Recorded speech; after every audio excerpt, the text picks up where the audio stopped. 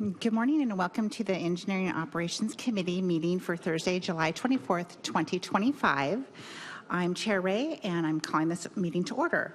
Roxana, will you please call the roll? Chair Ray. Present. Vice Chair Fong Sakai. Present. Good morning. Vice Chair Heidemann. Directors Abdullahi. Arant. Ayala. Yes.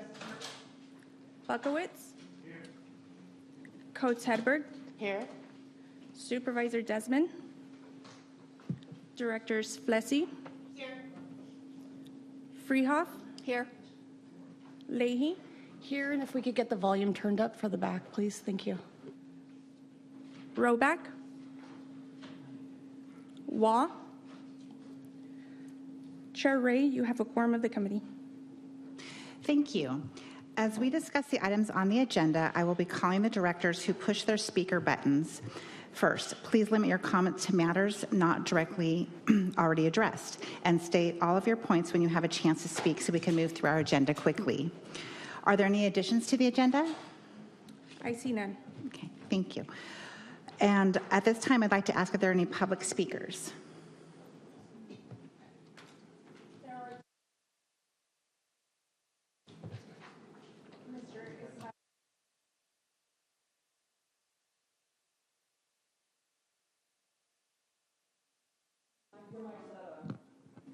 You will have 3 minutes to make your comments.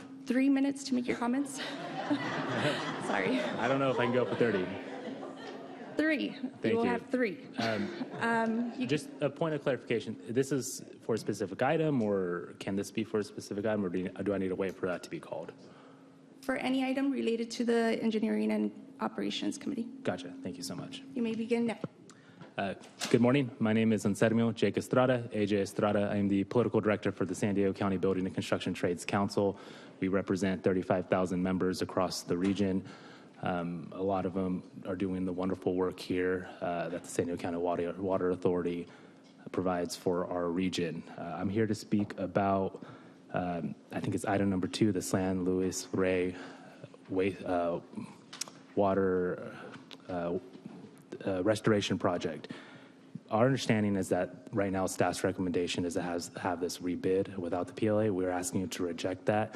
If our members knew about this project, if our signatory contractors knew about this project, we are confident that they would have submitted successful bids for you. We're asking you to reject staff recommendation, have this project rebid under the PLA, and to work with us so we can actually have the signatory contractors put in proposals for this, and we can get this done for you and for San Diego.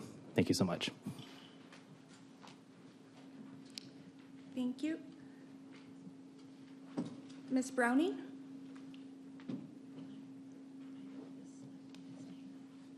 You will have 3 minutes. You may begin now. Good morning. I'm Bridget Browning, and I'm with the San Diego and Imperial Counties Labor Council. We represent about 200,000 workers. I'm going to have strange talking points today because I'm going to talk about free market competition, which I don't usually talk about. But I think in this case, if the contractors actually were made aware of the bid, you would have much more robust free market competition and you'd get the best bang for your buck. And so we are opposed to staff's recommendation. We know personally contractors who would have bid on this, but they didn't know about it. And that kind of makes the process flawed from the beginning, and we would like to work with staff to make sure that that doesn't happen and you get the best contractor bidding on this so that you can help save money for ratepayers, which is very prominent in all of our minds right now because it's so hard for our members to keep paying different bills in a very costly region. Thank you very much. If there are public speakers in the Zoom waiting room, please raise your hand through the Zoom app or press *9 if you are listening by phone. Speaker Dave Everett, you will have 3 minutes to make your comments. You may begin now. Thanks so much. Can you guys hear me?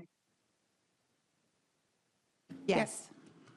Excellent. Hi, my name is Dave Everett. I'm with the Western Electrical Contractors Association, and I'm here today to urge you to go ahead and rebid that that project on 11.2, the construction contract for the San Luis Rey Wetlands Habitat Restoration Project. This project came in well above 100% overbid. And when you guys first signed this project labor agreement, we tried to tell you you're going to get reduced bidders and you're going to get higher prices because of the reduced bidders. And here's a great example of it. And so, just to give you kind of a history, you had the first aqueduct treated water purification structure and Hubbard Hill vent rehabilitation projects. That's being rebid right now. Pipeline number 5, the San Luis Rey Canyon, there was 0% minority contractor participation, and the low bid was within estimates. The other bid was way over estimates. So you're only getting 2 bids. One of them was ridiculously high. On 3, the Helix 9 flow control facility, you had 1 bidder well over the estimate, and there was no diversity on that project. That was the first project bid under the PLA.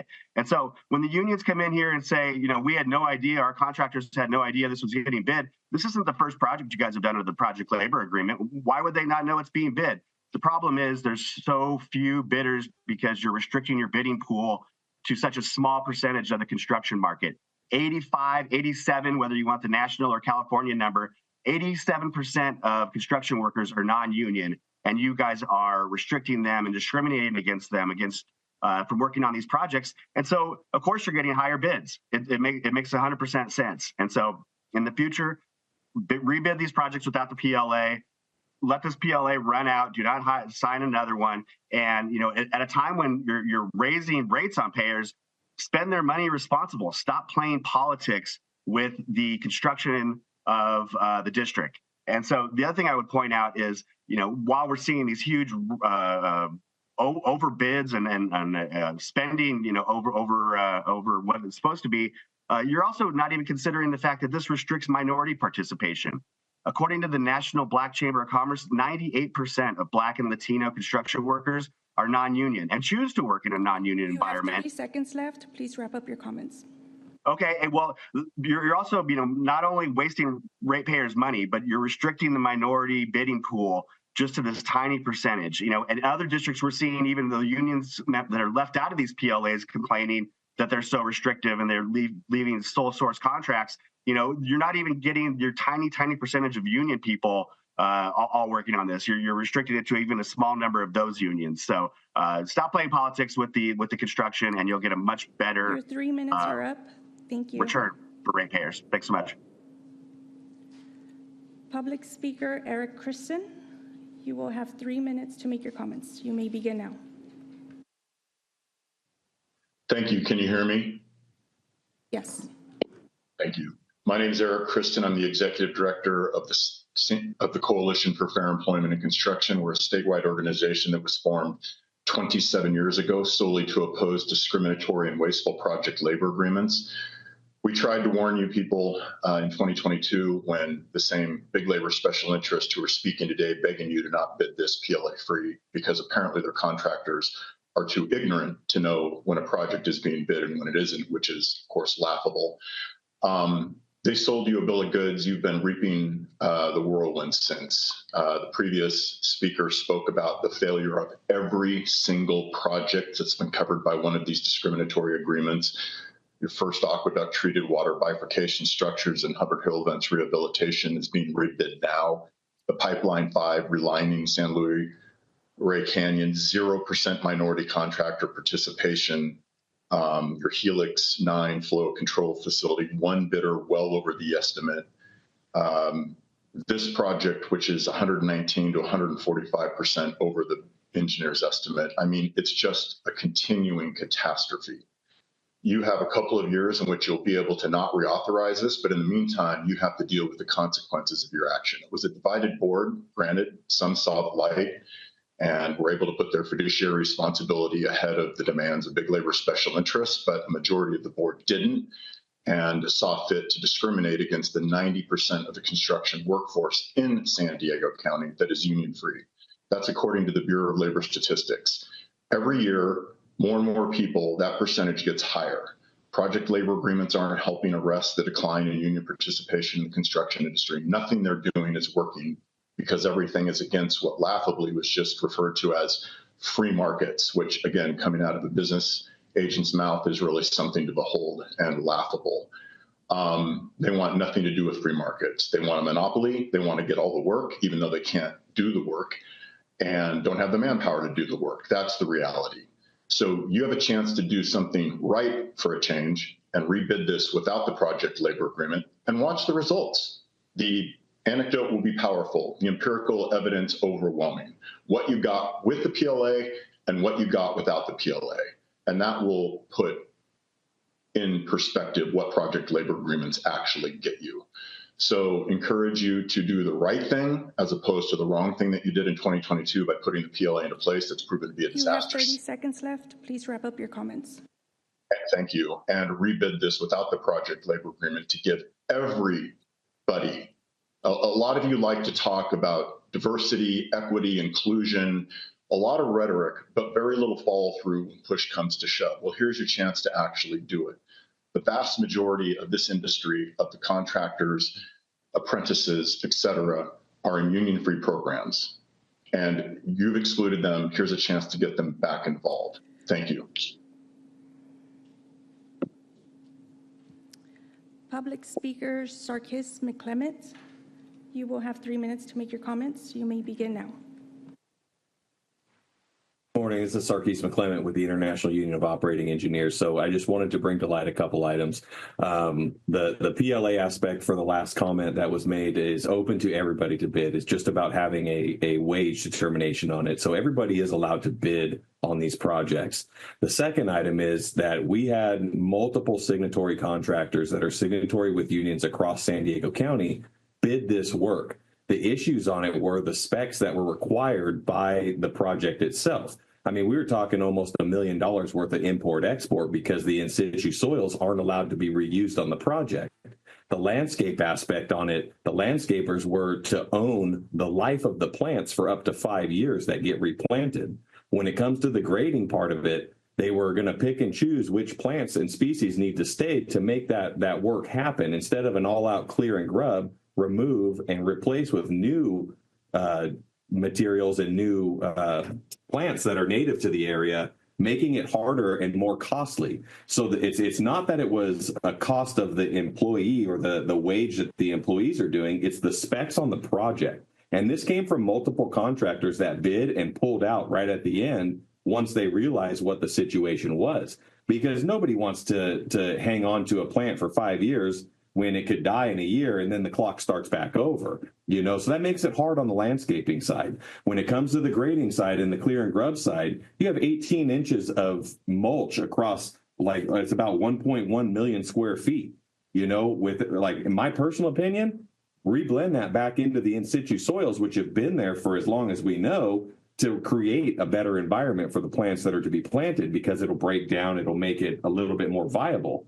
So for these individuals prior to say that it's because of the PLA that no signatories bid is absurd in my mind. A lot of signatories bid it, but they're a little bit more savvy when it comes to their spending and their budget on these projects, knowing that they don't want to be held liable for certain items. When you have a different sieve on the materials that are coming in so that water perks down and does what a wetlands needs, that material is expensive. And it's not something that you just find randomly. It's material that comes from a plant that's processed, which is why I lean back to the in-situ soils. We know those soils there are good. They have the proper sieve. They know that the contractors know that this material is what should be used.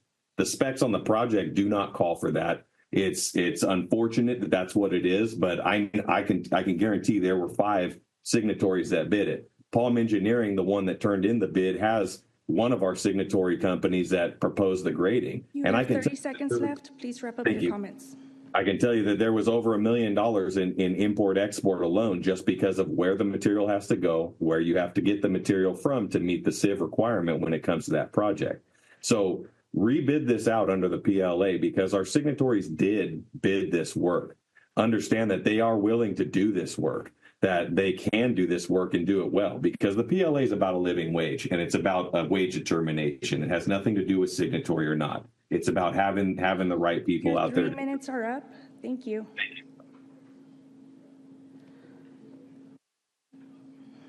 Public speaker Carol Kim, you will have 3 minutes to make your comments. and you may begin now.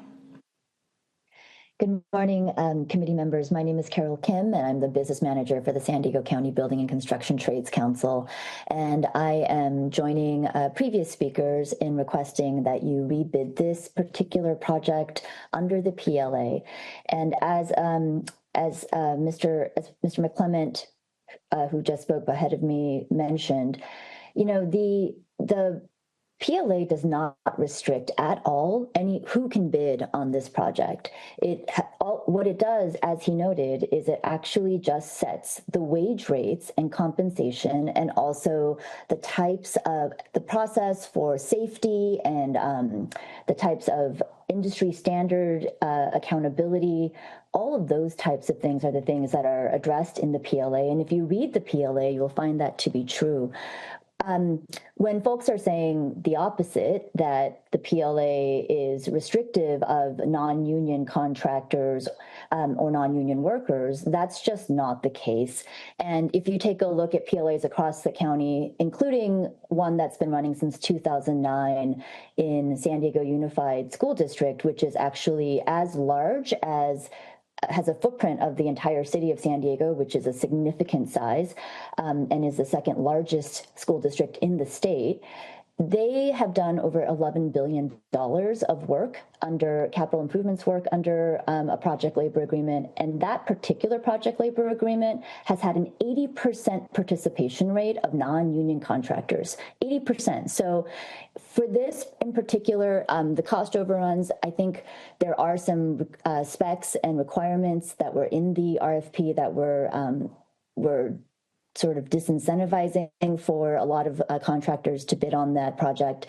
There was some confusion, or folks didn't know. I heard from several contractors that they did not realize that it was out to bid and that they could have bid on it, and they would have been very interested in bidding on it. And then beyond that too, I want to note that when prices are coming up, like when folks are talking about cost overages and overruns, from what I understand, the engineer's estimate for this particular project was established in January of 2024.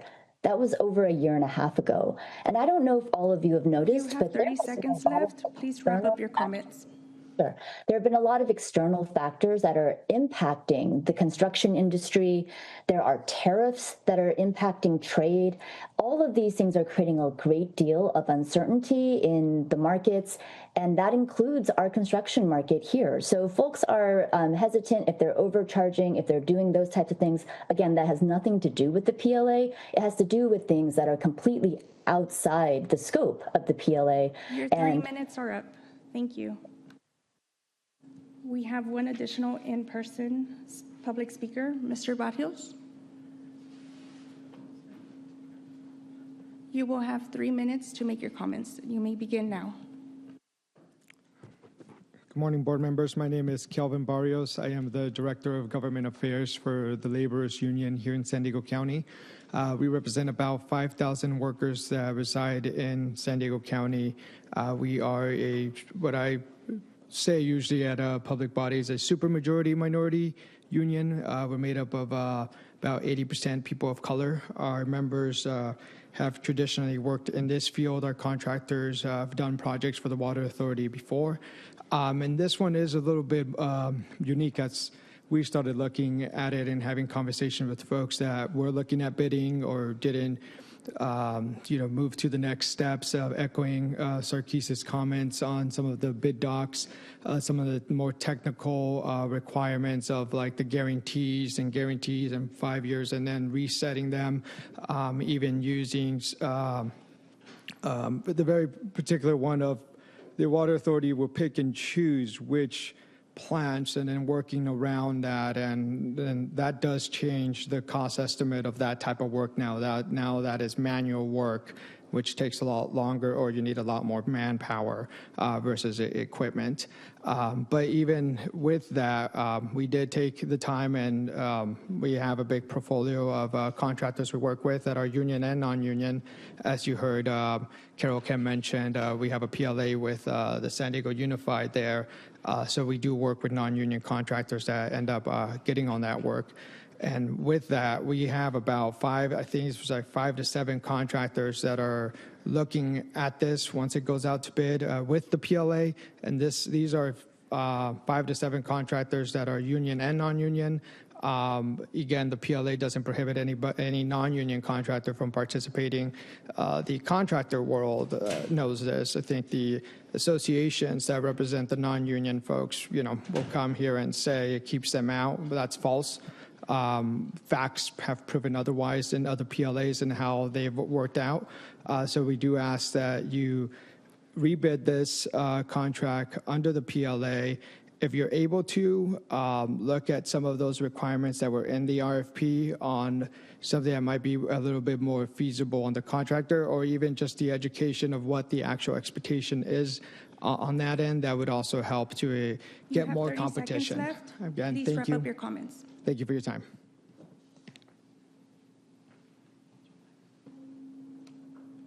We do not have additional public speakers. All right, thank you, everyone, for your comments. Moving on to the chair's report.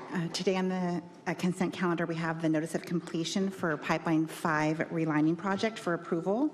I just want to take a moment to highlight the efforts that the project team accomplished associated with the valve engineering proposal submitted by the contractor to eliminate 3 access portals.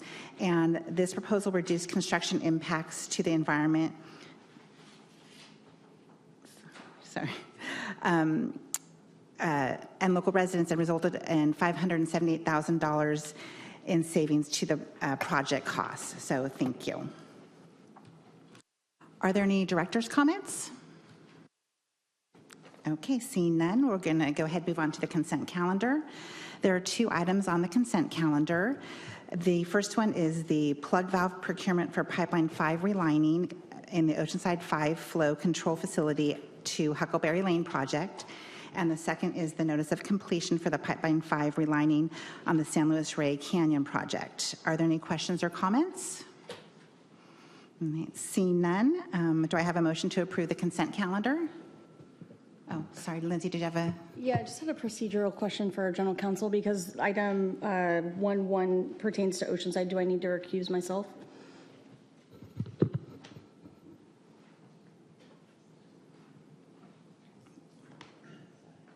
It would be best if you didn't vote. Thank you. I will be recusing myself from item 1.1. Thank you. Thank you. So, do I have a motion? Yeah, I'll motion the consent calendar to approve. Okay, thank you. Is there a problem with the? I'm not sure. Is everyone experiencing a problem with the buttons? It's not showing up on our screen. Just. Ooh, yeah, my button was pushed. Okay. My button was pushed. All right. Director, please Jimmy over here. He's pushing my button. Jimmy's pushing her buttons already. Okay. All right. We'll work through this. I'll be looking for folks in the audience, and we'll see what we do about the buttons. Okay. Okay. So Director Rehoff, motion. Do we have a second? Director Flessy. Yep. Director Flessy. Okay. All right. All in favor?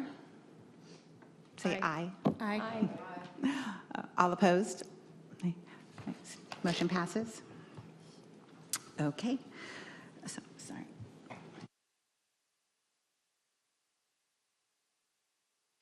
Okay, so moving on to the action discussion presentations. First up, we have the Rancho Penasquitos Pressure Control and Hydroelectric Facility Isolation Valve Procurement. And Brent Fountain will provide a presentation for us.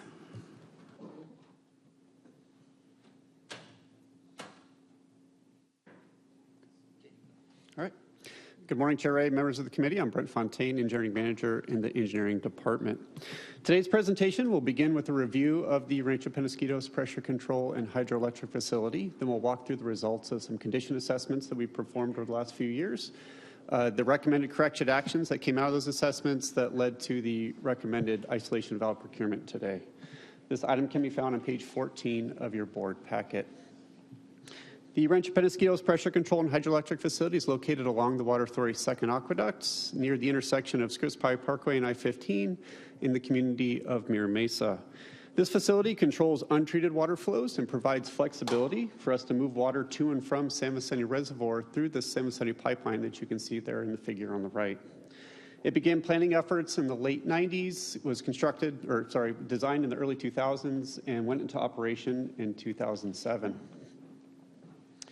This facility operates continuously to meet untreated water demands and storage needs, including hydroelectricity generation. It also facilitates water deliveries from San Vicente Reservoir during either seasonal needs or also through the emergency storage program during supply interruptions.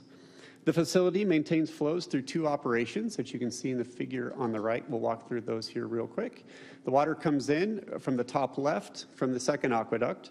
If you follow the red lines and arrows, it goes down and turns. The four pipe trains on the far right, those consist of a flow control valve and an isolation valve on either side. The one on the far left where it says turbine, that's our hydroelectric turbine that converts the energy into electricity, which then we either have sold for revenue generation or also use to offset our electric costs. So water is typically supplied from the second aqueduct, flows through. From there, we have the option to send it over to San Vicente Reservoir, or it can also come back, and then it also returns back to the second aqueduct. The red arrows you see here are one of the multiple modes this facility has. It's very dynamic as we use it to meet our member agency demands.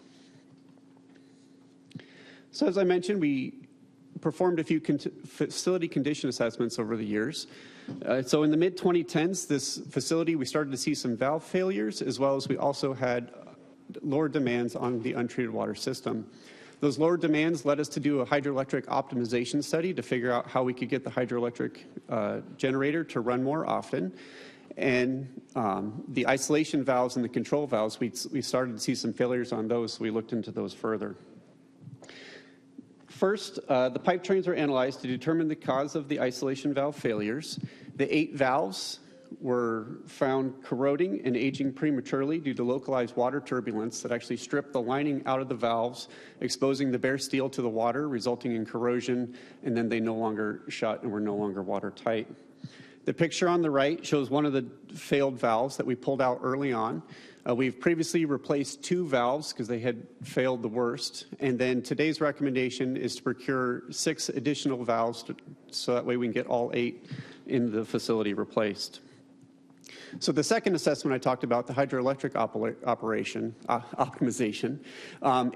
it recommended 2 different things. One was to actually replace the hydroelectric turbine generator with one that operated more, that had a lower operating range, so that way it would run more often. So that project's underway. It's scheduled to complete late this year. Once the new turbine generator is up and running, we'll be able to put it back into operation next year and start generating electricity and savings again.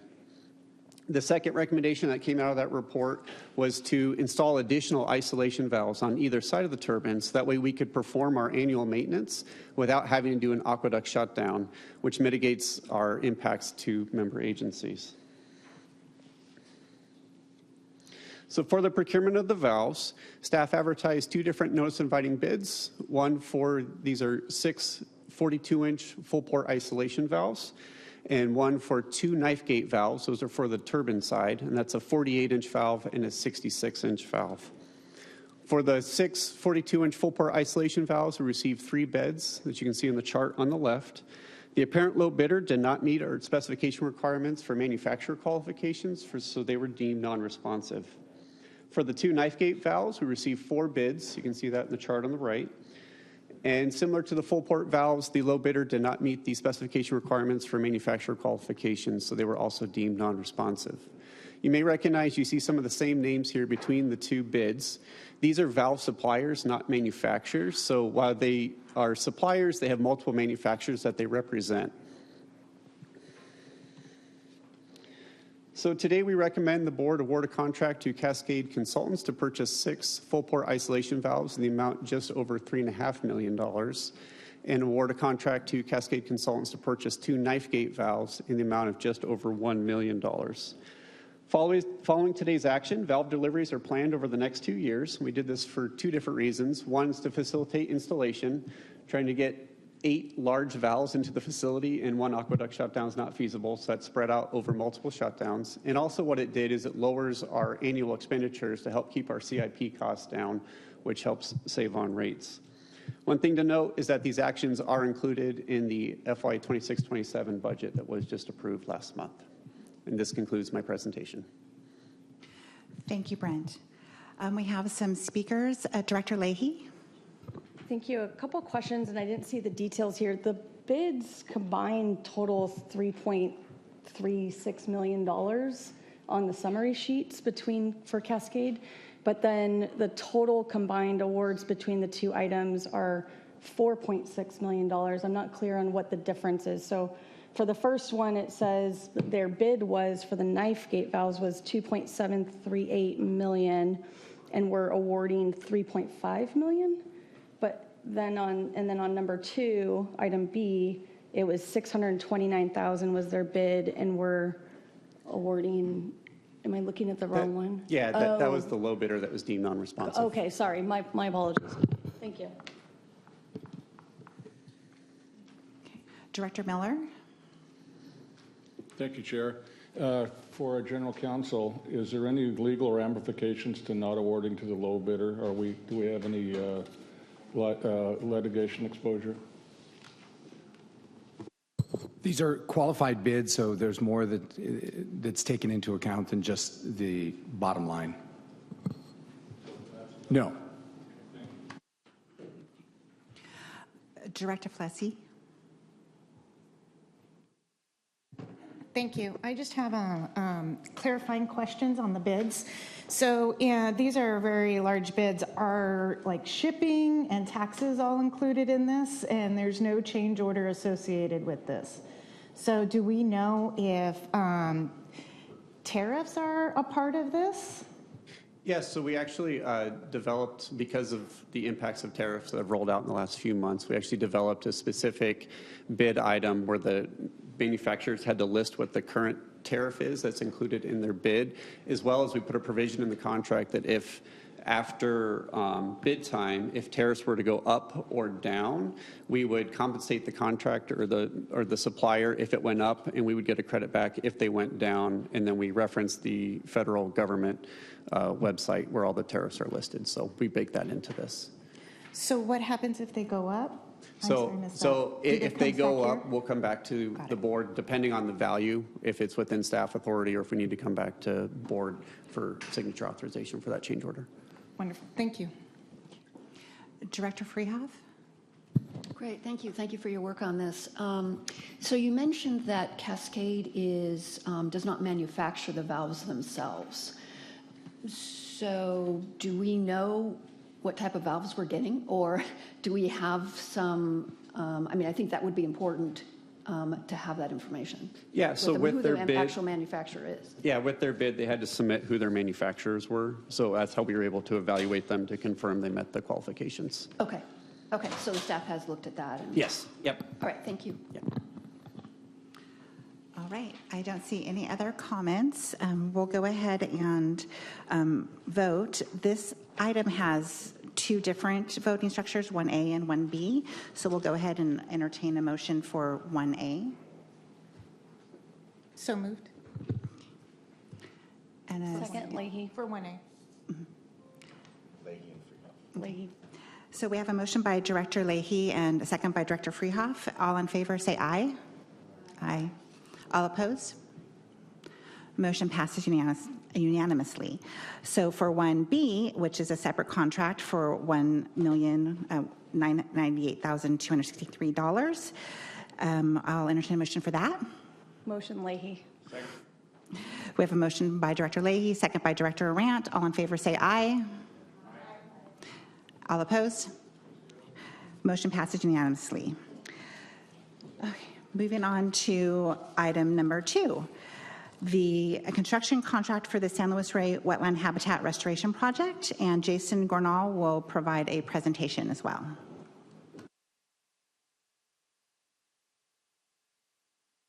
Thank you. Good morning, Chair Ray, members of the committee. My name is Jason Gornall, Engineering Manager in the Engineering Department. I'm here today to provide a recommendation related to the San Luis Rey Wetland Habitat Restoration Project. This item can be found on page 19 of your board packet. This project is located in northern San Diego County near the intersection of Interstate 15 and State Route 76, as shown on the figure on your left. The parcel where the project takes place, shown on the right, was acquired by the Water Authority in 2005 with the intention of utilizing it for habitat restoration. The project will restore and establish approximately 42 acres of wetland and upland habitat to be used as compensatory mitigation for future CIP projects, as well as ongoing operations and maintenance activities. The Water Authority's Natural Community Conservation Plan and Habitat Conservation Plan, along with federal and state regulations, require mitigation for impacts to wetland and upland habitats. These plans streamline the permitting process for Water Authority CIP projects, and without this streamlined process, CIP projects' schedules and costs would increase.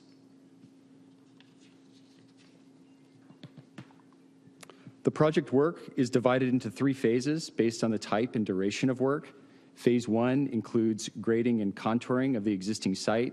Due to environmental restrictions, clearing of the site is required to be completed by January 15th.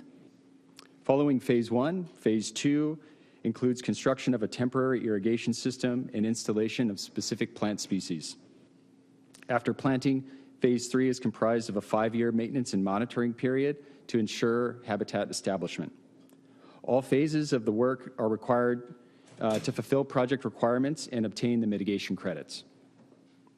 This work was packaged together for cost efficiencies and to maintain one responsible party throughout the development of the habitat. These credits can take years to develop. These mitigation credits can take years to develop and are anticipated to be utilized for the Moosa Canyon Pipeline Replacement Project, scheduled for construction in 2028. Without these credits, this and other future CIP projects may be delayed. Staff publicly advertised a notice inviting bids for the project on May 14th.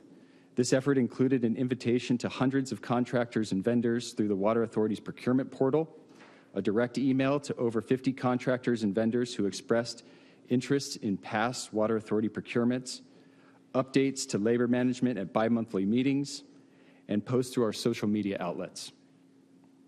Staff conducted a pre-bid meeting and site visit on May 21st, and an additional site visit on June 12th. The Water Authority received 1 bid from Palm Engineering on June 19th in the amount of approximately $17.3 million. Staff evaluated the bid and concluded it was responsive, but considerably higher than the project's budget and engineers' estimated costs of $6.8 to $7.9 million. Staff contacted several contractors that attended the pre-bid meeting to investigate the low number of bids received. Numerous prime contractors contacted cited the Water Authority's project labor agreement requirement as the reason for not submitting a bid. The number of bids received has a historical relationship to the bid amount. Our experienced cost estimators cite price increases in the range of 25% to 100% when a single bid is received. As a reminder, this project was awarded a $3 million WaterSmart grant that is awaiting execution within the next couple of months. The proceeds of this grant must be used within the next 3 years. The administrative code gives the board discretion to determine whether a project labor agreement is a requirement for a public works contract of $1 million or more. Therefore, staff recommends rejecting the bid from Palm Engineering and making a determination that the project does not include a requirement for a project labor agreement and solicit new bids. That concludes my presentation. Thank you, Jason. We have a couple comments. Director Leahy. Thank you. A couple questions. So can you go through where we advertise our projects and how they're noticed to the public? So all of our public works contracts are advertised through BidNet, which vendors and contractors can sign up for. They receive notifications every time something is posted. In addition to that, I mentioned we directly emailed 50 contractors who asked to be on an engineering mailing list. So these are people that have expressed interest in Water Authority procurements in the past and wanted to be notified, in addition to the automated notification through BidNet. And just for my understanding, and maybe those that were in the audience earlier, could anyone get added to that email notification list? Yes. Okay. And then how long was this one advertised for? Approximately.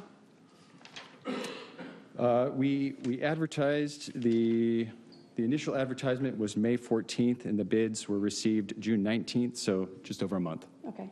And then do you know, I know with BidNet or most online bidding platforms, you're able to see how many contractors or registered people are able or opened your documents. Were you able to see how many had opened and viewed the project? So we can't see that. I don't have that number exactly on how many pulled the plans. However, there were about 20 contractors who attended the pre-bid meeting. Thank you. You anticipated my next question. And so you contacted those that attended, I heard, and they said that it was the PLA. That was the reason why they didn't submit a bid. Several of them, Okay, yes. thank you. So my comments, or maybe to some of the people that spoke earlier, I understand the union representatives and some of the commenters want to have this rebid as a PLA. I would be more inclined if I heard contractors who were in this room commenting that they would have bid this project had they known about it, but we didn't hear from a single contractor who said that they didn't know about this project and they would have submitted a bid otherwise. Advertising a bid online 30 days in advance, you can register for notifications. Any general contractor or any labor contractor that does specific disciplines knows how to use all of these platforms. I was able to, during this meeting and actually during the public comment period, look up, find all of the as-needed bids that are online currently on the Water Authority's website, as well as on BidNet for RFP and notice inviting bids. I would recommend those that are interested in bidding our projects in the future to notify staff that they're interested and want to be on those lists. I would not be supportive of re-advertising this as a PLA. I think that we should put it out as a non-PLA contract and bid it and see what the results are. And if no one's still bidding it, then maybe then it's us problem as far as our job requirements. But if we start getting more bids with a non-PLA agreement or a non-PLA contract, then maybe it is the PLA that is causing us to get one bid at a time. For staff, I would like, and for a general manager and chief operating officer, that perhaps we look at establishing a consistent procedure for what we do if we only receive one bid and it's over our estimate. And this way we can be consistent and transparent with the labor unions that this is how we will move forward if we only receive one bid on these projects that are advertised as PLA projects, and that we will rebid them if we don't get more than one bid and they're over. So that would be something that I think would be best practice. Again, I think everyone in this room knows I try to be transparent and consistent, and I think that would help us show the market that this is how we are going to do this. If you don't bid it, then that's your prerogative. That is your business decision to not bid on the project. As it was mentioned, anyone can bid. I overheard all of our projects are paid prevailing wage to staff. Any staff that works on any construction contract for us is required to be paid prevailing wage. So that doesn't mean that there's a discrepancy there. So just things to think about. I would support staff's recommendation when this moves forward. Thank you. Okay, thank you. Director Scalzetti. Thank you, Chair, for letting me speak. I'm not on this committee. I also have some grave concerns about our bidding process. This isn't the first time this has happened. The first time we took it on the chin with the aqueduct run into East County. And we were waiting for data. I know I spent the past year on the engineering committee kind of challenging myself to let the process be so we can get some data. But here's another proof in the pudding that if we want to save this agency some money, we've got to get more bids and we've got to get them compatible. So I'm hoping that our chair can bring this PLA back to a discussion. I think it's best for our ratepayers. I know it's not always best for some of the electeds, but we are crunching numbers, we are budget concerns, and we should do our duties of bringing this back and having a real discussion about what's best for the Water Authority and our ratepayers. Thank you. Thank you. Director Flessy. Thank you. You mentioned you had 2 site visits, was that correct? Yes. Were they mandatory? The first one was mandatory. And the second was optional, so there was a first one that was mandatory. And how many bidders did you have at the mandatory?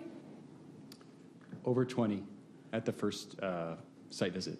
At this first site visit, you had over 20 different contractors at this pre-bid meeting, and Yes. so they were all aware and received the bid documents? Yes. And we got 1 bid out of the 20? Yes. Thank you. Thank you. Chair Serrano. Thank you, Madam Chair. I'm also not a member of this committee, but I did want to come on and first off thank staff for their work on this item. I know that there's been a lot that has gone into it, and so I want to just thank and appreciate them for that. I'll be honest, number one, I don't have an interest in bringing the project labor agreement forward. I know that we end up in this conversation several times over about whether it's working, whether it's not. There is nothing to suggest that it's really not working. And a couple things that I would just point out. Let me also just establish that it will never resonate with me any type of rhetoric that is talking about demonizing or politicizing workers in our communities. And I heard some of that here today, and I just want to be clear, that's just not something that is going to resonate with me and I know that that wasn't from members in this room, but I just want to be clear about that. It's not going to be something that is going to cause me to feel any different about this issue. I do also want to put on the table that as much as folks look at this bid in front of us and point to the project labor agreement, I think it was also mentioned, and I think we should also be clear about the fact that what I've heard from contractors at the city of San Diego, which is about this macroeconomic environment that we are living in, high interest rates, tariffs, some shortages with regard to workers, and it's hard to say how much of that is reflected in this and other bids, but it is certainly feedback that I hear from contractors about this real world environment that we're living in. Let's also be clear that the engineer's estimate provided to us today was from January of 2024. A lot's happened since then. And we won't have another engineer's estimate until mid-August. So I feel, unfortunately, that I'm looking at sort of an apple and oranges comparison when we're being asked to make this decision. Now, I also heard concerns today that I want to be clear about the specs relative to the RFP.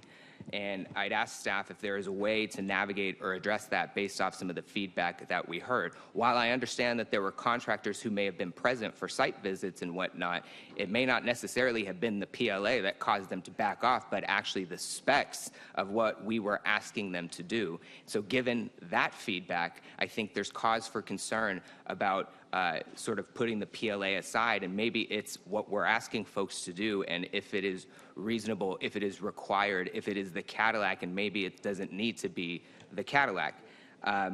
So we heard that there are contractors who can and do this work. We heard that there's interest in doing that work at potentially a lower cost. But I submit that I don't believe that removing the PLA is what's going to cause this to actually go down. I think actually part of the reason is that it's $10 million over is what we were asking folks to do. So given how high this bid is, given that we don't have an updated engineer's estimate in front of us, given what we heard from the public and representatives from our labor community and the potential interest therein, I think at this point, and I understand from the General Counsel that it is required of us to take action on item 1.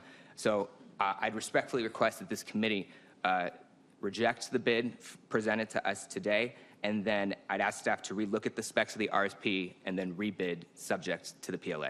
Thank you. Thank you. Director Miller. I hate talking after Chair Serrano.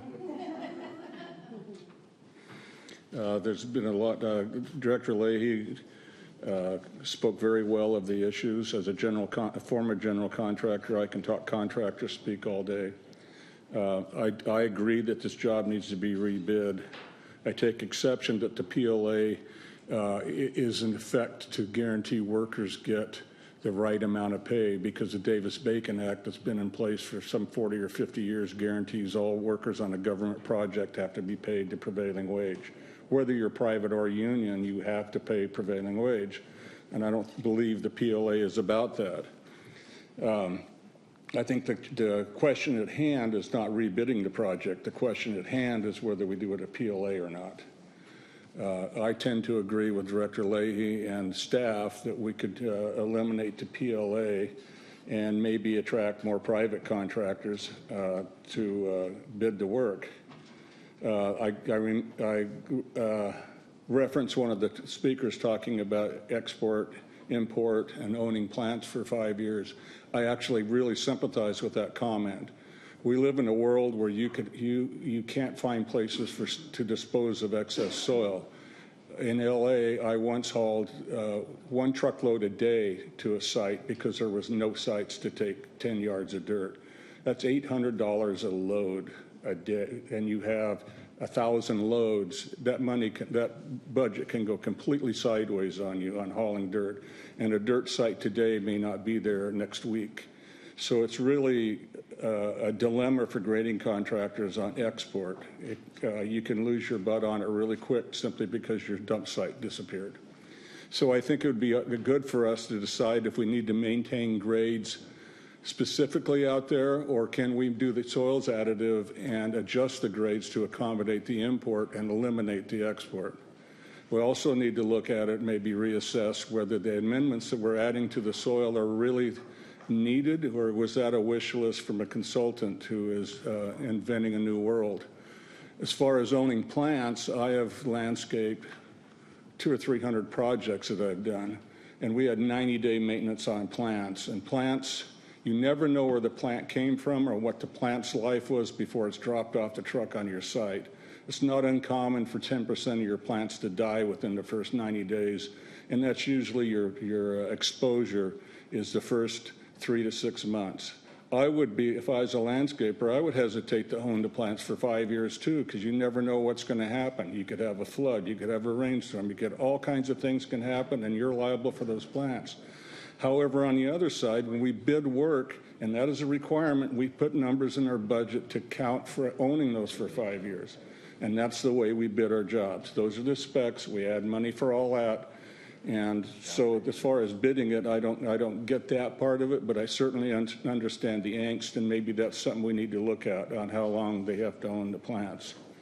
I find it ironic that the same unions that said that if we rebid this with the PLA, they'll get us a lot of bidders, is the same union when we bid it the first time that didn't take any interest in getting us a lot of bidders. The fact is that under a PLA, I said this before, it raises a barrier to private workers going after the work because they don't want to deal with the PLA administration and rules. It's not about Davis-Bacon or prevailing wage. It's about the process.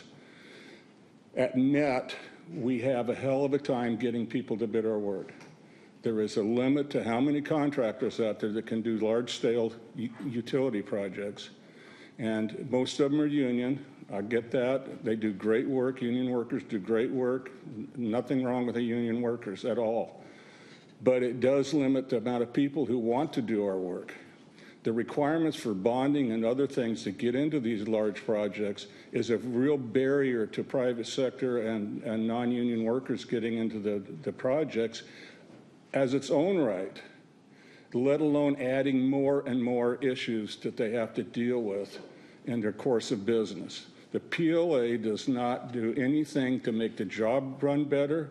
It doesn't do anything to lower job costs. It does exactly the opposite. It adds job costs. We have to maintain and pay people, consultants, to manage the PLA program.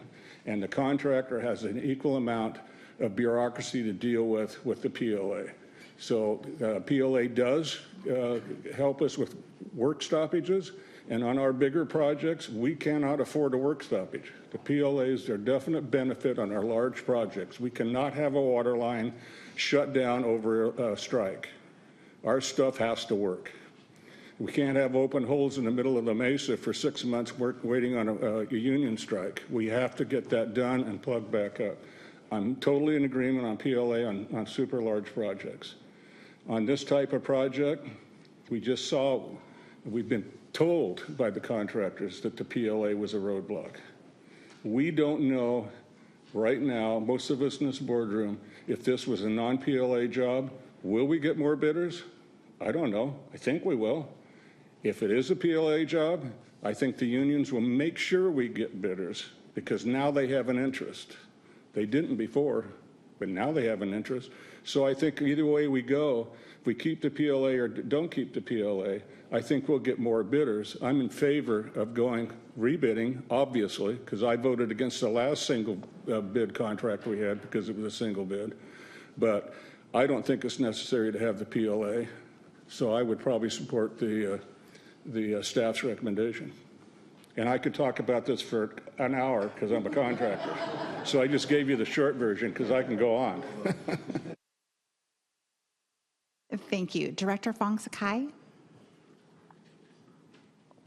Well, I put my name in a lot earlier before all of these awesome comments were made.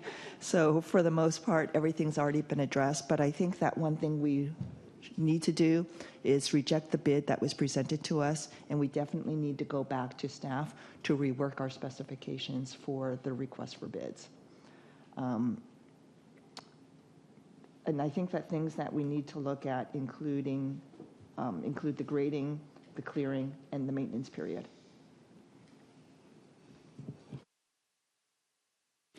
Thank you. Director Freehoff? Great, thank you. So my understanding now is we have to take these as two separate items.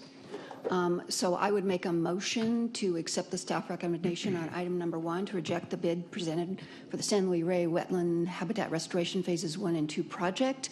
And with that motion, it's the understanding that staff will relook at the specs and fine-tune those based on the input that's been received. And secondly, the question I have is, will they also have a new engineering estimate as part of that? I can address that. Thank you. In looking at the specs, yes, we will update those. There were questions that were received during the previous bidding, and there were amendments that were provided. Those will be incorporated into the new documents as appropriate. I do also want to point out with regard to scope, as Chair Ray pointed out with the Pipeline 5 relining project, there's value engineering that still happens even after contractors are brought on board. For example, on that project, staff working closely with the contractor saved just about $600,000. And so while there are specifications that will be quoted on, we absolutely always are open to value engineering opportunities to reduce the cost of our projects. And so the opportunity for that is not closed with the board approving a bid. And then with regard to the engineering estimate, that is in the process of being updated using Engineering News Record. And the board will have that information should we be directed to bring bids back. Okay, thank you. You're welcome. Thank you. Director Norman? Thank you, Chair. I'm not a member of the committee, but I appreciate just highlighting again the fact that it's a wetland habitat restoration project. That's a little different than pipes and things like that the water systems are involved in. And I do think there are specialists in our region that know a lot about this, and I don't know any details on the specs, but it sounds like that is an area that really needs a little bit more focus.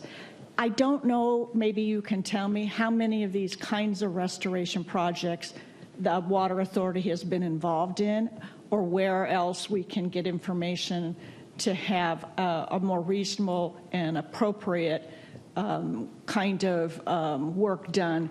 The grading issue, amendments, we don't do amendments in native plantings. I mean, there's a lot, although there could be compaction and other things that have occurred. So I, again, just echo that that whole area is a specialty. It's not a run-of-the-mill kind of water aqueduct project, I don't believe. Thank you.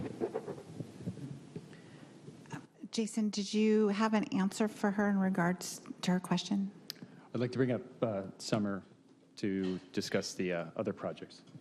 Hi, good morning. Summer Edelberg, Water Resources Manager. Yeah, so the Water Authority routinely conducts revegetation after post-construction activities that are temporary. So that's one thing that we do on an as-needed basis. Additionally, we manage habitat mitigation areas as a part of our NCCP HCP. A couple of projects that we've implemented that are similar to San Luis Rey are the Manchester Water Wetlands Project that was an offset to the ESP and CSP suite of projects. We did grading, planting, 5-year maintenance and monitoring, and then that project is being managed by the county in perpetuity. Additionally, the vernal pool mitigation site for the FRS2 project was another project where we did grading for vernal pool to establish vernal pool wetland habitats, planting, maintenance, and monitoring in a very similar fashion. So those are just 2 examples, but we do have a whole program that conducts these type of activities on a regular basis. Thank you. Director Whitburn. Thank you, Chair. I don't sit on this committee, so I appreciate the opportunity to comment. Thank you, Mr. Gornal, for the presentation, and thank you to everybody who provided public comment this morning. I support rebidding this project with the requirement for a PLA. It sounds like there are now contractors who would bid with a PLA. I have no reason to doubt that. We just heard that there are going to be new specs that may encourage some of those who did not bid the first time to bid this time. As we all know, PLAs are nothing new. There are many agencies that use them. There's a long history of successful project labor agreements. And there are a number of benefits for the community, which is why these PLAs get enacted in the first place. It's the hiring of local workers, which is really important to the local workforce, the local economy. You've got the quality of the work that is performed, the completion of projects on time, the fact that you don't have work stoppages. I mean, there are reasons why the Water Authority did this with PLAs in the first place. There's a reason why City of San Diego voters a couple of years ago actually repealed a prohibition on PLAs so that the city could reap the benefits of PLAs, and the city is doing that. So I very much support PLAs, and I would encourage us to rebid this with a requirement for a PLA. Thank you. Thank you. Director Yamani. Thank you, Madam Chair. I'm not a member of this committee, but I'm thankful for the opportunity to speak.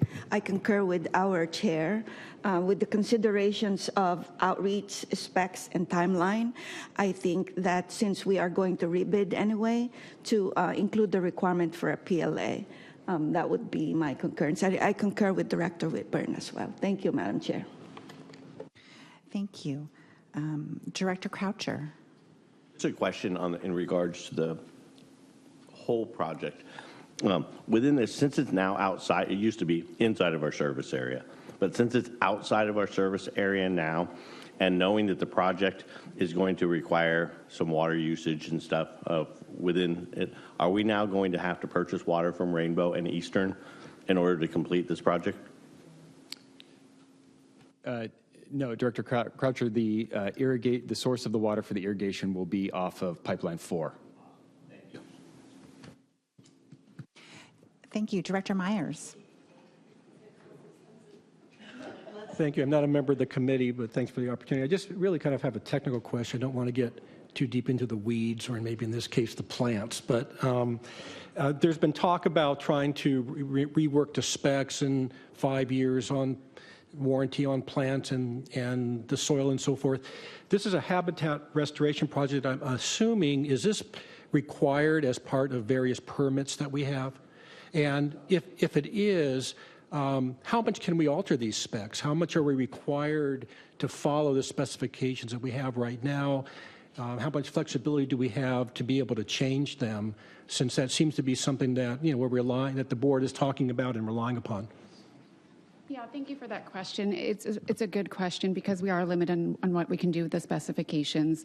The project was designed to implement wetland habitats, and there's some requirements that we have to do to make that happen. As far as grading goes, it was designed to lower the soil level down to the groundwater so that the plants can reach it.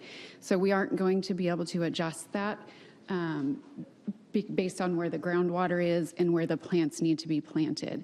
We have some upland areas where we're going to put that soil, so we'll grade out the soil nearer to the river and put it in an upland area, and so that can't change either because we don't want to have excess export of soil.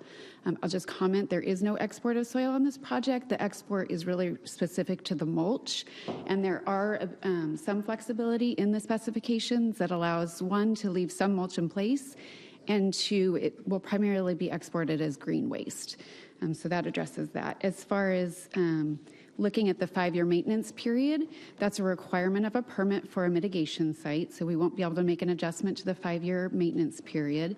As far as the clearing and grubbing, we have native plants that we are required to leave in place. Those are riparian plants. There's some mule fat scrubs, some sycamores, that as a part of our permit to implement the project, we have to leave those in place. So we have to grade around them, and there's not much we can do about that. We did look at the mulch, and I think there were some amendments made to the specifications to help clarify the mulch export. And we can continue to look at some other things, but we will be limited on what we can do with those specs. Thank you. I know during the bid and the pre-bid meetings, the contractors are given an opportunity to ask questions. Were these issues raised by the contractors and addressed during this bid process? Or are these kind of new issues that you're hearing now? I think that's a good question for Jason. Several of these, specifically the mulch, were raised during the bidding process. We issued several amendments to the bid documents to address those, including adding a bid item for the mulch disposal. Last question, because I'm not that familiar with these kind of projects. Is a 5-year, I guess, warranty period for the contractor something that's commonly included in these type of habitat restoration projects? Yeah, so the language specific to the 5-year maintenance and monitoring, the 120-day plant established period, and the 100% success criteria for that 120-day plant established period is common to most, if not all, mitigation contracts and specifications throughout all of San Diego County. City of San Diego has similar language. I think City of Oceanside has implemented projects with similar language. I want to clarify, it's not a requirement for 100% survival for 5 years. It's for the 120-day plant established period. And then those plants are dependent on success criteria, so percent cover of native habitat.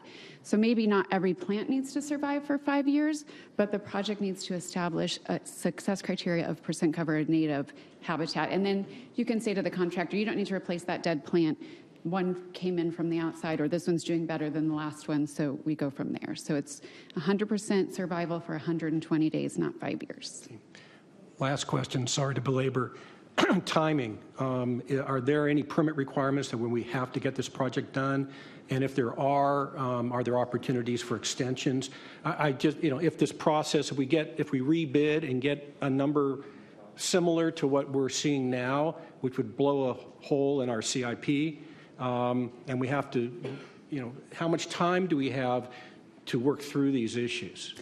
So the project that is putting the schedule putting us on the schedule is the Moosa Canyon construction project, which my understanding is right now anticipated to go to construction in 2028. That's one time frame that we're watching and tracking. So before that project were to be implemented, we would need release from the regulatory agencies of some credits from this project. There aren't credits for purchase in the San Diego region right now. So if we implemented that project Moosa without this, we wouldn't be able to buy mitigation credits. The other time frame is the grant. We are anticipating grant award in August or September. We've been assured that that's coming. We have 3 years to complete construction, which is construction in the 120-day plant establishment period within 3 years. So those are the two schedule. Okay, maybe I get that long-term stuff, but do we have 3 or 4 months to work through this? No, there's restrictions in terms of completing the work. So in order to avoid the nesting season, we have to have the contractor do clearing by January 15th of every year, right? It's an annual requirement. So we are running against the timeline to do that. However, so there's restrictions, environmental protections restrictions that we have to adhere to. Okay, thank you. Yeah, Director Myers, if I could just add a comment or two. I think the urgent nature of this, whether it's PLA or non-PLA, is the issue at hand here. We have about a month, so we rebid under a PLA or without a PLA. But in any case, we need to move forward with the project because of the grant funds that we're anticipating receiving and because of potential fines from wildlife agencies. So we have 30 days. If I guess I'll ask this question then. If we get a bid similar to what we're seeing here today, it's about $10 million more than anticipated in our CIP. What impact is that going to have on our CIP and potentially on rates? I know $10 million is a lot of money. Our CIP is pretty big, though. But what kind of impacts are we talking about? Because it sounds like we're pretty much going to have to, what I'm hearing from staff is that we're pretty much going to have to go with whatever the next number is. Is that a fair read of what I'm hearing? With regard to the financial impacts, we will have a full analysis of how the project would be funded based on whatever new information we come back with in August. This is being funded with PAYGO funds, and we would anticipate a potential rate impact if it does come in over what the board has already approved in appropriations. But we will have a full analysis of that once we have new data and are actually asking for an award of a contract. Thank you. Okay, Director Roback. So I think I definitely support staff's recommendation on rebidding this. I mean, after the last meeting, we went over the last few meetings where we went over the budget, and we're stressing, cost savings, at all avenues. Certainly, what the staff's doing is, responsible to that end. I think, what Directors Leahy and Miller elaborated on in detail for the reasons for that, I definitely concur with, as well as what some of the speakers said in the public comment portion. And, I always talk about, our responsibility here is delivering water safely, reliably, at the lowest possible cost. And obviously, this isn't a water issue, but, we're here as representatives with our hats on for the ratepayers. So we want to do the responsible thing for the ratepayers. That's our duty. So I do support staff's recommendation. Thank you. Thank you. Director Bekowitz. Yeah, I just wanted to clear up a couple points. This project wouldn't be covered by Davis-Bacon. It's federal projects that are covered by Davis-Bacon. This is covered by the California prevailing wage. Anyone who works construction knows that workers are constantly being cheated out of wages and benefits. The PLA is just an additional set of eyes for accountability to make sure there's proper pay and proper benefits.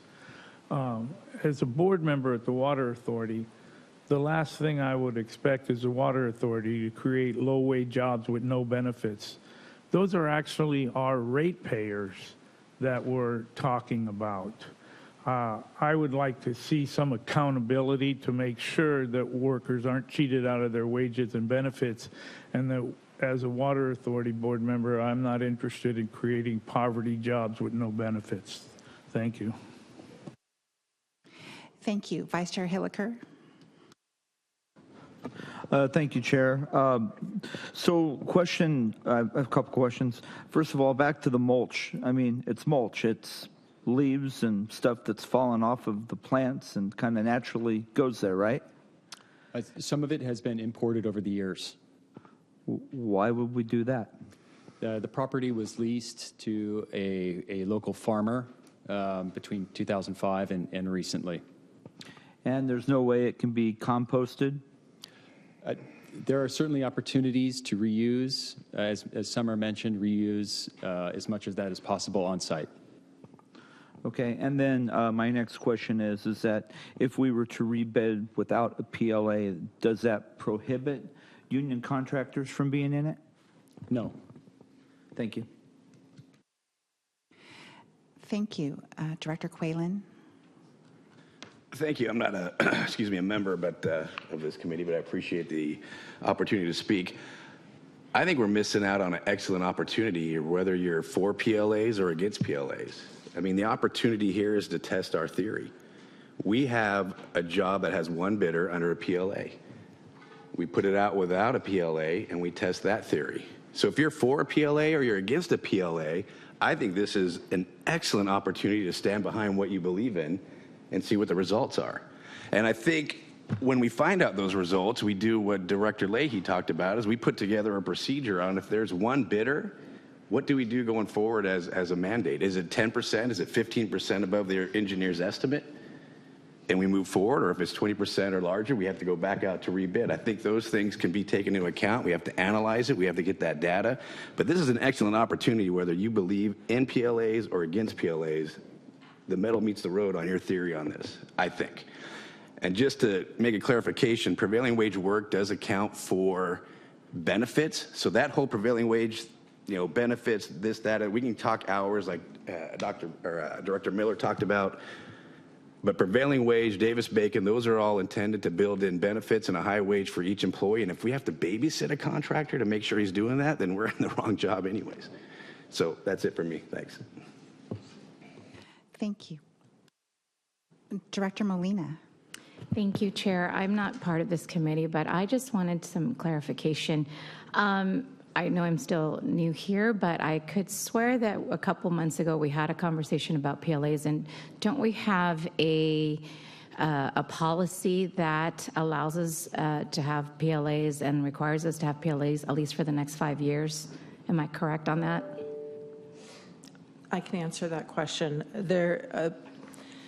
A project labor agreement was entered into with a term of 5 years, and per Admin Code Section 4.08.070, the board determines whether or not a PLA is subject to a specific contract. And reading specifically the language, a contract subject to this chapter in an amount of $1 million or greater may include a requirement for a project labor agreement.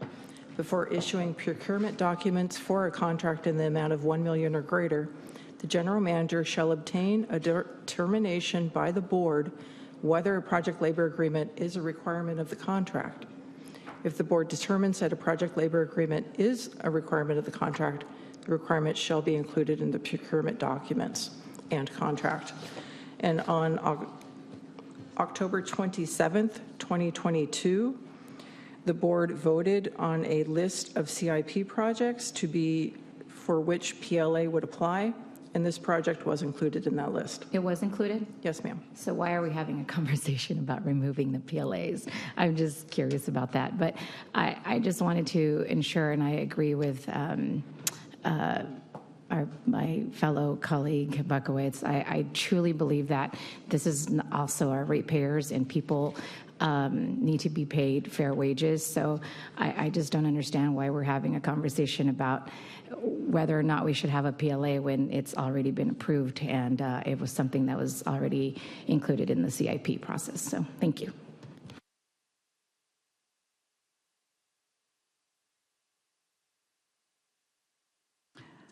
Okay, thank you. Director Ayala.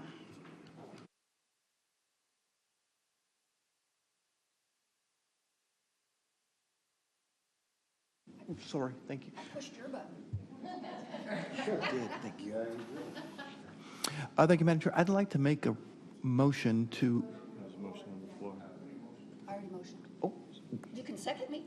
Was your motion to approve recommendation item 1? Yes. Okay, I will second that. Can I add to your motion? We need to vote on 2A first, and then we'll entertain a second motion. 2A is rejection of the bid. Oh, yeah, I'm thinking of the agenda, yes, item number 1. So for clarification, I am seconding item 1.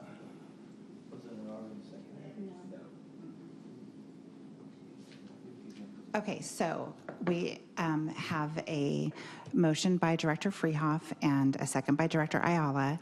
And Director Ayala, you wanted to then... Board Member Molina had a great clarification that this project had already been approved for a PLA. So I would move item 2 with my motion. Before we take a motion on item 2, let's have a vote on item 1, just for clarity in the record. Let's do it. Can the other speakers finish speaking before we vote on item 1? Are you, I'm sorry, Director Ayala, did you have anything else to say? Okay. Director Scalzetti. Thank you, Chair.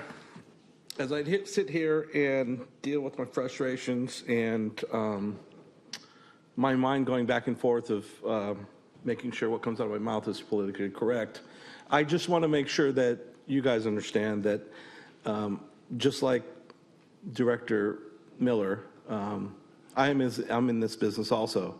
As a matter of fact, my wife drives a truck in construction, and she's been on union jobs for lots of years. The really sad thing about it is a lot of these PLA things don't really tell you actually what is going on. And I can tell you from experience and witnessing that a lot of these PLA projects, even talking about the pipeline Helix 9 to the east, didn't employ local workers here. And as a matter of fact, my wife can't go to work, who is a resident and a ratepayer of this agency, can't go to work because she can't abide by the PLA. And she is a woman-owned, and she is a DBE, and she has all the requirements, and she has been working in this industry over 25 years and knows the industry, and we are in the trenches, but she can't work there. Because you know why? Because they hired somebody else from Bakersfield who is a part of the PLA. And that is real stuff here. And you want to know, and you get asked, well, why are we having this discussion?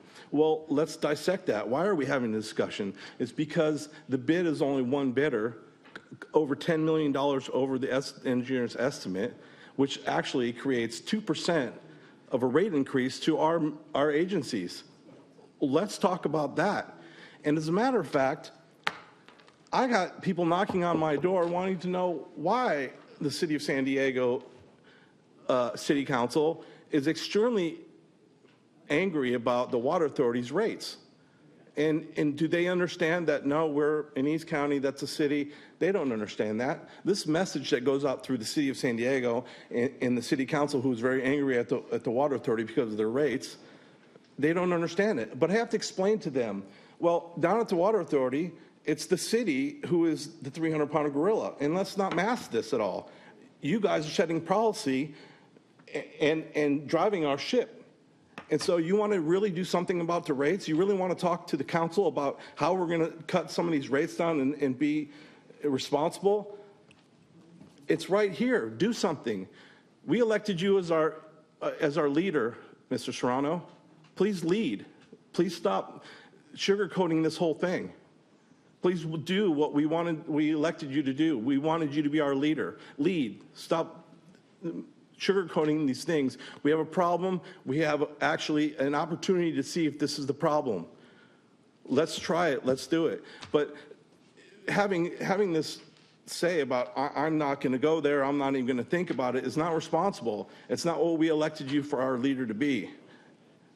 We elected you to do the right thing for the Water Authority and to make sure that we're doing the best responsible thing and working as hard as we can to make sure our ratepayer are not only getting the best value in water, but are actually employed here in San Diego, and they're not.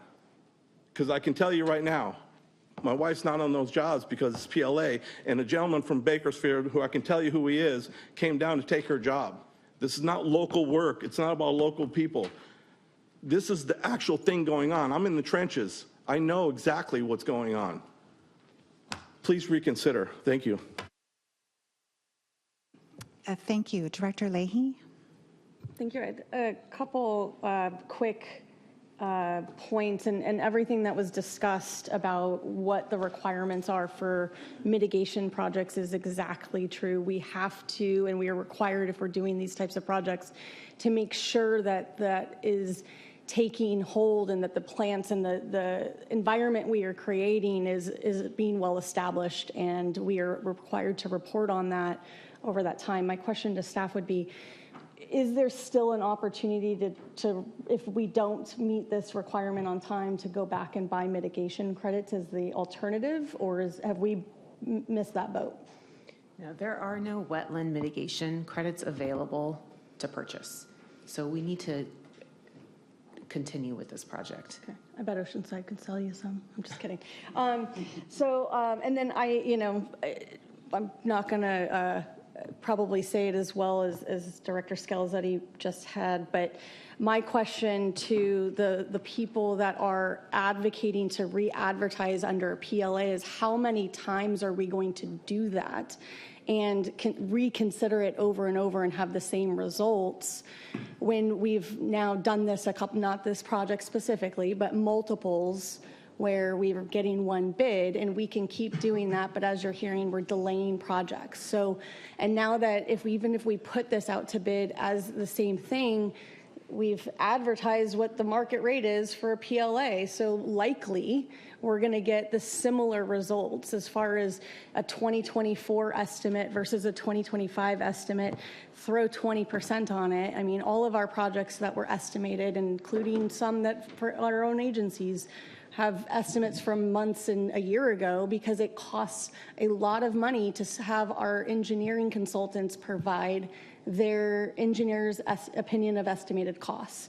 And so that isn't something that is worth the effort to continue to update every single time. I'm glad to hear that we're just using the ENR. For those that are not aware, Engineer News Record, it establishes the cost comparison from previous years to current years. So that's the better cost-effective option, but I don't even think that's necessary. We all know what that percentage increase is. We can do that in our sleep. So again, I would ask that question to those that are speaking to rebid this. How many times are we going to do that and repeat the same thing? Pretty sure there's a saying that exists about doing the same thing and expecting different results. So again, I would support the motion that's on the floor. And I look forward to voting on at least item 1. Thank you. Director Freehoff. Great, thank you. I have really appreciated hearing all the comments from folks today. Being new to the board, being new to the PLA, I can understand all the passion and the different perspectives. And I do support the PLA for large pipeline projects. I think Director Miller alluded to that. So I do support them for large pipeline projects. I think they're important. But I think this project we're looking at is a little different. And so for a number of reasons, I'm not sure if the PLA makes sense in this situation. As staff has mentioned, there is time sensitivity here in regards to getting this project up and going, for the grant funding to continue with our CIP projects. So that's one factor to consider. The other is, because we're only going to get one more shot at this, and we want to try to get as many bids as we can, that maybe not using the PLA in the situation would potentially garner more bids. So my feeling is that under this situation, or this specific project, being that it's not one of our large infrastructure projects, it's habitat restoration, that maybe the PLA isn't warranted. So that's my thoughts. Thank you. Director Flessy. Thank you. I have a question, clarity question on the process for staff. With your bids, without PLAs, do you guys require certified payroll? Yes. And can you explain what certified payroll is? It's documentation that the contractor has paid their employees at least the prevailing wage. And they have to submit that and you guys review that? Monthly, yes. Great. Thank you. Thank you. And Director Bekowitz. Thanks for letting me speak again. I apologize, but so many things are said that are inaccurate that I can't let them slide. When Director Scalzetti tries to allege that out-of-town contractors get work, I have to be honest with you. I'm not so concerned with where the office is located to a contractor. LA contractors come down and bid on San Diego jobs. San Diego contractors bid on LA jobs. I'm concerned with the workers and where do they live and where are they paying their water bill.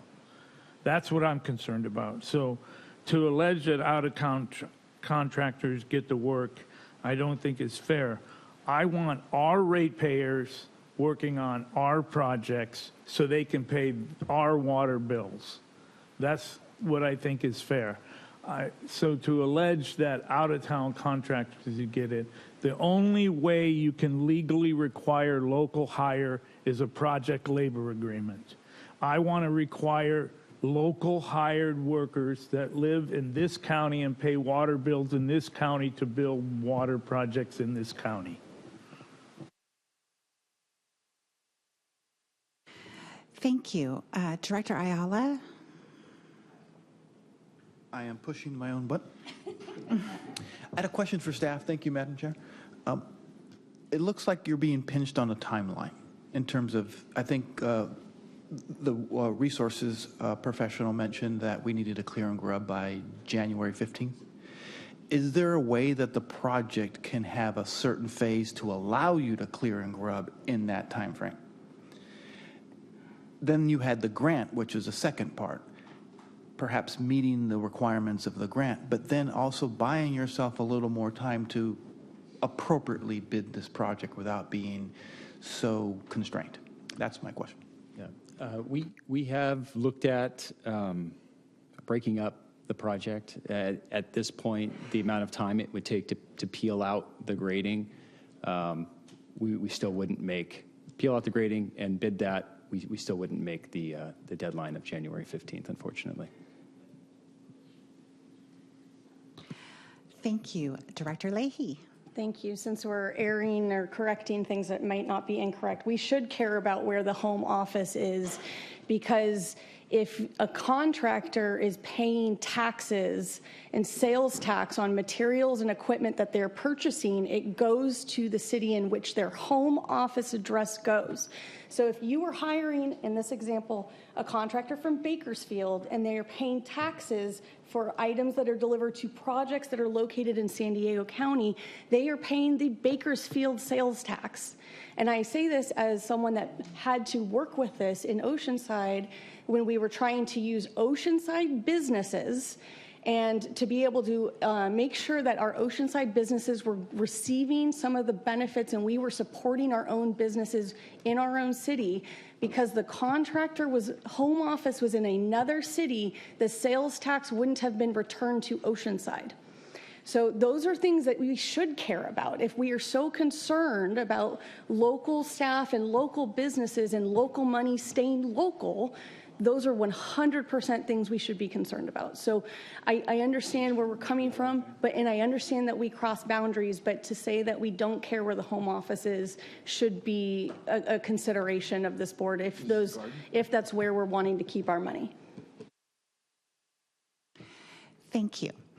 Okay, so there are two separate items that we have to take into consideration here. And the first item, I think, is pretty clear cut what this board wants to do, this committee. The second item, due to the urgency and also because I'm hearing a lot from non-committee members about they care about this issue. And so I'm going to send the second item to full board. We will not be voting on it in committee. We'll be voting on the first item only. And we have a motion from Director Freehoff and a second from Director Ayala on item 1. All in favor say aye. Aye. Aye. All opposed? All right, motion passes unanimously, and the second item will go to full board.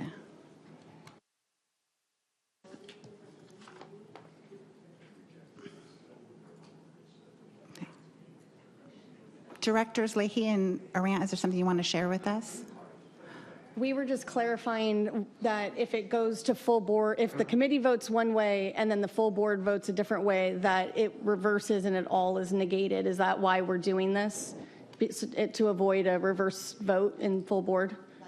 That's what we were discussing of the process. No, I'm doing it because I feel that there are a lot of members of this board who are not part of the committee who care about this, about the. Understood. We were talking procedurally that if we had this item last meeting, I believe, if the committee votes, it was just a discussion of if the committee votes one way and the full board votes another way, that they negate each other. It has to go back to the committee. I think that was what was discussed last month. We were just rehashing what happened last month. In this case, if this committee made a recommendation because of the urgent nature that's been a finding so far in the committee, then that trumps the referral back. I think Chair Ray's perspective is that there's no sense in having a recommendation here when there's so many disparate interests, and let the board debate and determine at that time. Not a popular decision, I know. Moving on, so the third item on our action discussion is the design professional services contract with GHD Incorporated, Kleinfelder Incorporated, and Simpson, Gumpertz, and Hager Incorporated for professional structural engineering, architectural, geotechnical services as needed. And I believe that Jason also has a presentation for this item. Yes. Hello again. I'm here today to recommend award of design professional services contracts for as-needed structural engineering, architectural, and geotechnical services. This item can be found on page 24 of your board packet. The Water Authority utilizes as-needed contracts for a variety of services such as traffic engineering, structural engineering, geotechnical investigation, and electrical engineering. These services are most commonly used to support Water Authority staff-led capital improvement projects and have also been accessed to assist our Operations and Maintenance Department with minor repairs to the system.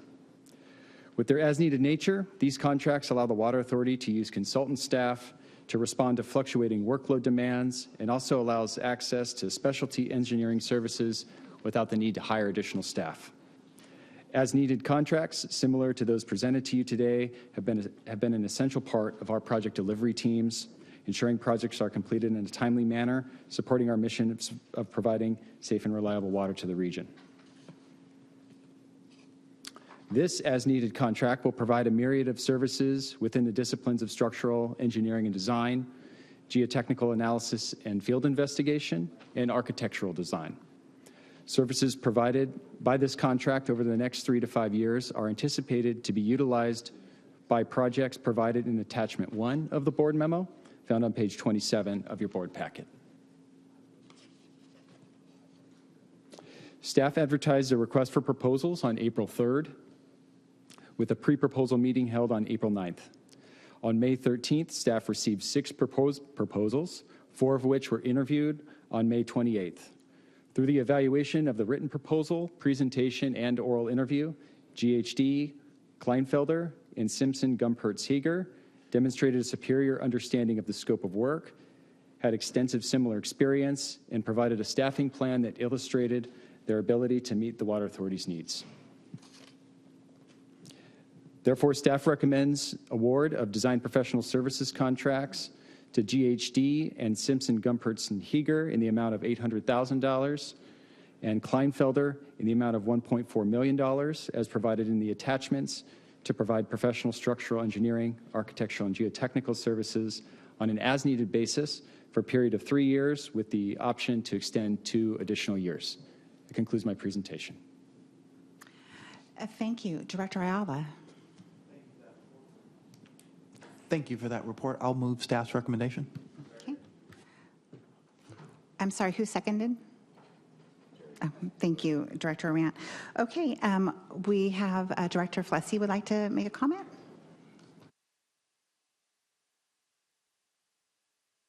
The 800, the 1.4 and 800 over the 3 years, are those all coming out in this fiscal year, or will they be coming out as needed as tasks are assigned? They come as needed with the projects listed, anticipated on attachment 1, which does show the anticipated year of implementation, which goes beyond the current appropriation window. Okay, see no other requests to speak. We have a motion by Director Ayala and a second by Director Arant. Everyone in favor say aye. Aye. Anyone opposed? Nay. Motion passes unanimously. I have been advised that we are not going to have a closed session any longer, and so we're going to go ahead and adjourn this committee. Thank you. 5 minutes? ANF in 5 minutes. This is the July 24th, 2025 meeting of the ANF committee. The chair is not here. Evidently, she doesn't prioritize this over other things. So as your vice chair and former chair and vice chair, I'm going to run this meeting. Nicole, please call roll, please. Vice Chair Arant? Here. Vice Chair Yamani? Here. Directors Acosta? Here. Boyd Hodgson? Here. Croucher? Here. Hilliker? Here. Leahy? Here. Norman? Here. Quaylen? Here. Serrano? Here. Vespi? Here. Whitburn? Here. Williams? Vice Chair Arant, you have a quorum of the committee. Thank you very much. Supplemental materials were posted yesterday for the ANF committee. I'm sure you all received them and have reviewed them thoroughly. As we discuss items on the agenda, I will be calling on directors who push their speaker button. Please limit your comments to matters not already addressed several times before you, and state all your points when you have a chance to speak so we can move through our agenda. Are there any, are there any additions to our agenda from staff? There are none. Okay, thank you very much. Do we have any public comments? Yes, we have 2 in-person public speakers. Last name Till. Okay. You have 3 minutes to make your comments, and you can begin now. My name is Suzanne Till, and I am the Director for Division 2 Padre Dam Municipal Water District. Today, I am speaking as a private citizen of Santee. Last month, at the County Water Authority Board meeting, many of us were caught by surprise by actions taken by the City of San Diego to defund the Water Conservation Garden. The public, even the press, did not know or understand what had happened. The Water Authority Legal Counsel suggested taking the agenda item, the Water Conservation Garden, back to committee. In reviewing the tapes of the June board discussion, I heard a few male Water Authority board members on hot mic joking about the Water Conservation Garden and asking about those old ladies who visit and volunteer at the garden. They asked, if the garden closes, where will these old ladies go? Are they out on the streets? I am a very proud old lady who gardens. Between 2022 and 2026, the San Diego County Water Authority is expected to raise rates by 30%. The cheapest water available for ratepayers now is conserved water, not water from the Carlsbad desalination plant. It was suggested at the last meeting to examine the public affairs budget and incorporate the Water Conservation Garden into the Public Affairs Department. Makes sense, right? East County Water District have requested $50,000 per year to fund the garden. Yesterday, I received this public contact information for the garden. Given a $50,000 budget and a high number of public contacts per year, each contact would only cost 16 cents. Let me repeat, the Water Authority would pay only 16 cents for each person educated by the Water Conservation Garden. And this is very impactful, tactful contact. This is not watching a YouTube video or doing an online video on water conservation up in Los Angeles. As a proud old lady who adores her drought-tolerant butterfly garden every day, and I don't water my garden at all, I request that the board please consider the Water Conservation Garden funding back in this committee. Finally, don't old men garden too? Thank you very much. Thank you. Next public speaker, last name Brown.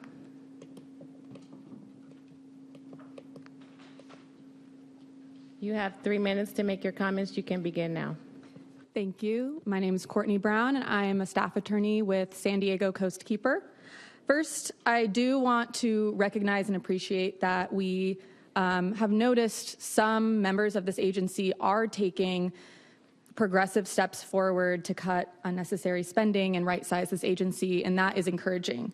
That said, Coast Keeper, like many members of the public, remains wary that San Diego County Water Authority continues to operate under a status quo mindset.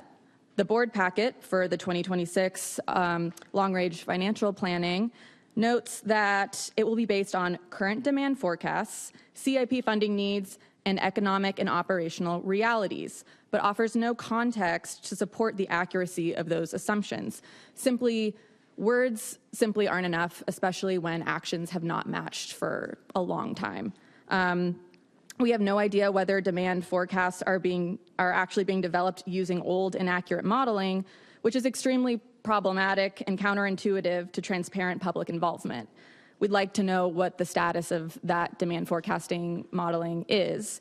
Again, as we've stated many times, the Water Authority's demand forecasting has been extremely inaccurate for decades. This repeated mistake is a major reason why you overbuilt and why the region is experiencing an affordability crisis. If the 2026 long-range financial plan relies on the same old demand forecasting methods and models, it's doomed to keep making the same mistakes, and we literally can't afford that moving forward. It's also unclear how, if at all, the plan will factor in the urgent need to sell excess water outside of the Water Authority's territory. We've raised this in past meetings, and we'll say it again. This should be a #1 priority that we should be hearing about in every long-term planning discussion. I'll end by just saying that we can't continue operating under a structure that too closely mirrors the status quo when major changes are still desperately needed. Reducing financial burdens to ratepayers through downsizing and structural reform must be emphasized in the next iteration of the long-range financial plan. Thank you. Thank you. Nicole, do we have any speakers online? If there are public speakers in the Zoom waiting room, please raise your hand through the Zoom app or press *9 if you are listening by phone. I see none. Okay, I'm sorry. Oh, okay. Okay, we'll do chair's report. Just want to mention, and I think it's really important, that the Water Authority received the Government Finance Officers Award for Financial Excellence, the ACFR Award. This is the 25th year in a row that the Water Authority has received recognition given to agencies meeting very high standards for financial reporting and transparency. And the Water Authority has been judged by an impartial panel of experts to meet those standards. And to our finance department, congratulations. Thank you very much.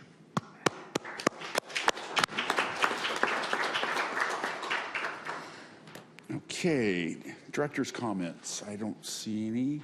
Oh, thing doesn't work. Great. We'll have the consent calendar now. There are 4 items on our consent calendar. Oh, yes. Director Croucher. And just for me, for the benefit of understanding our policy,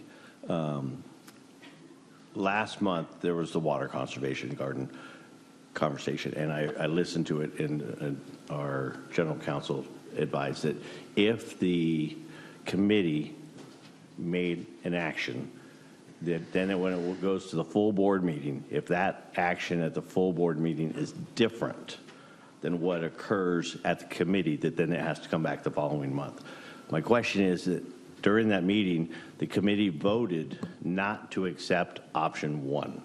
They voted to turn that down, which was to take no action. Since they voted to take no action, not to accept the no action, should that not have now come back to this committee?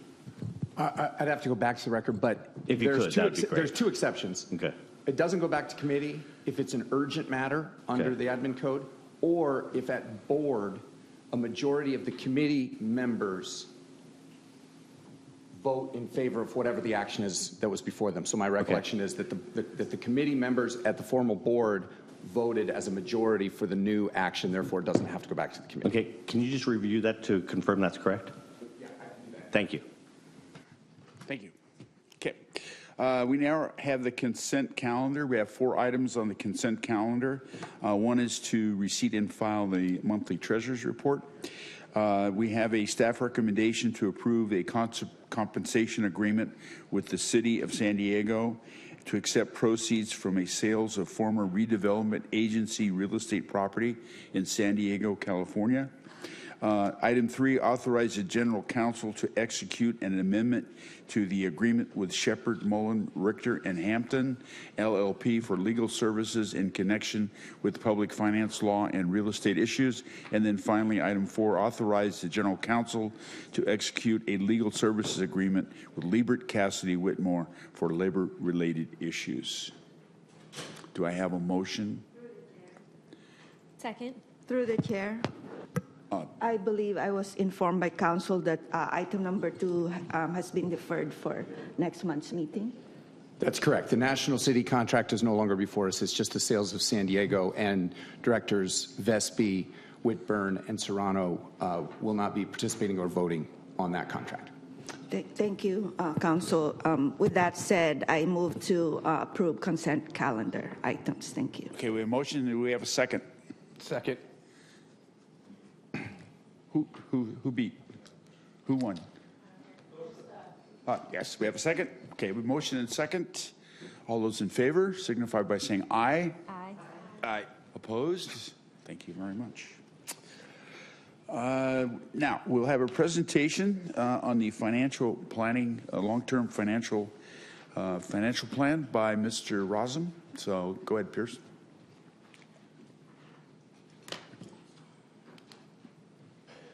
Good morning, everyone. Not talking about rates and charges here today. Today we're going to be talking. Are you talking about the garden? Yes. Yes. I believe I do have gardening in this. No, the 2026 long-range financing plan is something that is kind of the big planning document here at the Water Authority. It really looks to combine all the individual policies that might be in isolation or kind of in a vacuum and tries to put them all together in one cohesive narrative document. Really what we're trying to do here with this plan is to, from a high-level perspective, what is the path forward? How do we anticipate to fund the necessary expenses here at the Water Authority over the next 5 to 10 years? We have documents that are very specific from a budget perspective or from a rate setting perspective that are on a 2-year basis or a single-year basis. This document is high level. It does not restrict what this board can do during the budget process. This is simply a path, a guide, a general direction of where the authority is going. And what we're trying to do here with this document is to communicate with rating agencies, investors, the board, member agencies of what lies ahead. Are we in growth mode, heavy investments? Do we need to issue a lot of debt? Or are we going to be more in maintenance mode and issuing debt depending on kind of cash flow and those types of things? That's the big question that this document really tries to address. It was last adopted in 2021. And with that document, we had a number of highlights. One item here is the capital funding mix. You're going to hear me talk about this a number of times today. And we're going to be looking for the board's direction on what this funding mix is. When we have a 10-year CIP, call it $110, $120 million a year, how do we want to fund it? Is it going to be cash? Is it going to be dollars that are generated from the ratepayers today and tomorrow to fund that CIP on an ongoing basis? Or are we going to issue debt? The 2021 long-range plan had a target of 35% debt and 65% pay-go. It assumed 2 different debt issues. One would be early on in 2021, about $170 million, and then another at the tail end of that 10-year plan in 2029. That was the plan. We also clarified a number of our financial policies, notably the debt service coverage ratio, as that's a 1.5 target being a minimum. And then we have lots of different reserves. We have debt service reserve, operating fund reserve, PAYGO reserves, rate stabilization fund. How do those work together, and really labeling that 150 days of cash target so that there's kind of a cohesive piece that ties it together. So all of those were maintained or defined, clarified in the last long-range plan. We also were forecasting, because we were only issuing 2 debts, $335 million in new money. Over that same period of time, we were deleveraging. We were paying off $630 million in principal. That was the forecast. And in order to make that work, we had a high and a low rate forecast that was saying, given different conditions, higher inflation, lower inflation, high CIP, what does that necessary rate look like averaged out over that 10-year period? And that was between almost 7% and 4%. When we talk about this, and we're going to be looking to come back to the board over the next several months to adopt something in November, big picture, the 3 core concepts that we're trying to identify here is the capital funding mix. I've talked about that right on the previous slide. How much debt are we going to issue to fund our capital program versus how much we want to generate from PAYGO?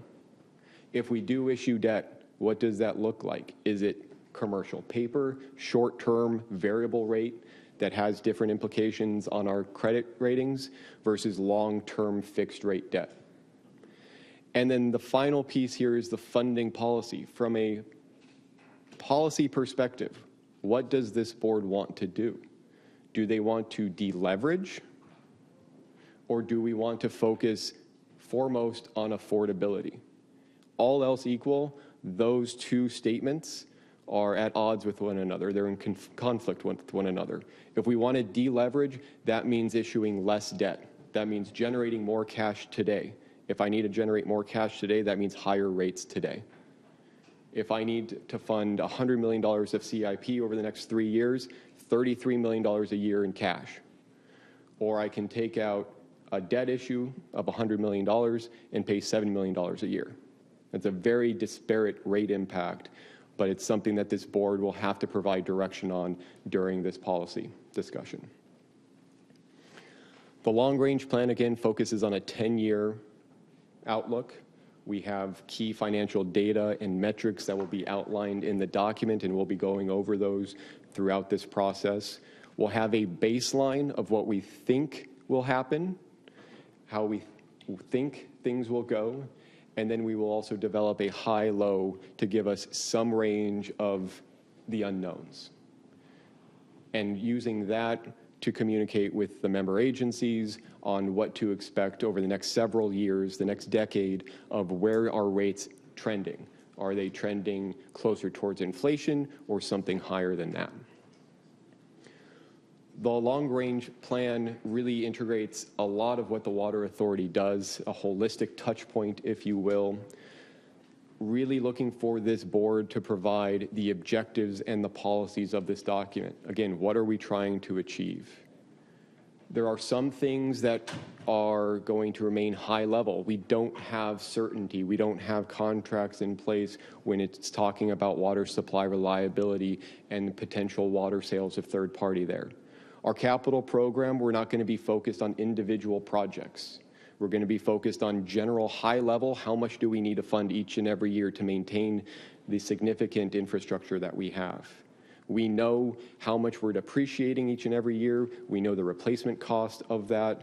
We know how many miles of pipeline we need to replace to make sure that nothing gets, the balloon that gets pushed out doesn't get too full and pop.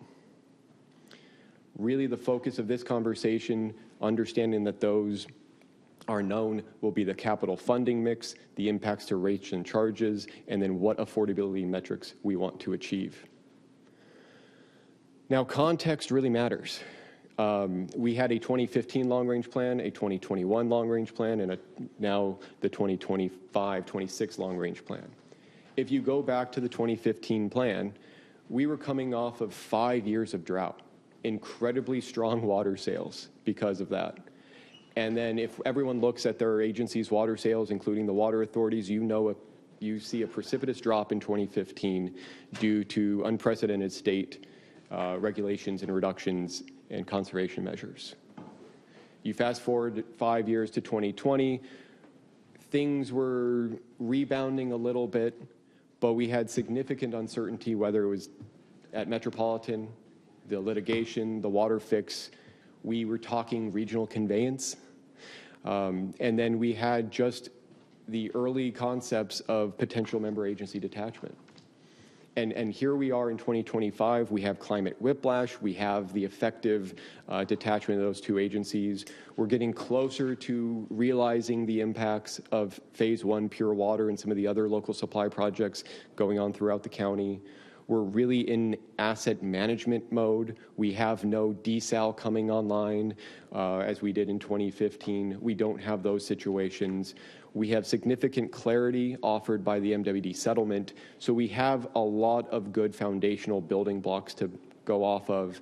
But uncertainty still remains at Metropolitan in terms of their large-scale projects, as well as third-party water sales. That is a priority. That is something that is certainly being pushed forward, but we just don't have any additional details or any items to go off of there.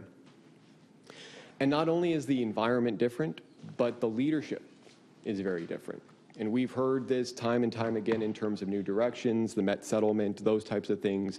But when we take a look at this organization, there's a lot of movement since 2020. And not only at this organization from a staff perspective, but at this board.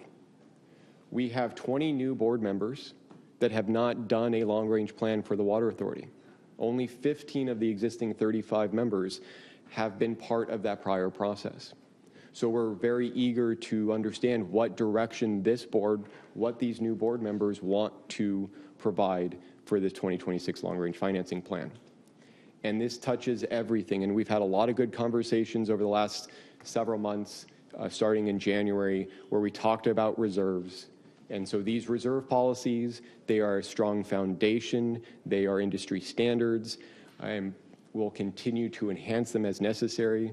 One thing staff will look to do is modify the rate stabilization fund and break that apart, as we've suggested previously, into two components. So it's clear to this board, it's clear to the public what money is touchable for rate stabilization, rate smoothing, rate mitigation, and what's really there for the financial resiliency and coverage protection of the ratings. Now, as we go through this, there's a lot of data and analysis and funding evaluations that will be performed. The first piece of this is the debt. The Water Authority has nearly $1.8 billion in outstanding debt. This forecast currently, when we take a look at knowing what we know right now, we have about $710 million of that 1.8 being paid off in the next 10 years. So we are significantly deleveraging per the forecast. Roughly 35% of the debt will fall off the books in the next decade. This is a picture we've seen before of every debt issuance we have and how it falls. We try to have level debt service. You see the anticipated 26 issue that's going to go out next year. We don't know exactly what that's going to look like, and we'll talk about that in a second. But that is what we know today. We know we need that debt issuance that's been budgeted, but the board will provide the direction on where we go from there. Do we go 100% PAYGO, in which case there's no additional debt's going to be offered on this structure? If we lean heavier towards an 80-90% debt load, you'll see slight deleveraging, but not to the same degree that you see on the slide. When we look at our debt is very, has benefited from refundings and aggressive use of timing there. We have that $1.8 billion with an average weight of 2.55%. When you take a look at our debt, you see that a majority of it was issued or refunded during the extremely low interest rate environment of COVID. Hopefully, we all have mortgages at that same rate. When we take a look at this, we'll always work closely with our FAs. The financial advisors prepared this slide. The financial advisors will be integral to this process. We have them scheduled to present next month. And so they prepared this slide, and they've run the numbers of saying, hey, can we do different things with our cash? Can we lower our debt even more? And the answer right now is no. Using cash to pay down the tax-exempt debt is not a cost-effective option. It's actually going to cost us more to use our cash to pay off debt than it would yield in savings. There's some footnotes down there, small font at the bottom, so please look at that when you can have a chance to zoom in. But essentially, if we were to issue new debt right now, it's a cost of 4.5%. So does it make sense to issue to take $100 million of cash to pay off something that's ranging between 1.54 and 4.1%, and then issue a new $100 million at 4.5%, or does it make sense to use that cash to pay-go projects? And so that's the analysis. We work really hand in hand with our financial advisors on a constant basis. But we do know we're going to go to the market in 26. We've talked about that, and sometimes things can be packaged together, things that normally wouldn't be done individually, to help manage costs. And so we'll look at doing potentially a refunding or an early defeasance of our 98s. We'll look to potentially, based on direction from the board here, do we fix out our commercial paper program, as has been discussed before? So those things can be developed based on discussions here during this process, and then what the market conditions are advantageous when we do go to market in early 26. One thing to note here is unrestricted cash has fallen 40% over the last decade, and it's over 50% if you adjust for inflation. Back in 2014, we had healthy reserves of $400 million. To put that in perspective, that's about $550 million worth of cash today. But right now, at the end of last fiscal year, we were in the $230 million range. And that was a planned decrease of our cash position. You can see a nice gradual decline from 2014 to 2019 based on drawing down pay-go funds, drawing down pay-go funds to pay our capital program rather than issuing debt. But then 2020 came, we had some wet years, we had COVID, we got all the shocks associated with those unprecedented issues. We had significant drawdowns of our rate stabilization fund in order to provide board-directed rate relief. And so you see the 2020 takes a sharp drop down. Good water sales in calendar 22 bumped up reserves nicely in 22, actually ahead of schedule of what was forecasted in the long-range financing plan for 2021. But 2 wet years in a row, more aggressive use of pay-go to essentially dropping that fund to zero, and rate stabilization fund utilization, our reserves didn't rebound as forecasted in the prior plan. We're actually sitting about $150 million short of what was forecasted in the prior plan. The next element is our capital improvement program. We have what was provided in the budget as kind of the first 5 years of this. We will be doing a 10-year outlook, but again, we're not necessarily focusing on individual projects. We're going to be focusing on what does this agency need on a regular, recurring basis in order to make sure that as things get moved around here and there, as you see on the screen, on average, what are we looking to fund? How do we plan for that? How can we make sure that funding is available? We talked again about this funding mix. It does not impact the CIP, but it does impact the revenue requirements. It does impact rates, right?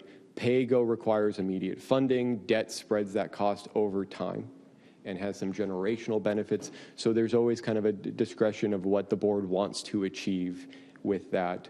There's also some direct impacts based on existing definitions of our infrastructure access charge. The third piece of the long-range plan in terms of inputs is really water demands. And we just heard a public comment on this. And water demand really is a function of multiple variables. It's initial demand, it's population growth, it's rainfall, conservation, and local supply additions. Now, back in the 2020 long-range financing plan, finance staff prepared its own demand model. We'll have a slide on this in a second, that did a probabilistic modeling, so an econometric model that was developed based on historical volatility and standard deviations. So population isn't just a static 1% growth or a 0.5% growth. It's volatile based on the fact that growth is volatile. Rainfall is volatile. So we're going to have rainfall that's volatile, high and low. Conservation and local supply adjustments are all considered. When you take a look at what we run a Monte Carlo simulation. We run it 1,000 times. And we graph it, or we use the data, and what was coined in the prior long-range plan was the spaghetti chart that you see at the bottom there. Every line is a different model simulation of different rainfalls, different population growths, everything in a kind of chaotic yet very defined, measured way. And this model worked. When we take a look at the fact that we had 2 unprecedented wet years in a row, well, some of the outlier years that were defined in this model captured that.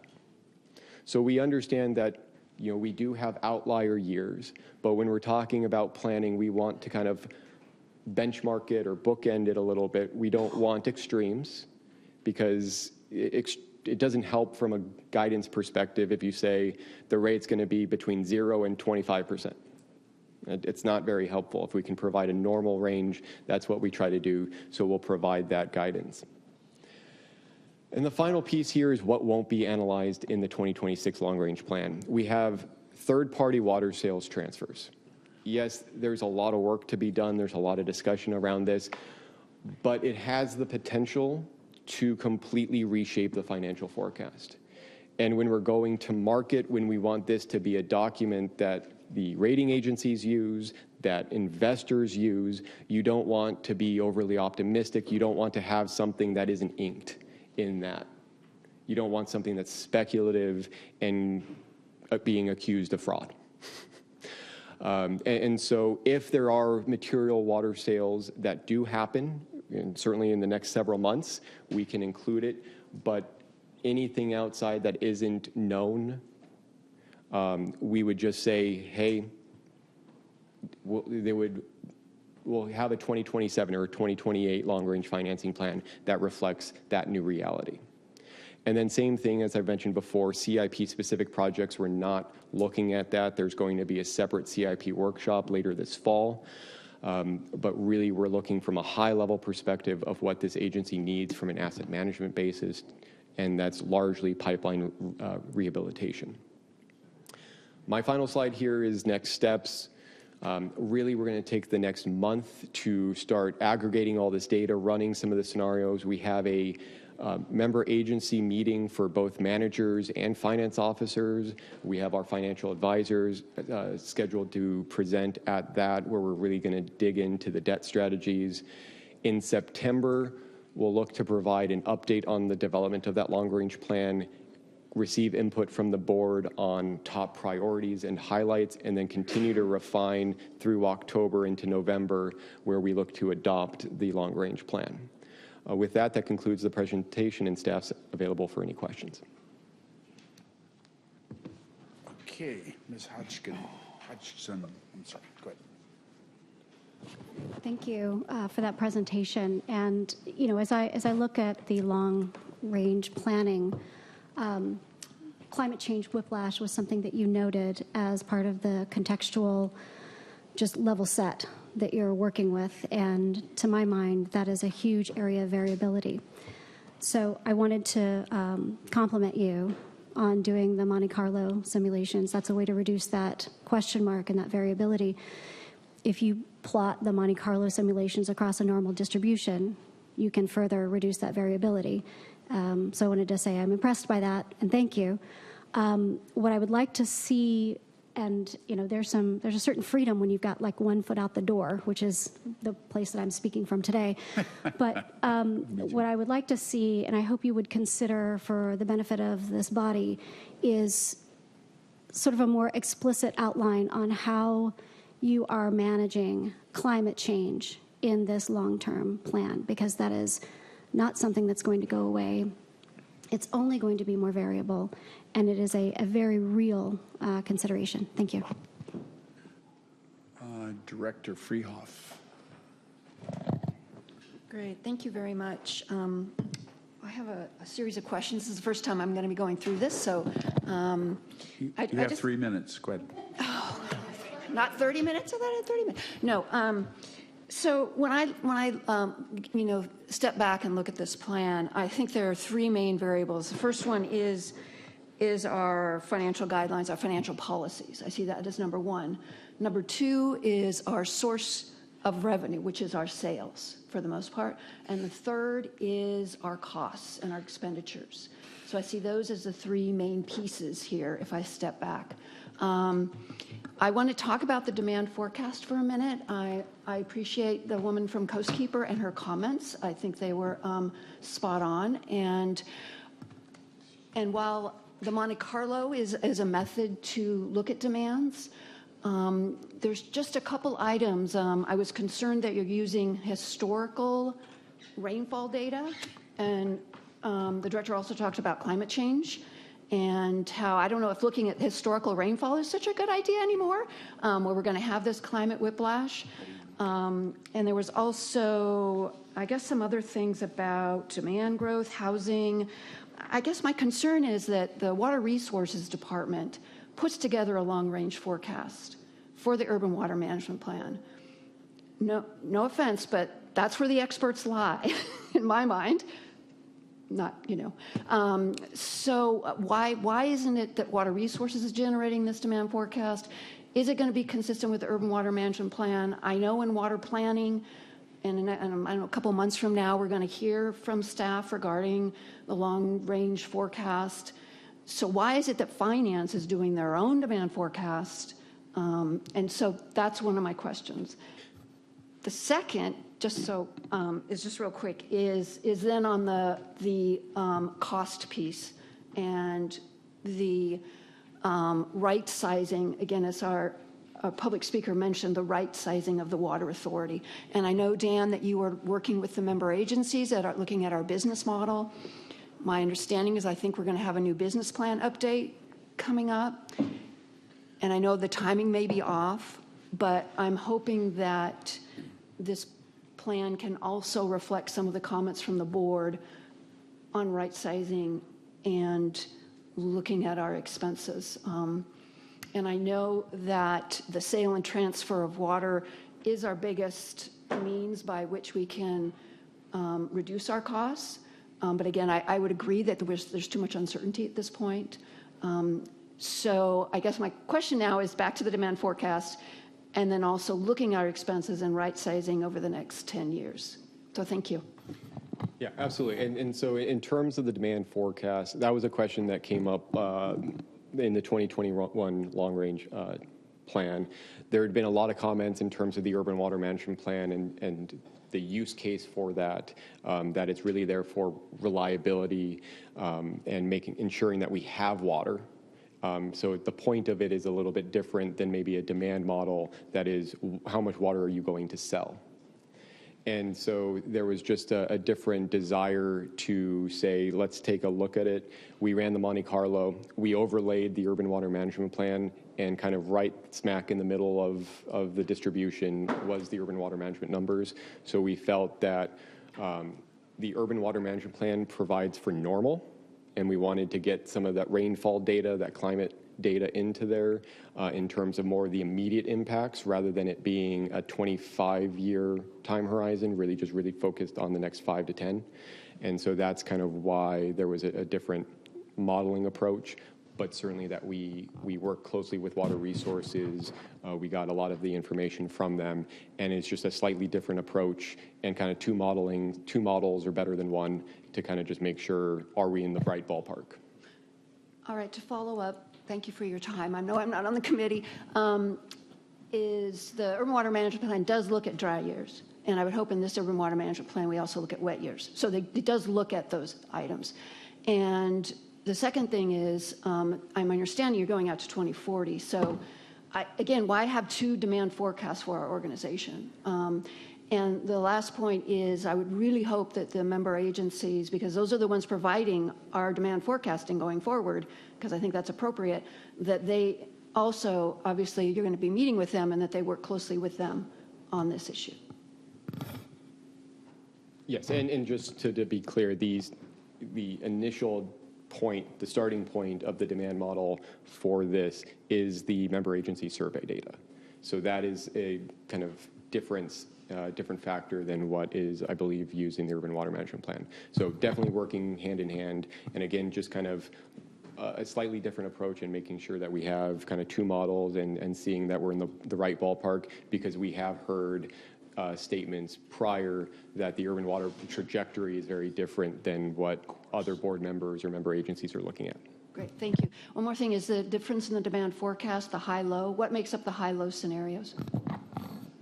It's just the variability of the Monte Carlo. And then in terms of... When you say you're going to come up with high-low water rate projections? Yes. So the high-low water rate projections, what are the variables associated with that?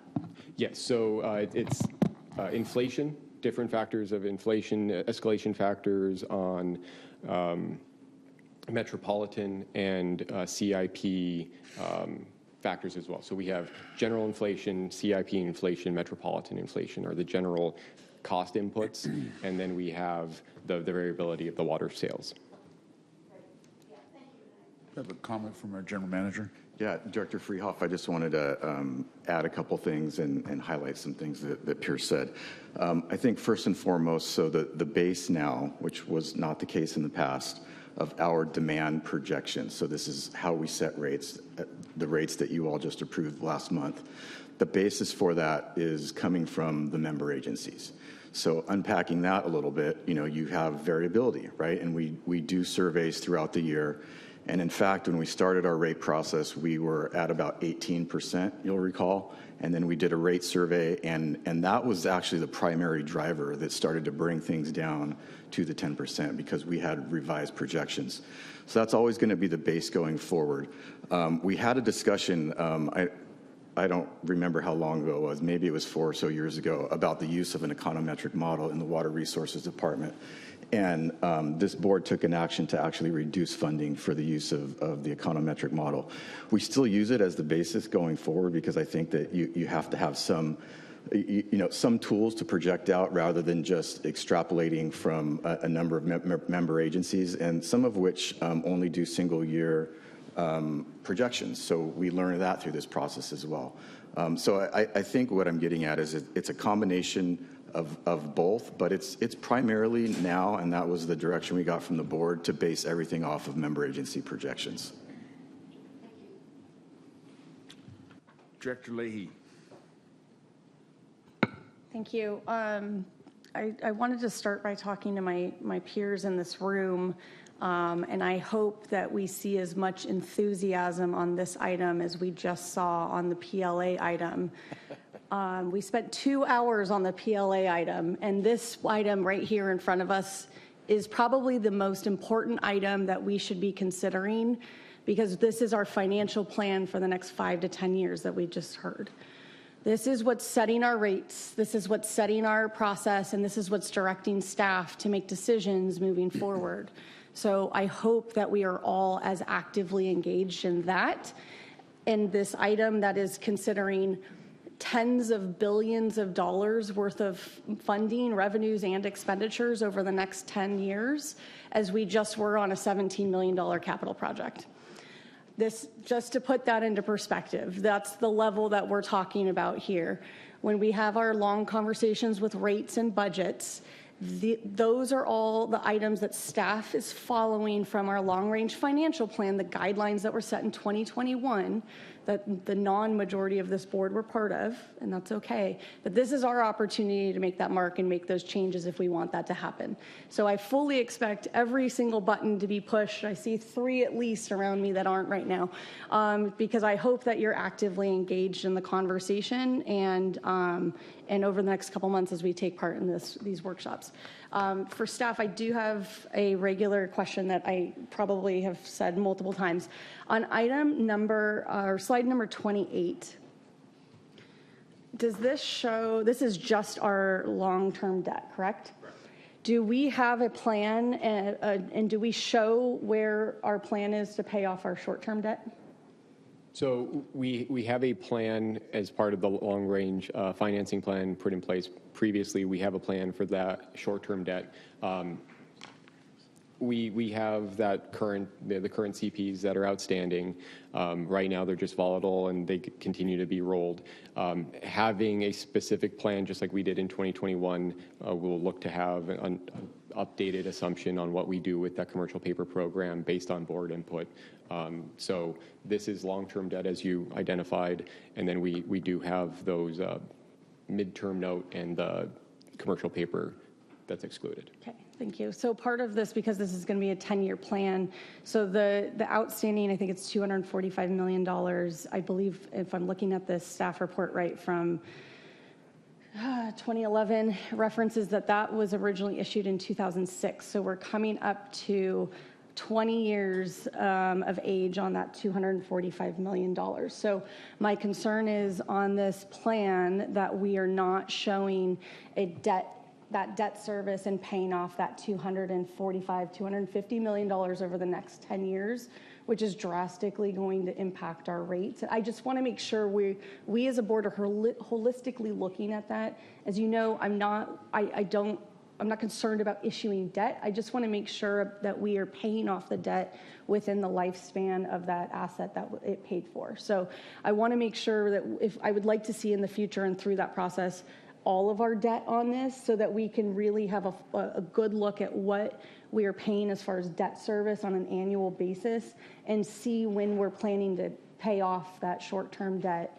Again, if we're issuing new short-term debt, that's part of the conversation, but I want to make sure that we're not continuing to extend that beyond 2036, if my math is correct. Thank you. Director Vespi. Thank you, Chair. So I'm going to start with just building on Lindsay's questions about commercial paper. So slide 28, as we just covered, doesn't include the commercial paper. $245 million in principal. Remind me the amount of the planned issuance for 2026? Around 270. That's what I thought. And then also, if I remember correctly from our last kind of long-range financing plan discussions, there was an issuance also planned for about 2029, give or take, right? Currently, that was the prior plan. Essentially, we've just moved up the 29 issue. Okay. So right now, there's no anticipated 29 debt or any anticipated new debt outside that kind of roadmap that we were looking at. And that's dependent on kind of direction by the board. Okay. So I guess I just want to, this slide 28 shows $710 million decrease or deleveraging. But if we factor in the 245 from commercial paper plus another debt issuance, right, that significantly brings down that $710 million. I don't want to lose sight of that because as we stack these things, right? Secondarily, on demands, I think Dana did a good job covering some of that. I wish the slides would have included a look at what demands were included in the last long-range financing plan versus what the actuals were. I think it's so important. I can't help but kind of be hung up on how important sales are, and we're living on the line, right? Volatile becomes a very thin definition, right, when we're living on that line. So I think that's extremely important. I think the last comment I'll make is just that, not to make it just about the city, but phase 2 of Pure Water is going to be a huge impact for this agency. We've got 10 years, give or take, right, current plans for when phase 2 goes live. We've got a 10-year financial plan here. I really feel that should be a big focus of this long-range financial plan, is planning for that decrease in demand. I feel like we missed an opportunity with phase 1 in the long-range financial planning. I just don't want to see us kind of repeat that miss. So those are my comments. Thank you. Director Costa. Thank you, and thanks to my colleagues for the other comments and questions. Mr. Awesome, thank you as always for a great presentation. And I just want to emphasize how important it is to not only include different scenarios and worst case, what could happen if we have certain things, very wet years, everybody is using pure water, what are the worst case scenarios, but also the education of our board members, because as was mentioned, 20 of us here in the room were not present during the last process. So bringing us along and educating us along the way, even if we have to have an individual briefing to learn about an issue with staff, I think that would be really helpful so we can all come along together. So thank you for the initial presentation. I know from the schedule we're going to continue to talk about this and continue to have board input on this, but I think it's really important that, again, we include all possible worst case scenarios. Thank you. Director Medaffer. Yeah, thank you very much, Pierce. Great report. And what I'm most encouraged about is I think you said that you're planning on meeting with GMs and finance managers. At the City 10, and I think Mr. Vespi was just talking a little bit about it, there's probably a difference of opinion from the city financing staff. I think you have too much cash on hand and thinks that your debt service ratios and other issues are probably a little higher than they should be. So I think that it's important that there's a meeting of the minds, especially this having been through a lot of these things. Let's just keep in mind that Metropolitan has no long-term financing plan.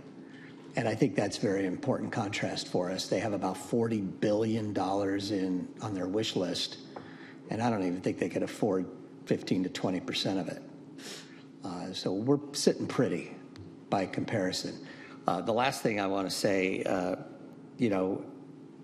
is if you look at the debt on that slide, what was it, 28, the stack, if we really want to look as a region to working on this, and I would just encourage all member agencies to start thinking about a 2028 ballot measure that might look at doing something similar to what Metropolitan did in terms of looking more at property tax ways to reduce some of this debt or refinance it, funded by, in that way, all rates would be much more stable. It would be much more predictable across the board. So something for us to think about going forward is we want to look at getting rid of some of this debt on a quicker basis than waiting until 2055. Thanks. Director Freehoff. Great. Thank you for the opportunity to speak again, because as Director Leahy mentioned, I think this is one of the most important documents in our finance and looking at long-range finance and the financial sustainability of the organization. If you go to slide 23, please. There's one little, can't remember the name of the shape, but there's one little shape there that's on affordability metrics, because again, this is really what it boils down to for our ratepayers is affordability. And so I understand all the other little boxes or hexagons, but what is affordability metrics? What is that, and how is that going to be folded into the plan? So this will be something we'll look for direction from the board in terms of, we've heard affordability. and just how do we want to measure affordability. We've heard, World Health Organizations, we've heard kind of the UN numbers. What does affordability mean to this region? Is it affordability at all costs? Is it affordability plus reliability? What do we want to achieve there? Understanding that each of the individual member agencies may have their own programs, want to implement programs. So it's just those types of things of, is there a dollar per month that we have in mind that we're trying to achieve? Is there a percent of dollars earned? Those types of things that just provides that. But we'll be looking for the direction from the board because staff does not have an affordability metric that we can benchmark against. Okay, thanks. So it may be that you'll bring options to the board that for us to consider in regards to affordability then, decisions that we need to make. Okay, I appreciate it. Thank you. Just to focus what we're talking about. Thank you. Director Croucher. Thanks. And just within this process, and it kind of goes along with what Director Leahy was saying, how important this is as we look out to the future, and it's really beyond 10 years. If you're looking at water planning for 10 years, you're being very short-sighted. And the direction of this, I think it was like 1999, there was a voters deal for the county-wide that put SANDAG as the primary agency that we worked with for planning purposes. How closely are we working with SANDAG at this point as directed by the voters? I'd have to defer to the general managers on that. Go ahead. I'm sorry, Director Croucher. I was talking to Chair Serrano on another matter. What was the question? Okay, and it's even to go beyond that, but late 1999, I think the voters of the county voted that SANDAG was one of the regional reporting programs that we had to work with in order to look at long-range planning with that. How closely are we working with SANDAG right now within our long-range planning? So we have an MOU with SANDAG. I'm not sure the term and how close that is to expiring, but we had agreed through that MOU to share econometric data. A lot of that was population-based. Just to generalize, I think we've strayed away from working as close as we used to with SANDAG because of, this is kind of what I was talking about earlier with this push towards, instead of looking at the econometric side of water demand forecasting, more focusing on what member agencies are telling us with their boots on the ground, if you will. So the short answer, I think we've strayed. Okay, and so if we can go back and look at that MOU and it's based upon voters' direction from within the county, and the state legislator occasionally reviews that and says whether we're still compliant with that. So can we just confirm that we're still compliant with what the voters directed us to do within the planning process of it? And then as we're doing this, and I know that some things have been brought up about climate change, but planning guidelines to ensure that we're working with the county planning as well, making sure that we're working with the integrated regional water management planning.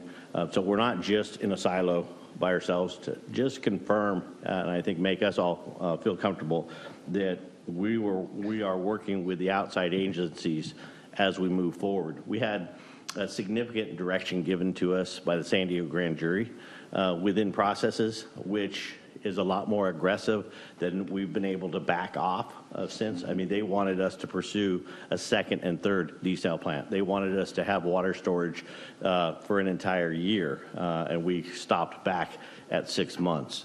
Some of those kind of things, just to make sure we're not forgetting to learn from the past, and as we move forward, we are still looking at our partners for input since this is truly a regional agency, and that the more we're working with others, the better I think our plan will be. Director Paul. Thank you for the opportunity to speak. I wanted to start by talking about sales forecast, and then everybody else wanted to start by talking about that, because I think that is super important. And even though everybody else talked about it, I'm still going to talk about it. You know, you did the Monte Carlo, and it shows a huge forecast, and we can't make our long-ranging plans based on every one of those possibilities, right? We have to make our plans based on what's the most reasonable outcomes. And even in our last budget document, we have this pie chart which shows how much water, and I don't know, it says sources. I don't really care what the sources are, right? I care what we're going to sell. And 2045 has got 631, and we're not going to sell 631. That's a crazy number. So we really do need to look at real numbers when we do the planning. So thank you, that item. Second thing I want to talk about is spending. We spend too much. I mean, I know I'm in a minority here, but I'm really glad there's 20 new people, and I hope all 19 other ones say we're spending too much money. New bond issue. So Director Leahy talks about the short-term debt, and I agree with her that we have too much debt, but I really don't want, did I lose my mic? I really don't want to tie the hands of our finance people and say we don't want to use short-term debt. Okay, we need to reduce all of our debt, but I don't want to restrict that tool. And I'll give you an example. I have a mortgage on my house still. I have enough cash to pay that off, and I'm not paying it off. I'm still carrying that mortgage.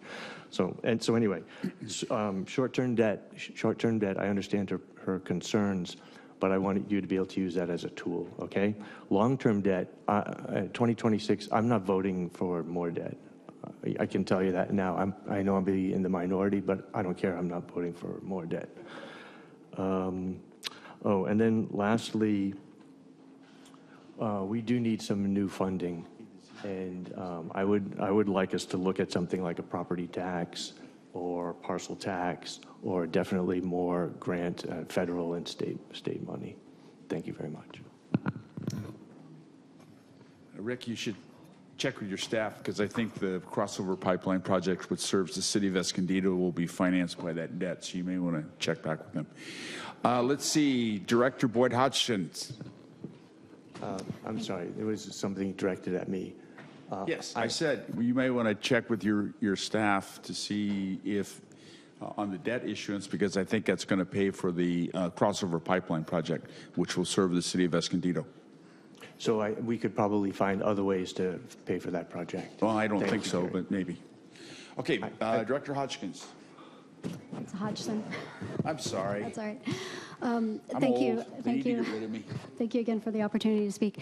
I am on the committee. So I realized that I spoke earlier and suggested that I would like to see a little bit more explicit outline about how climate change factors in to this long-range planning, and that's kind of vague direction. So what I would propose, and listening to the comments of my colleague over there, when it comes to working with other agencies that are also factoring climate change into their projections, that on the slide with all the hexagons, that maybe you add a hexagon that says something to the effect of climate change, so that it stands on its own, because it sounds to me like you have something that says water supply reliability. To me, that might include climate change, but to me, that's also more, how's our desal plant doing? How's our, the other things that we talk about when we talk about water reliability. But what I would like to see is another hexagon in the circle, or the hexagonal circle around long-range planning that speaks to climate change. Thank you. Director Vespi. Thanks, Gary.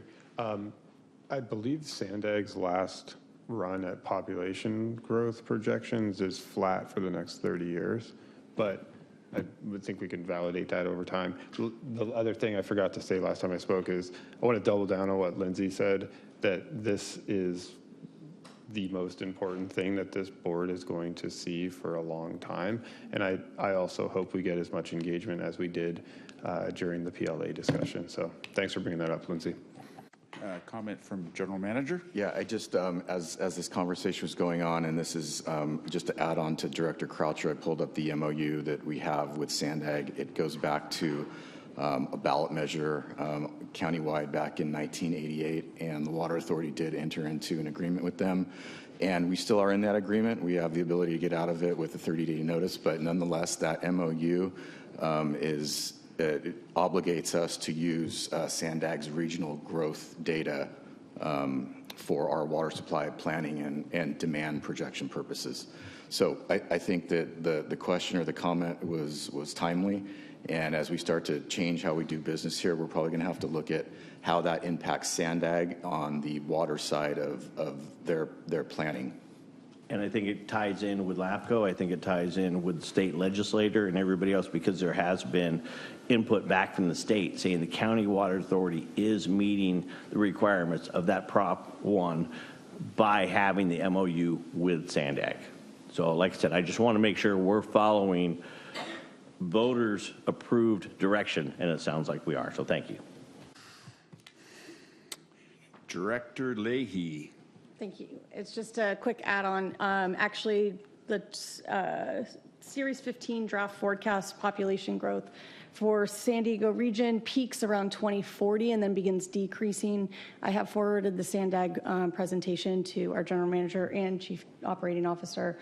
They did present this to the city of Oceanside last year, and they are anticipating a decrease in population after the year 2040. And that is only if they continue to see migratory population increases until 2040. All of the increases in population were based off of people coming into the region, which we actually saw for 2 years. I want to hear what those comments are in a minute. But even though we saw population decrease for, I think, 1 or 2 years consistently, they were still showing over the next 10 to 15 years that we were still going to see a slight increase in population, but it is flat. Thank you. Okay. I think that's everybody. Thank you very much. I want to apologize to Tiffany for mispronouncing your last name. I'm not going to try it again. So, I think the beauty of the long-range financial plan is that we get to think long-range, because we often every year get caught up in the moment. How are we going to get through this next rate cycle, which is driven by all kinds of issues, outside issues, inside issues, and so forth. So this is a great opportunity to think for the future. As we look at the debt versus PAYGO financing, and I'll take advantage of my seniority on the board to say this system and the Met system and most of your water systems were built with debt. Because when all this started in the 1940s and 50s, there was nothing here. And the only way the Water Authority could build its system was with debt.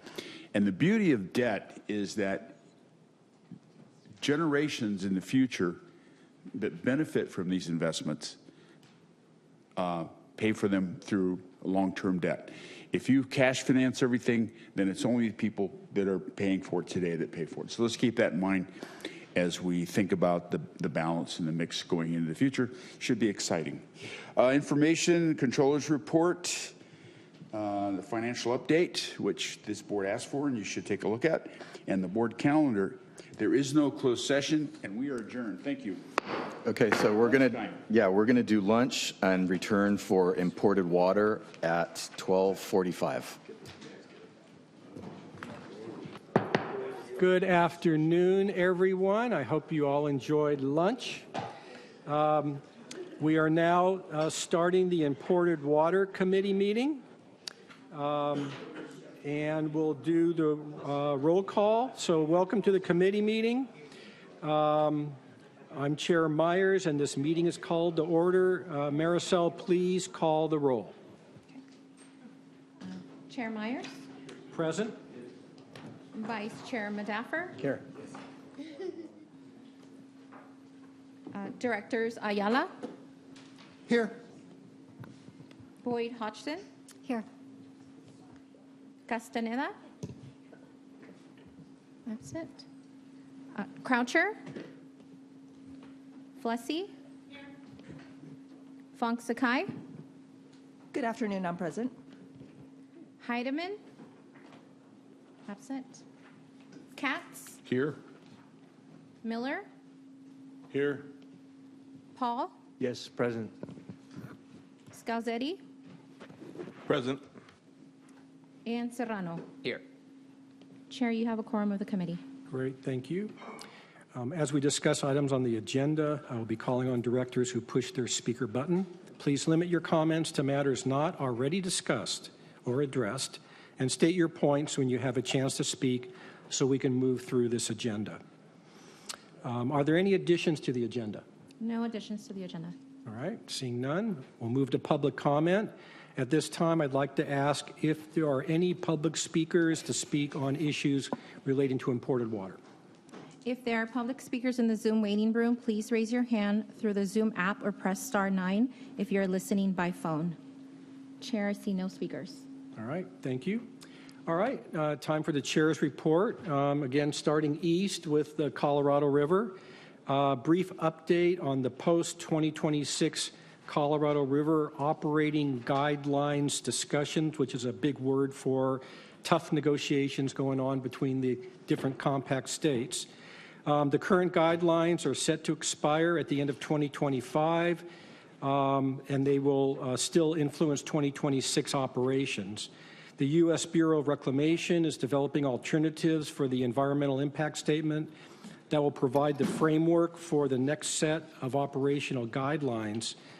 Under that process, the basin states are meeting to try to reach a consensus proposal offer to reclamation by this November is now the timeline that the Bureau of Reclamation would like to see proposals to come from. To date, the basin states have not achieved consensus, but are meeting on a regular basis among themselves and among the federal agencies. Staff is continuing to monitor these discussions and will keep us updated. I have asked Amina to provide us with a presentation with more details in the upcoming months. So in the next couple of months, we should have a more detailed presentation to let you know exactly what we know is going on and what the timelines are and the possible implications based upon what we know at that point. While the work on those guidelines continues, Reclamation and the Department of Interior are continuing to fund projects meant to decrease demand on the river. This month, just this month, Reclamation awarded $200 million for water reuse projects in Arizona and Utah. As part of that announcement, Reclamation also noted that it will soon make available an opportunity for another $130 million for similar large-scale recycling projects. Can I assume that could also include California projects? Okay. Staff will be looking out for those funding opportunities as well, as that would be nice to be able to grab on to some of that. Now looking north, in regard to the State Water Project, Governor Newsom continues to push on his trailer bill, which is meant to streamline the administrative and legal processes for the Delta Conveyance Project. It's continuing to move through the legislative process. It didn't make it through the first try, and it's going through the process again, and that will be heard after the summer recess. So we'll stay tuned to see if that passes and if that moves that project along more quickly. In another important development involving the Sites Reservoir, which is one of the three real big projects on our radar screen, we just got an update report on the cost estimate for that project. It had been, last estimate, $3.9 billion. The new cost estimate is $7.4 billion, an 89% increase in cost estimate for Sites Reservoir. And so that's interesting, and we'll see. I guess we'll have to find out how that translates to Delta Conveyance and other projects. I think the last estimate for Delta Conveyance was 2022, maybe 23. Yeah, that's right. So that needs to be updated. So we'll find out about that. And this sort of dovetails into the conversation we had with the long-range financial plan. You know, those costs will trickle down to us. So it's good reason to pay attention here also and set our policies and our consideration as to what we believe are the best policies on going forward with those projects or the scale of those projects. Looking to the northern Sierras, we now have golden mussels along with other critters that are infiltrating our major water systems. Their larvae are spreading through the network of pumps and canals, and we will keep you updated on what Metropolitan intends to do to prevent the spread of golden mussels. I read an article that they're even thinking about dogs who can sniff out golden mussels. So we'll have a dog platoon out there sniffing for the mussels. On a final note, we would really, again, like to take this opportunity to thank Metropolitan Chair Adan Ortega and Liz Croson for attending our June board meeting to provide an update on the Met's Camp for Water process. That was really helpful and will, serves as a strong base for our discussions going further as to how the projects that are being proposed up at Met will look under that process. So again, we thank them a lot for that.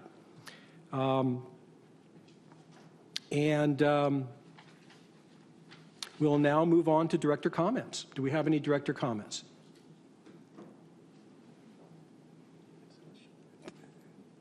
Oh, Director Robach? Is that not working? Okay. Director Robach.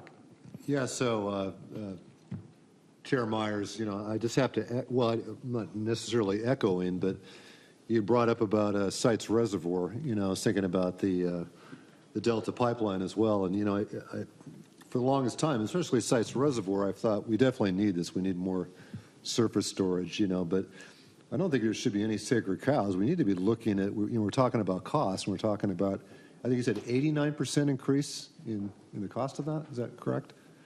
That's just incredible. So, we need to be looking at everything with a very critical eye and not assume we need Sites Reservoir, or not assume we need the new Delta conveyance system, so that's my comment. Thank you. Any other director comments? I'm seeing none. There are no items on the consent calendar, so we can move past that. We only have one discussion item today, and that is the MWD Delegates Report. First up is Director Katz. Thank you, Mr. Chair. I'm going to be reporting on two different items today, the GM selection process and also local supply exchange. So the process for selecting the next general manager at Met is on schedule. The idea is to have someone in place before the end of the year when our current general manager retires. And the process is moving forward. It's a process that the entire board is part of. So the entire board is going to be doing all the interviews, which is 36 people. And from that, hopefully, we come up with someone who's going to be our next general manager. But it is a process that is moving forward, and it's a process that the chair suggested and the full board agreed to.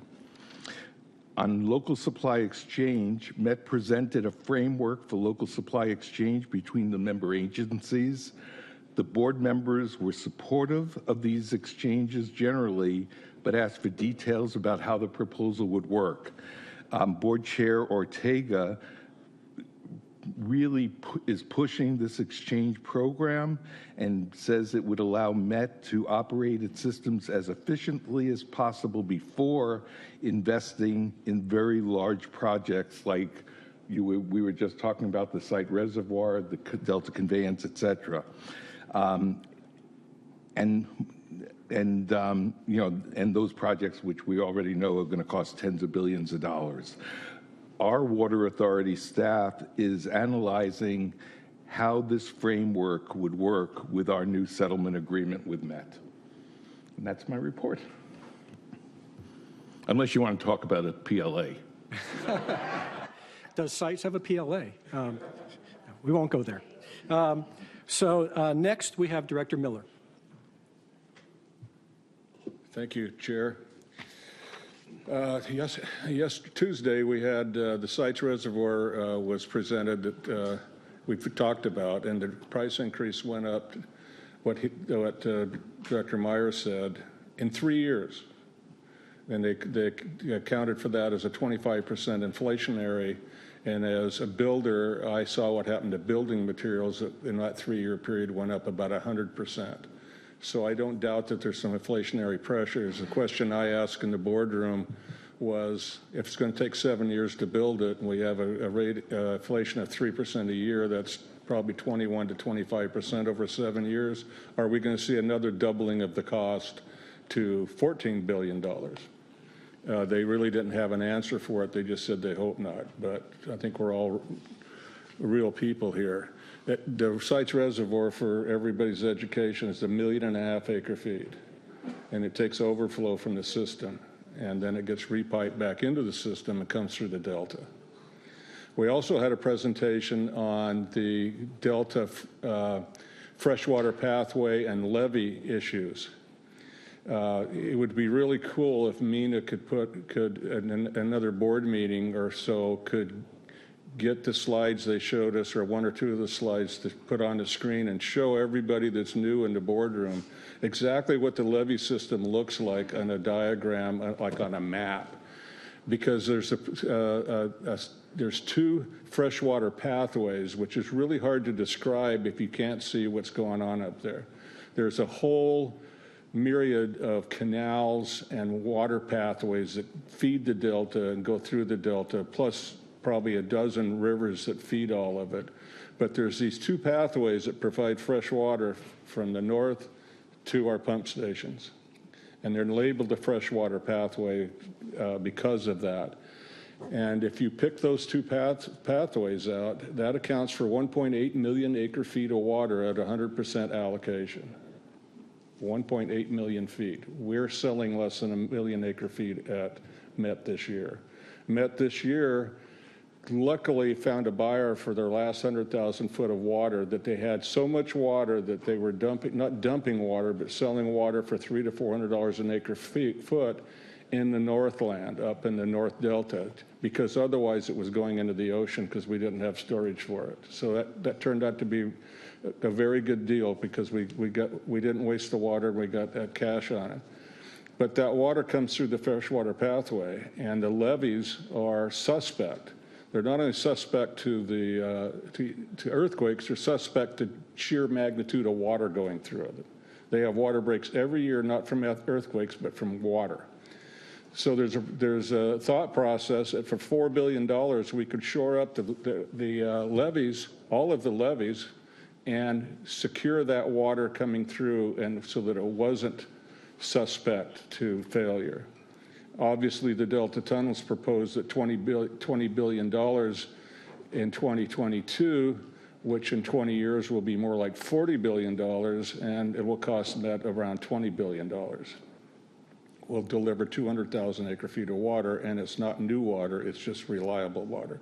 $20 billion to secure 200,000 acre foot, $4 billion to secure 1.8 million acre feet. So you you can do the levees now. You don't have to invent the science to do it. So we could be doing that while we're waiting to see that the tunnels get built. Anyhow, that was a Delta thing. They also talked about the 4 islands that they bought years ago. They now have a stranded asset, and how we're going to try to make them profitable or else sell them. That was very interesting. That's been part on my ballywick, is to try to figure out how to do that. Met has a bonding capacity, bonding or borrowing capacity of around $6 billion.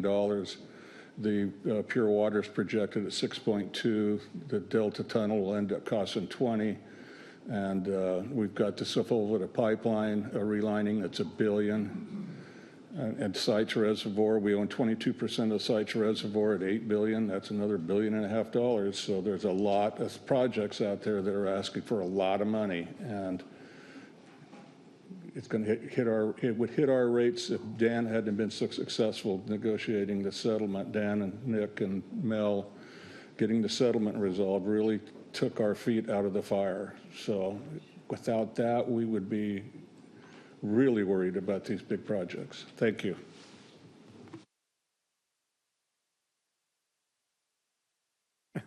Next and lastly is Director Fong Sakai. Thank you, Mr. Chairman. Continuing on regarding Camp for Water, Met presented its very first initial project evaluation, which was on Pure Water, Southern California, earlier this month.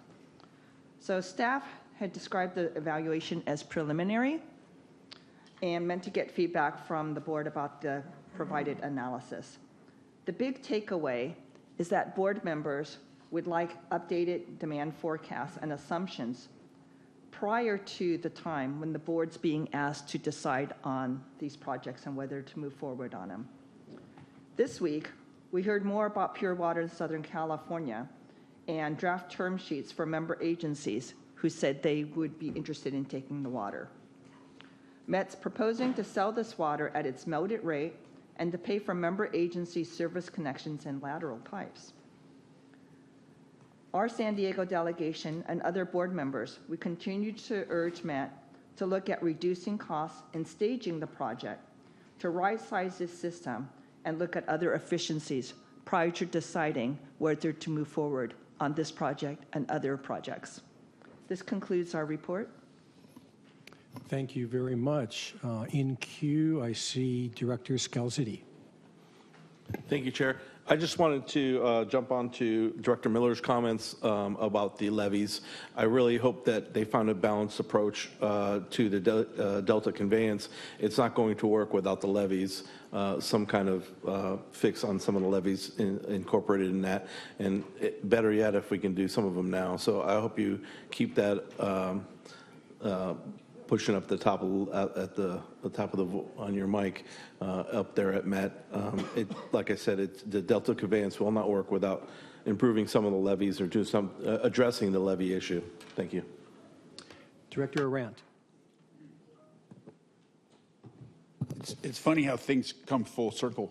Back in the mid 80s, there was a proposal to build a reinforced Delta channel, surface channel. And it was called Duke's Ditch, and it didn't go very far, obviously. And then there, of course, before that was the thing called the Peripheral Canal, which was a surface water conveyance around the east side of the Delta.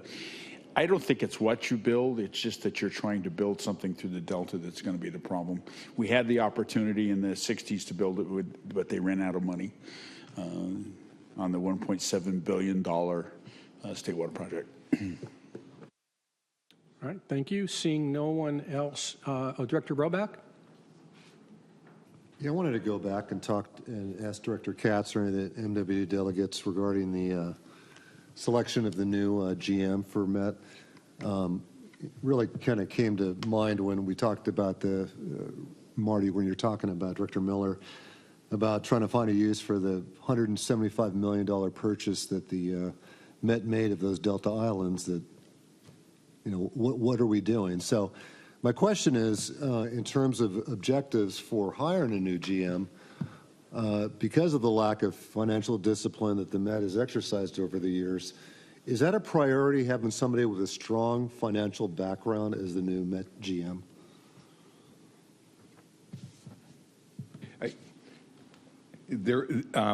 It's public what the job description is and what the job requirements are, and it is really just a big job.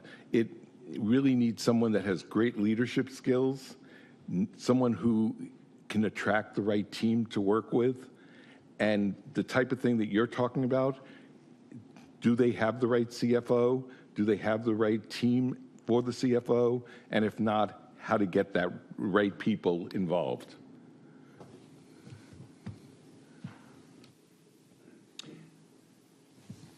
Director Roback, anything else? Or? That's all. All right. Director Freehoff. Great, thank you. I'm not on the committee.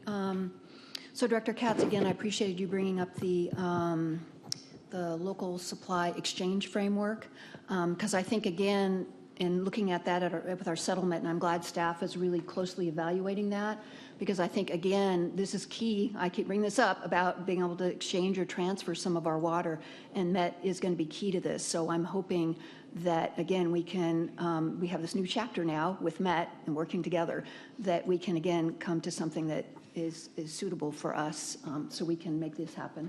So I want to thank staff for their effort on that. Thank you. Thank you. Seeing no one else in queue, there are no information items on the agenda. There are no closed session items, and we are adjourned. Came to quarters.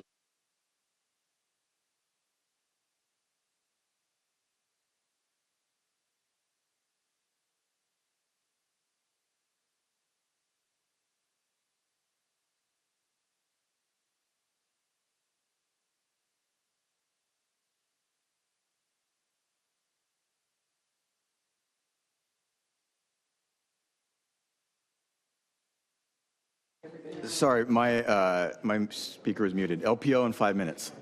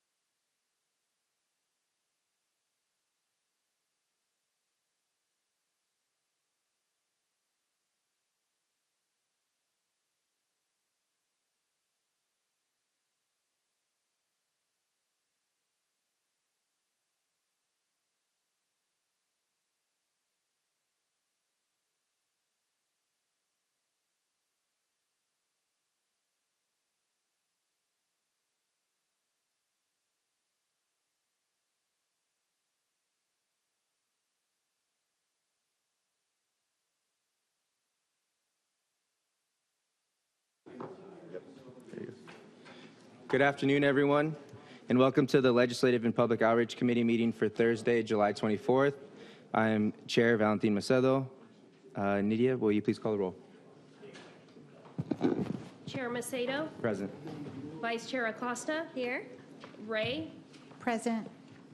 Directors Buckowitz. Here. Hilliker. Here. Katz. Here.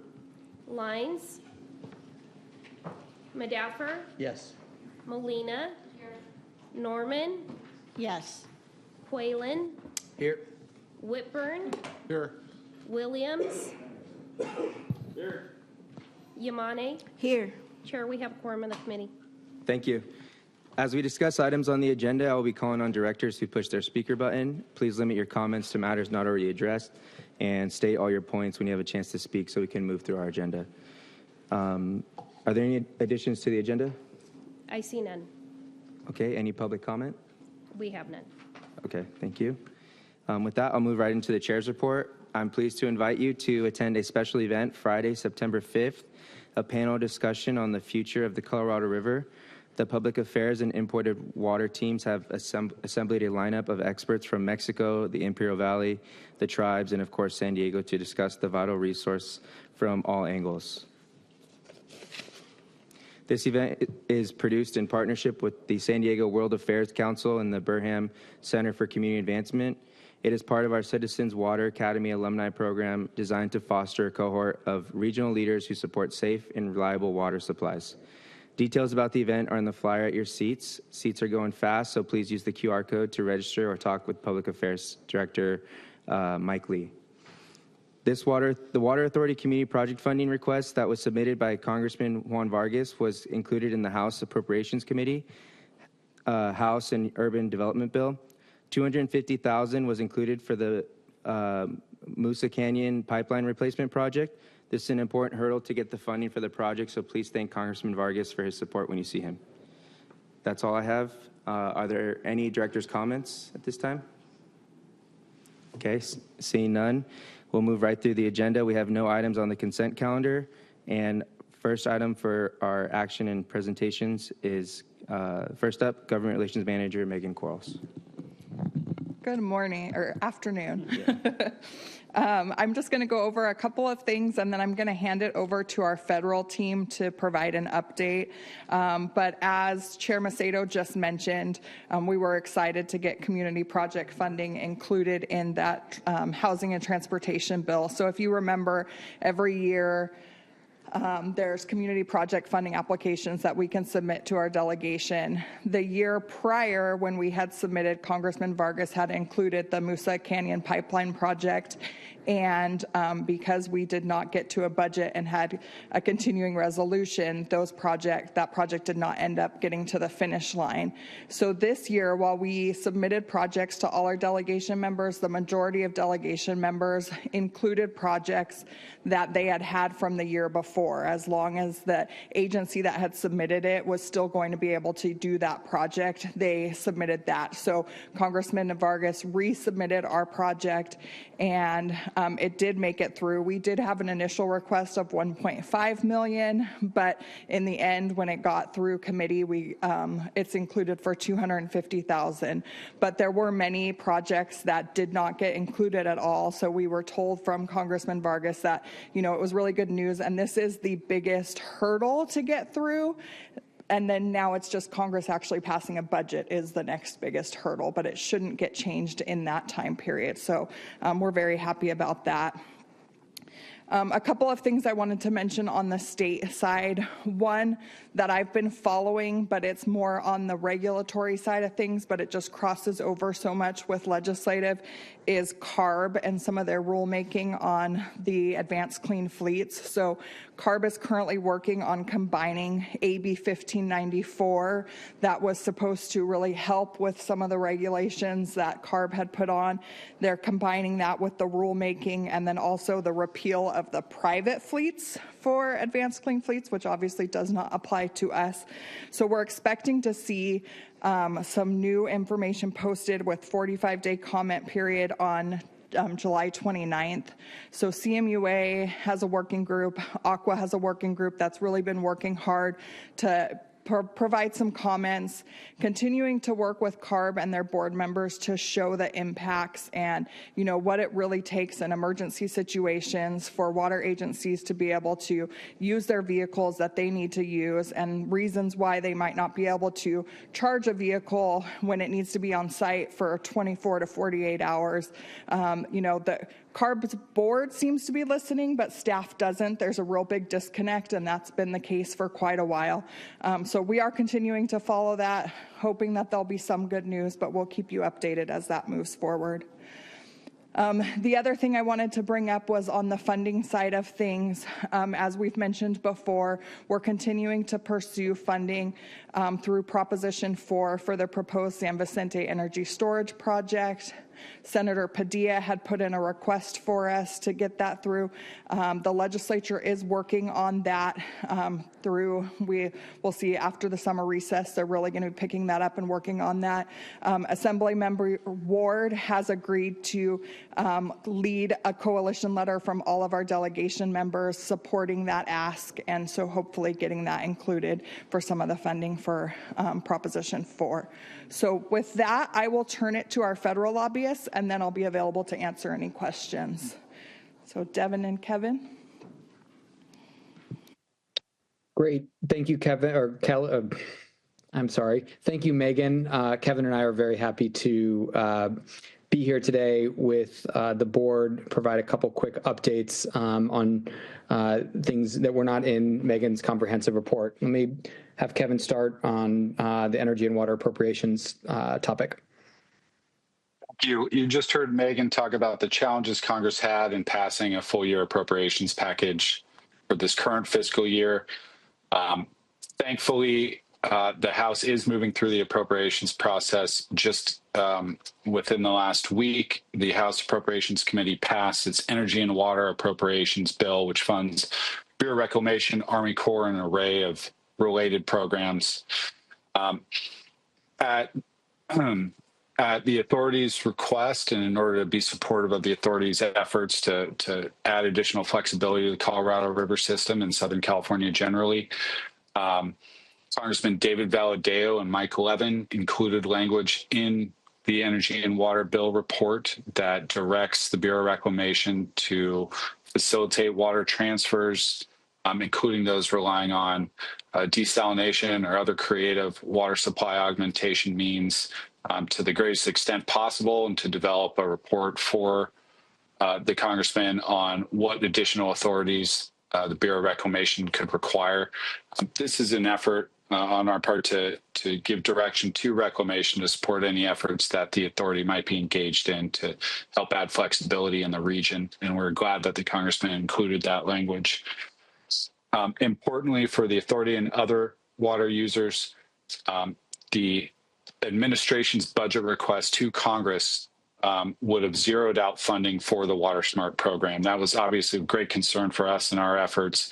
We're pleased to report that the House fully funded the Water Smart program. That's a grant program for an array of efficiency and supply improvement purposes that the Bureau of Reclamation provides to water utilities and water providers that the authority could take advantage of in the future. We're grateful to the two members from the region who sit on the Energy and Water Subcommittee. That's Congressman Levin and Congressman Calvert for helping push that funding through the process. There's also additional funding added under that program for water reclamation and reuse, so water recycling projects and other things of that nature. And perhaps of particular interest, the Appropriations Committee provided substantial new funding for desalination projects or technical assistance to planned desalination projects or expansion projects, which could be useful to the authority in the future. I think Devin's got a few things to add on some other issues as well. Yeah, I'll just kind of close out on that topic with the desal. It was a $90+ million increase in that account, really significant, and that opens up some real opportunity for using that funding in a way that it's never been used before.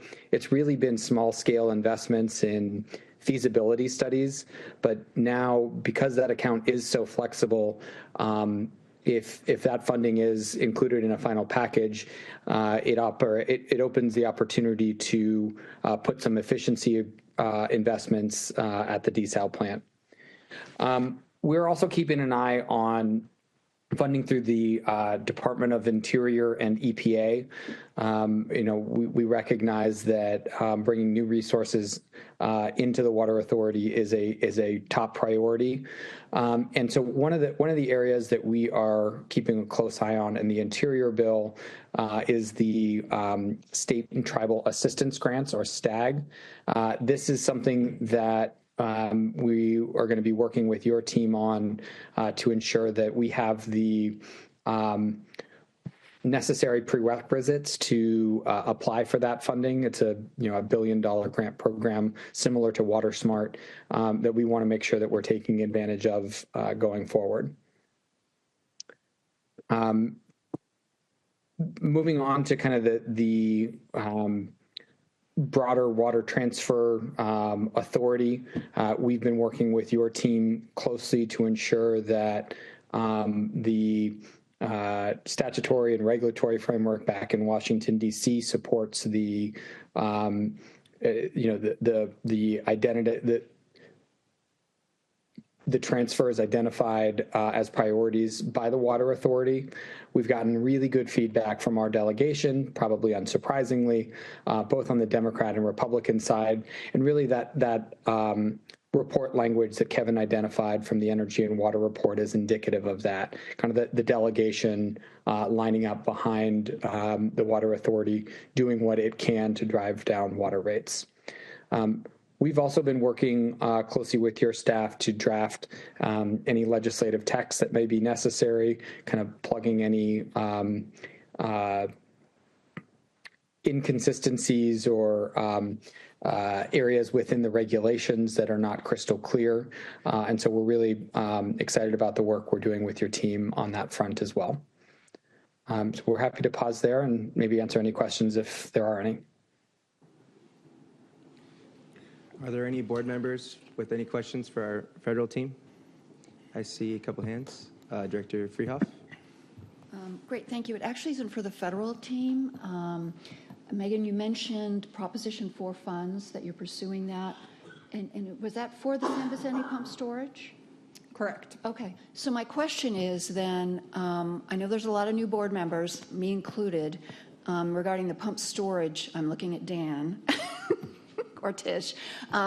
Is that something that we're going to discuss in more detail at this workshop in September? Because, it sounds like we're pursuing funding. I mean, and I think the board needs to better understand that project at this point. So, yeah, just to clarify, the funding that we're applying for is to get us through the end of that environmental review period. So we anticipate that there's a little bit more funding needed to get through that period. And so that's the funding that we're getting through. It's not to then move forward to the next step. It's just to get us through that period. And then Dan or Tish can answer the rest of your question. I appreciate clarification. So will the project be discussed in September, I guess? Is that when we're having the special workshop? We're focused on process for the workshop. If it's the pleasure of the board to hear about the San Vicente project, we can either include it in the workshop or in a future board meeting. Okay. Thank you. Thank you. Director Katz. I understand that there's still a large dollar amount in the infrastructure bill that was passed by Congress and signed. Do you track how many dollars are still in that bill? How much is formula going directly to the state, and how much is competitive? And is it true that water is a category in that infrastructure bill and could have dollars associated with it? Director, thanks for the question. While I don't have the numbers off the top of our head, we're happy to work on reporting back on that. One of the things we did track very closely was any efforts to rescind large amounts of that funding in the most recent reconciliation bill that passed several weeks ago, the One Big Beautiful Bill Act. Very happy to report that the water infrastructure funding specifically for the bucket 2 and bucket 3 of the IRA were not included in the rescissions package. That was a huge win. It was very clear all along that the water infrastructure side of things, there was strong bipartisan support for it. In fact, the the recent reconciliation bill included new funding for conveyance and storage above and beyond what was already available. Will you and our team work on finding out how much money is in the bill, especially as far as the water area goes, and how much of it is in the competitive area that we might be looking at going after? Yes, absolutely. And Kevin, correct me if I'm wrong, please, but the reconciliation bill, I believe, included $1 billion for storage and conveyance. How that money will be awarded is not yet clear. The department's going to have to issue some guidance on that. That will be coming out of the Bureau of Reclamation, but we expect it will be competitive. And it will be for reclamation owned and operated facilities. So, it will be kind of limited in those areas, but the systems that the Water Authority relies on do stand to benefit. And I think an important detail of that $1 billion is that it is for storage or conveyance. There's no set figure yet, whether it's $500 million for conveyance and $500 million for storage. That is yet to be determined by the administration. And so obviously we'll be engaging in that process and tracking it closely. Great. Thank you. Thank you. Deputy General Manager, you have some comments? Yes, I just wanted to let Director Freehoff and the rest of the board know that we do have a presentation scheduled for September board on the San Vicente project. So my apologies for the miscommunication. Thank you very much. Thank you. Are there any additional questions? Okay, seeing none. Thank you to our federal team. Thank you, Megan. Appreciate your guys' work. Thank you. Thank you. Up next, we have our Public Affairs Representative, Katie Zuhovich. She will provide an update, an early look at an exciting outreach program the Public Affairs Department is developing with member agencies to highlight water professionals. Thank you for that introduction. Good morning, or now afternoon, Chair Macedo, members of the committee and board. My name is Katie Zahovich, and this item is part of the Public Affairs Quarterly Activities Report that can be found on page 192 of your board packet. So while the Public Affairs Department handles a wide variety of programs and outreach activities, I'm here to present on just one campaign that we have coming up. I'm particularly excited about this campaign because it gave me an opportunity to work directly with staff at our member agencies and provide what I believe to be a great shared benefit between the Water Authority and our member agencies. So before I get into the details of the campaign, let me give you a little bit of a background of why we're doing it. So several years ago, the California legislature officially designated the first week in October as California Water Professionals Appreciation Week. This water holiday celebrates the people behind our water system that keep the water flowing 24/7. So personally, I've been working at the Water Authority now for 4 years. And before I started working here, I knew that I would likely meet water resource professionals, but it's been a pleasure to also work alongside biologists that have led me to see the natural world in a new light, and engineers who deepen my knowledge of how our region had come to be developed, and even finance experts who make sure our shared resources are managed responsibly, and my fellow creative storytellers who get to decode all of those complexities of the water world to the public. So it's the stories of these individuals and employees that we are bringing to light through Water Professionals Awareness Week, which will occur this year from October 4th through the 12th. It's important to know, and I'd like to call out that this campaign supports goals outlined in our LPO work plan, including developing and implementing regional outreach and communication initiatives that increase public understanding and support for agency priorities, initiatives, and investments, as well as engage in collaborative tactics and programs to support member agencies with assets, along with training and development opportunities through the Joint Public Information Council and other committees. Okay, so now let's get into the details of the campaign. If you have served on the board for a while, or if you've been following the Water Authority for a while, this campaign might sound familiar to you. That is because as far back as 2019, we've been celebrating Water Professionals Awareness Week through a similar campaign called Faces of the Water Industry.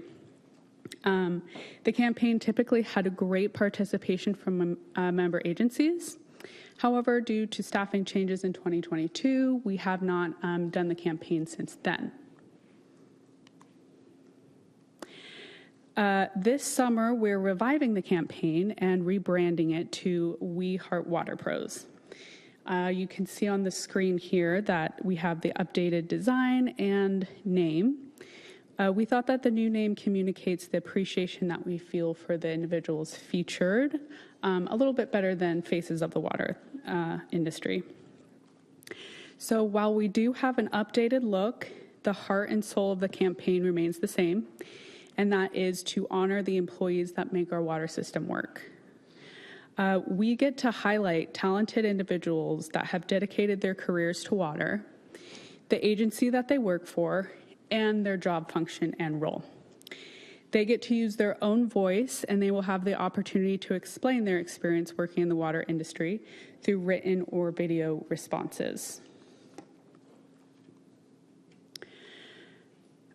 So these graphics will appear on our Water Authority social media channels, and we will provide the templates and images to member agencies as well to promote on their respective channels, potentially reaching over 200K residents between Water Authority and member agencies' social followings.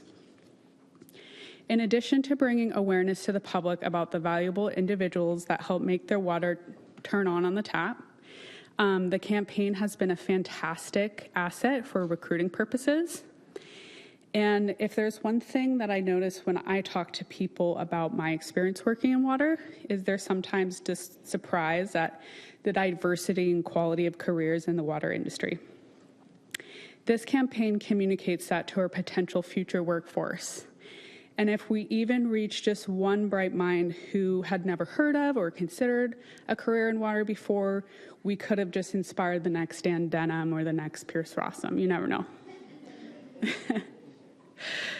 The assets are also extremely useful for member agencies because we will provide them with resources that they can use in their own promotional efforts. And I can speak from experience that we have used the photos and assets from the previous times that we've done this campaign on so many different promotional materials, brochures, flyers, and websites. So we really do get a good value out of the work that we put into this campaign long after it concludes in October.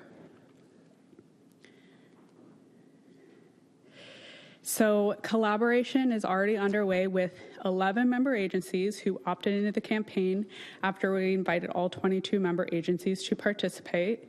And our photographer is actually on the ground today up in North County capturing the first photos. So we're getting liftoff on the campaign today.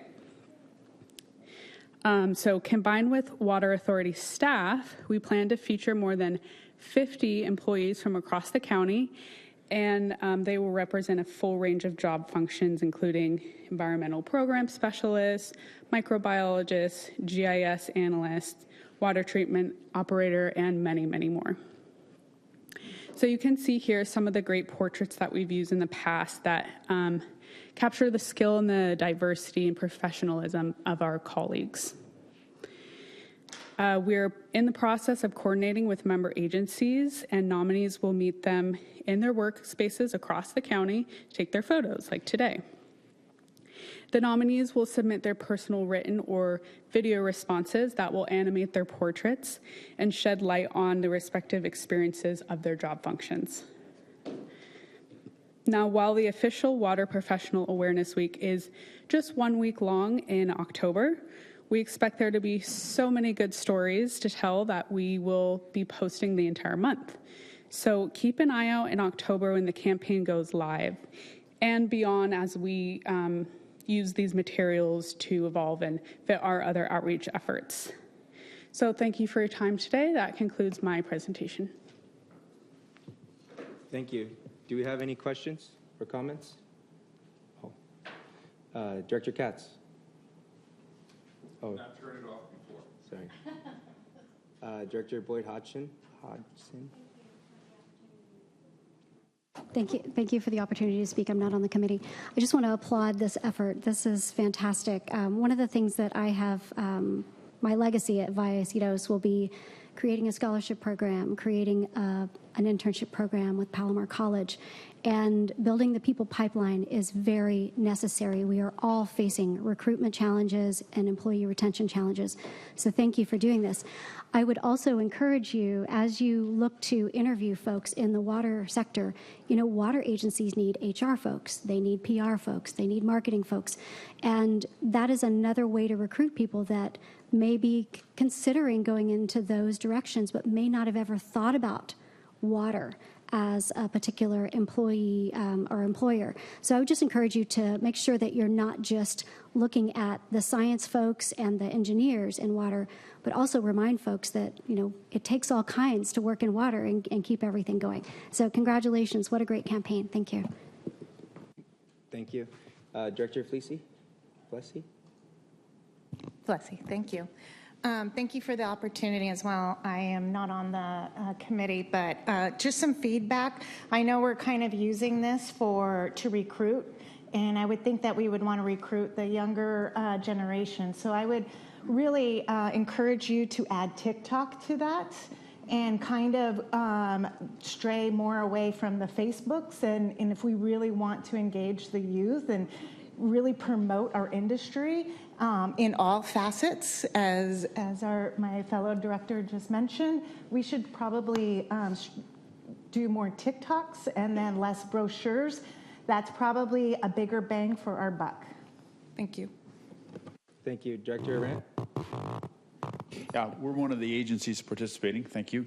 During the COVID period, there was a lot of praise for firefighters and policemen and nurses and doctors and all those people that were working through the pandemic.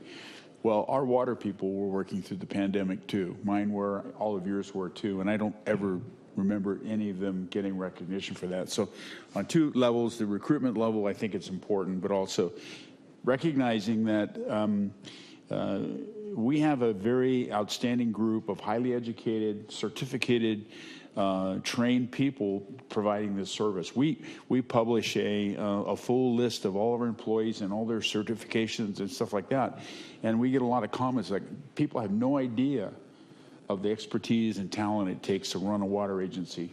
So I'm really glad to see this effort. Thanks. Thank you. Director Madaffer.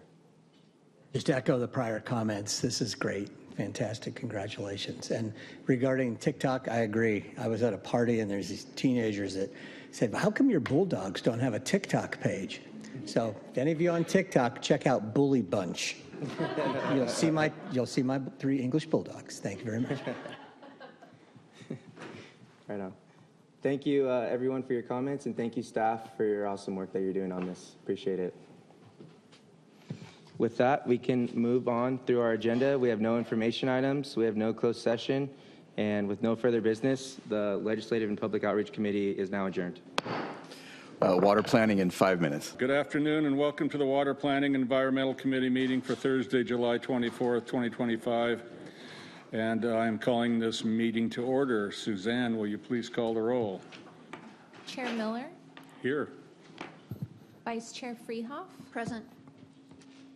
Vice Chair Vespi, Here. Directors Castaneda,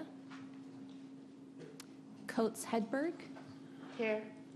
Supervisor Desmond, Directors Lines, Macedo, Present. Myers, Present. Molina, Paul, Yes, present. Roback, Scalzitti, and Wall. Here. Chair Miller, you have a quorum of the committee. Thanks, Suzanne. As we discuss the items on the agenda, you can raise your hand, you push your speaker button. The queue up here isn't working, so we might be a little sporadic on how we call you, but we'll try to get to your answer or get to your questions as we go through the agenda. Do we have any additions to the agenda? We have none. Thank you. Do we have any public comments? If there are public speakers in the Zoom waiting room, please raise your hand through the Zoom app or press star 9 if you are listening by phone.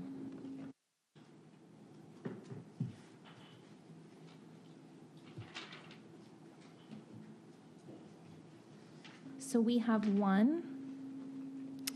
Dave Everett, you will have 3 minutes to speak.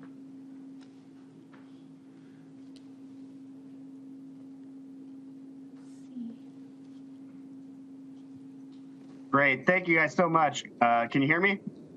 Yes, we can hear you. Okay, great. This project labor agreement is really just a special interest deal for big labor bosses, and it's going to result in higher rates for San Diego taxpayers or ratepayers.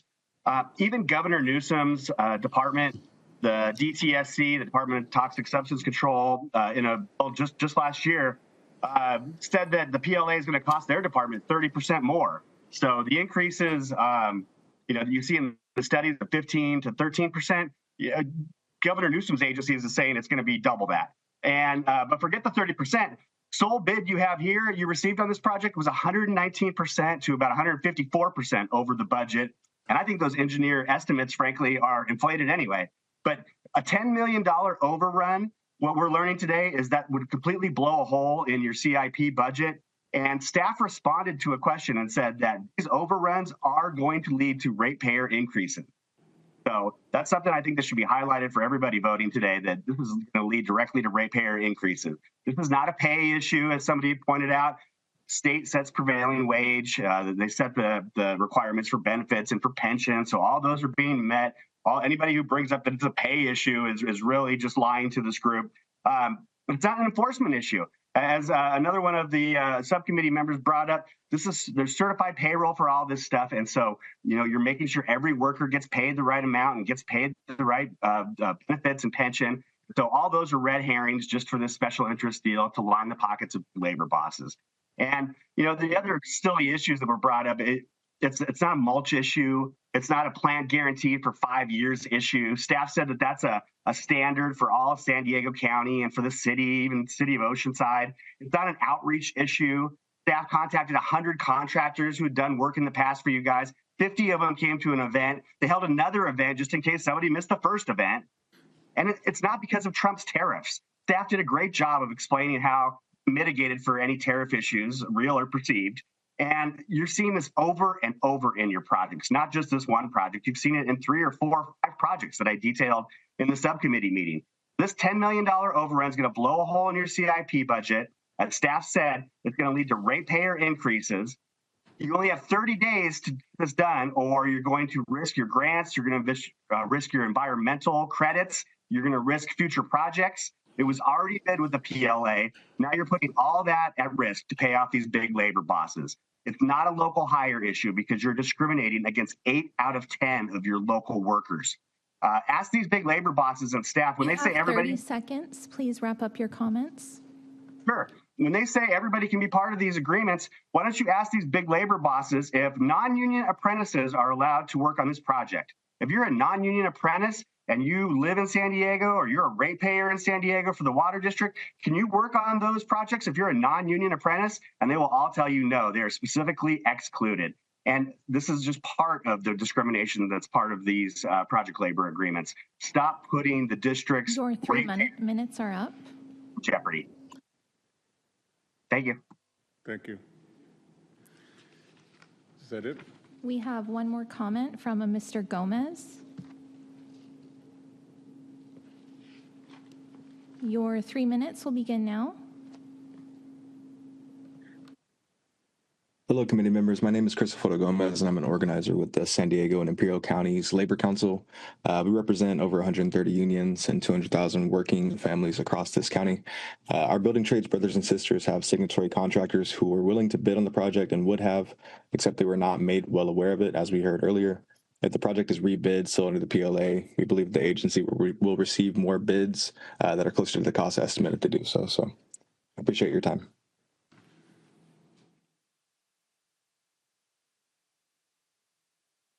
We have another comment from Sarkis McClement.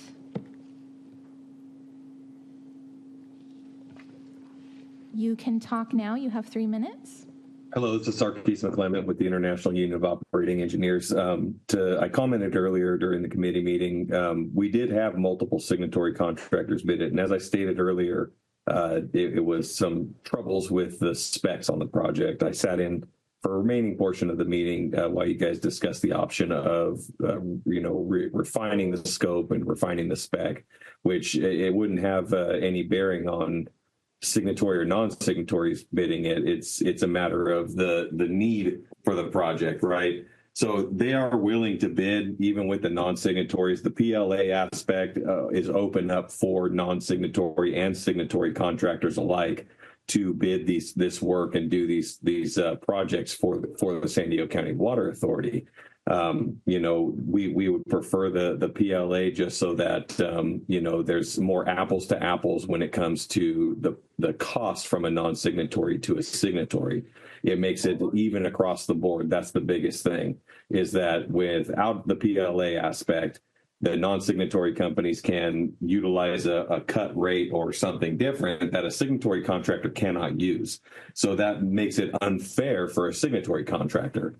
We have multiple non-signatories that work at San Diego City Schools, at Vista Unified, at the San Diego Community College, and at Grossmont Community College under PLAs. And they all work well with the multiple crafts that are affiliated with the building trades and with these PLAs.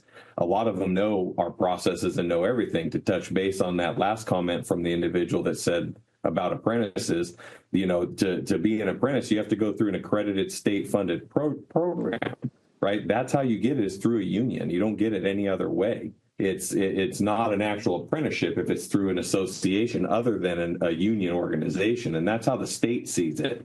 So his comment was a little false. I just wanted to clarify that, and I hope you guys make a good vote today. So thank you very much. We have another comment from Carol Kim. Carol, you have 3 minutes. You can begin now. Thank you so much. Board members, my name is Carol Kim. I'm the business manager for the San Diego County Building and Construction Trades Council, and we are urging you to take this project, the San Luis Rey project, and rebid it under the PLA. We are fairly certain that if you do, you will get more bids, and they will be more within the scope of the costs that were expected. However, I will also note it was pretty robustly debated and discussed in the first committee meeting this morning that the engineer's estimate was something that was established back in January of 2024. And there has been a lot of change in the economy and other things since then. There's a lot of uncertainty out in the markets, and that actually does drive up prices. That has nothing to do with the project labor agreement. And as to whether or not contractors there was a discussion as well about whether or not non-union contractors are reluctant to bid on projects with project labor agreements on them. And the requirement for the wages are the same. It's true. Everybody has to pay prevailing wage, whether there's a PLA or not.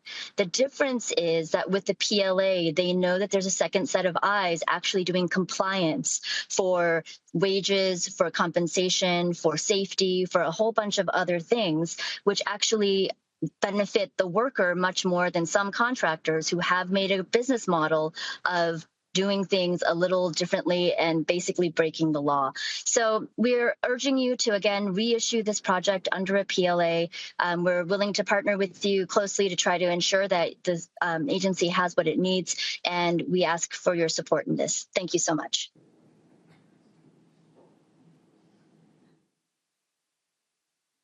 We have another comment from Eric Kristen. Eric, you will have 3 minutes to speak, and you can begin now. Good afternoon. Can you hear me? Yes, we can. Thank you. My name is Eric Kristen. I'm the Executive Director of the Coalition for Fair Employment and Construction. We're a statewide organization that was formed 27 years ago solely to oppose discriminatory project labor agreements. You've now had your 5th interaction with these. We warned you in 2022 when you agreed to do the bidding of big labor special interests that this would reduce your bidders, increase your costs, and be disastrous, of which it has been on every single project. You've had a project labor agreement, because what union business agents won't tell you is that 90% of the California construction workforce, including in San Diego County, chooses to wake up on a daily basis and work in a union-free environment. These are people with skill sets that could be used in an environment where they're needed more than ever, because we don't have enough blue-collar tradesmen and women to do what's necessary out there for a variety of reasons we could get into later. The project labor agreement makes it next to impossible for the 90% that choose to work in a union-free environment to work under a PLA. And the reasons for that are simple. A project labor agreement is an explicitly and implicitly discriminatory agreement that forces non-union workers to be limited to 3 to 4 of their non-union contractors, 3 to 4 of their own workforce can be used. The rest have to come from unions. Those union workers can come from Philadelphia or New York because they're next on the list. They're not going to be local. The San Diego Unified School District has never met their local hire goals. These are goals. They're not requirements. You can't require that people come from certain zip codes or areas, because San Diego doesn't have the manpower union-wise to man the San Diego Unified Project. So they come from Los Angeles, they come from the Inland Empire, they come from out of the state. That's what project labor agreements do. You've got a 90% local construction workforce that's union-free. Most of your construction companies, subcontractors and general contractors, are union-free. And ask them, staff has asked them why they didn't bid this project. They told you the project labor agreement. You have handicapped yourself by putting these PLAs into place on projects. And it's been a disaster for you. 150% over the engineer's estimate on this particular project. I mean, are you kidding me? And yet union bosses and big labor special interests continue to blame everyone but themselves. They made you promises. They're the ones that have broken them. You have an opportunity today to put this out to bid and do an apples to apples comparison. Here's what our project labor agreement gave us, 150% over engineer's estimate. Here's what the non-PLA bid gave us, which your staff is recommending. It's a great opportunity. It's a great opportunity to have an anecdote and empirical data that shows you what project labor agreements do. You have 30 seconds remaining. Please wrap up your comments. PLA proponents will tell you that the reason that you didn't get enough bidders, even though that's not what the facts say, is that their contractors are apparently too stupid to know this project was bidding, which of course is not true. More than 20 people walked the project. A lot of them told you why they didn't bid it. It's because of the PLA. PLAs also force non-union, the few workers that are allowed to work under them, quote unquote, to pay into union health, welfare, and pension plans they'll never vest in. That's wage theft. That's why your 3 minutes are up.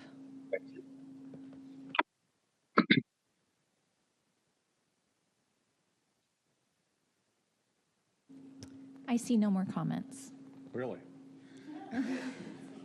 Well, obviously that was entertaining and informative, being that this is a water planning. So we'll move on. For my chair's report, which I'll read, Water Authority staff has started to prepare the 2025 Urban Water Management Plan. The plan is a long-term planning document that must be submitted to the state every 5 years. It documents how a water supplier will ensure reliable water supplies to meet current and future demands over a 20-year planning horizon, including during droughts and under climate change conditions. Staff is collaborating with the member agencies on an assessment of future demands and supplies, including the status of future local supply projects. The plan will incorporate updated water demand data from the member agencies and address the state's regulatory requirements. The plan must be submitted to the state by July 1, 2026. Staff will provide the Water Planning and Environmental Committee with an update on preparation of the plan in the fall. Are there any directors that would like to make comments? Vice Chair? You and Dana and Matt, anything you want to add? No, thank you. No, thanks for the opportunity. Okay. Dana, I'm sorry you didn't get a chair the last two meetings.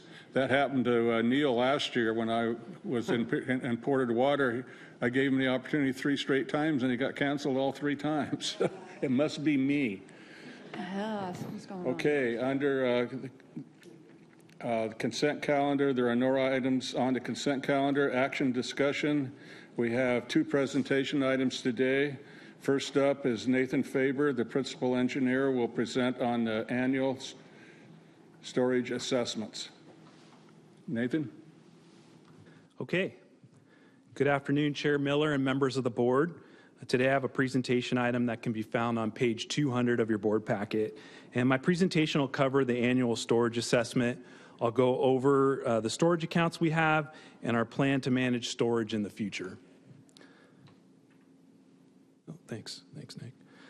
As a reminder, we provide this update annually, and it's part of the carryover storage policy, so the board can be updated on our current storage conditions.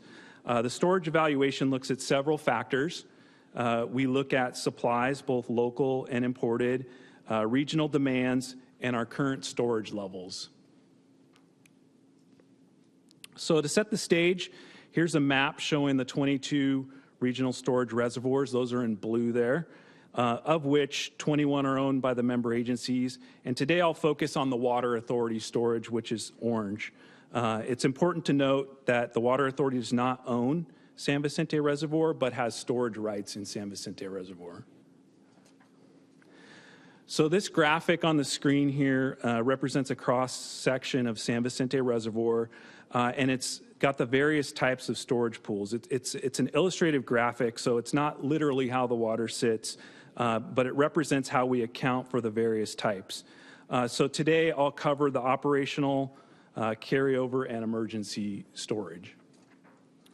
So first, to talk about the operational storage, the purpose is to provide operational flexibility, and it really represents short-term puts and takes for 2 main purposes: seasonal changes to match our supplies with demands, and support for pipeline shutdowns.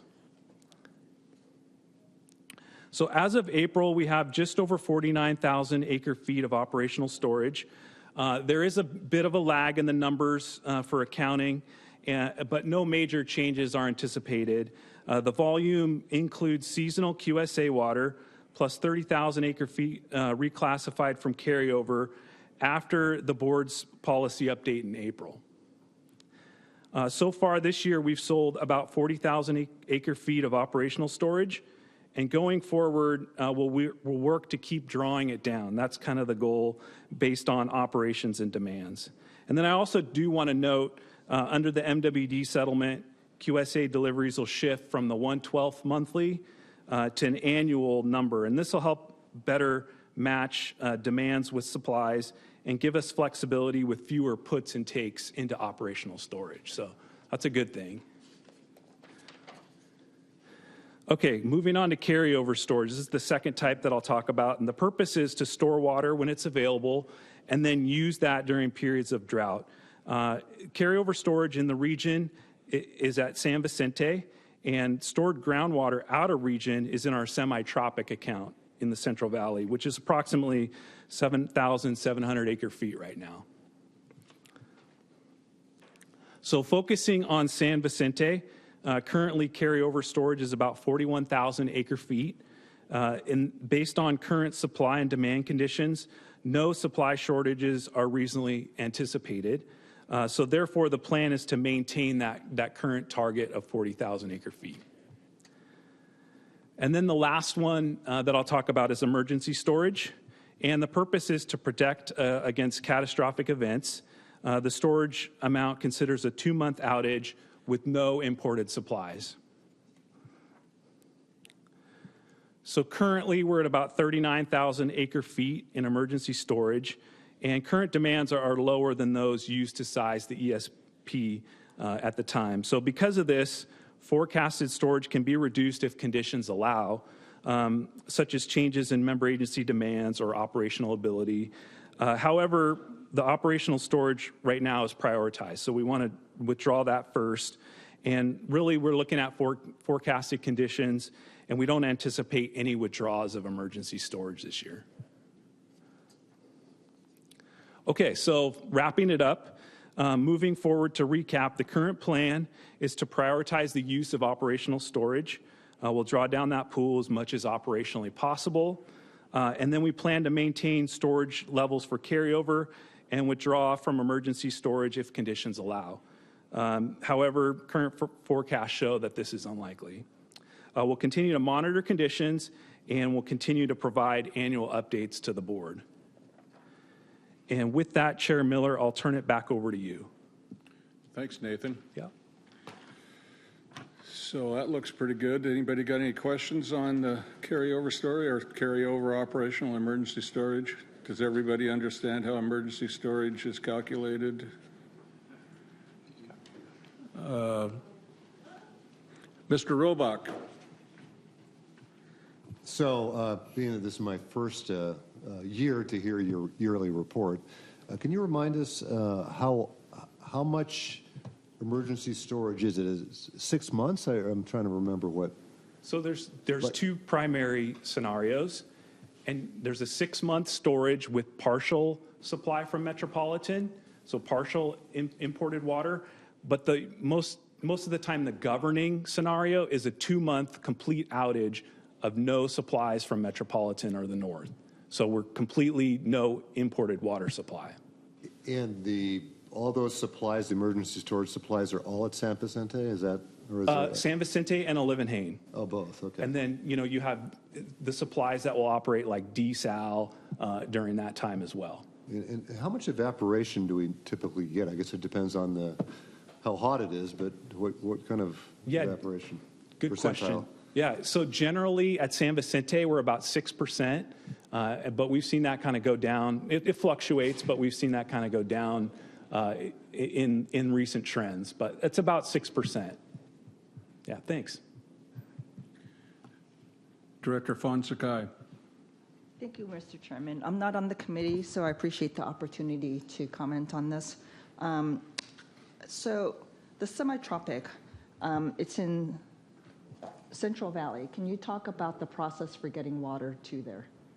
Yeah, so it's in Central Valley. It's stored groundwater, so it would be pumped out and would be put into the State Water Project, and then it would flow through Metropolitan System and down to the Water Authority. That's kind of like the high level of how it would work. So it's stored there, would go through Metropolitan System, and then to the Water Authority.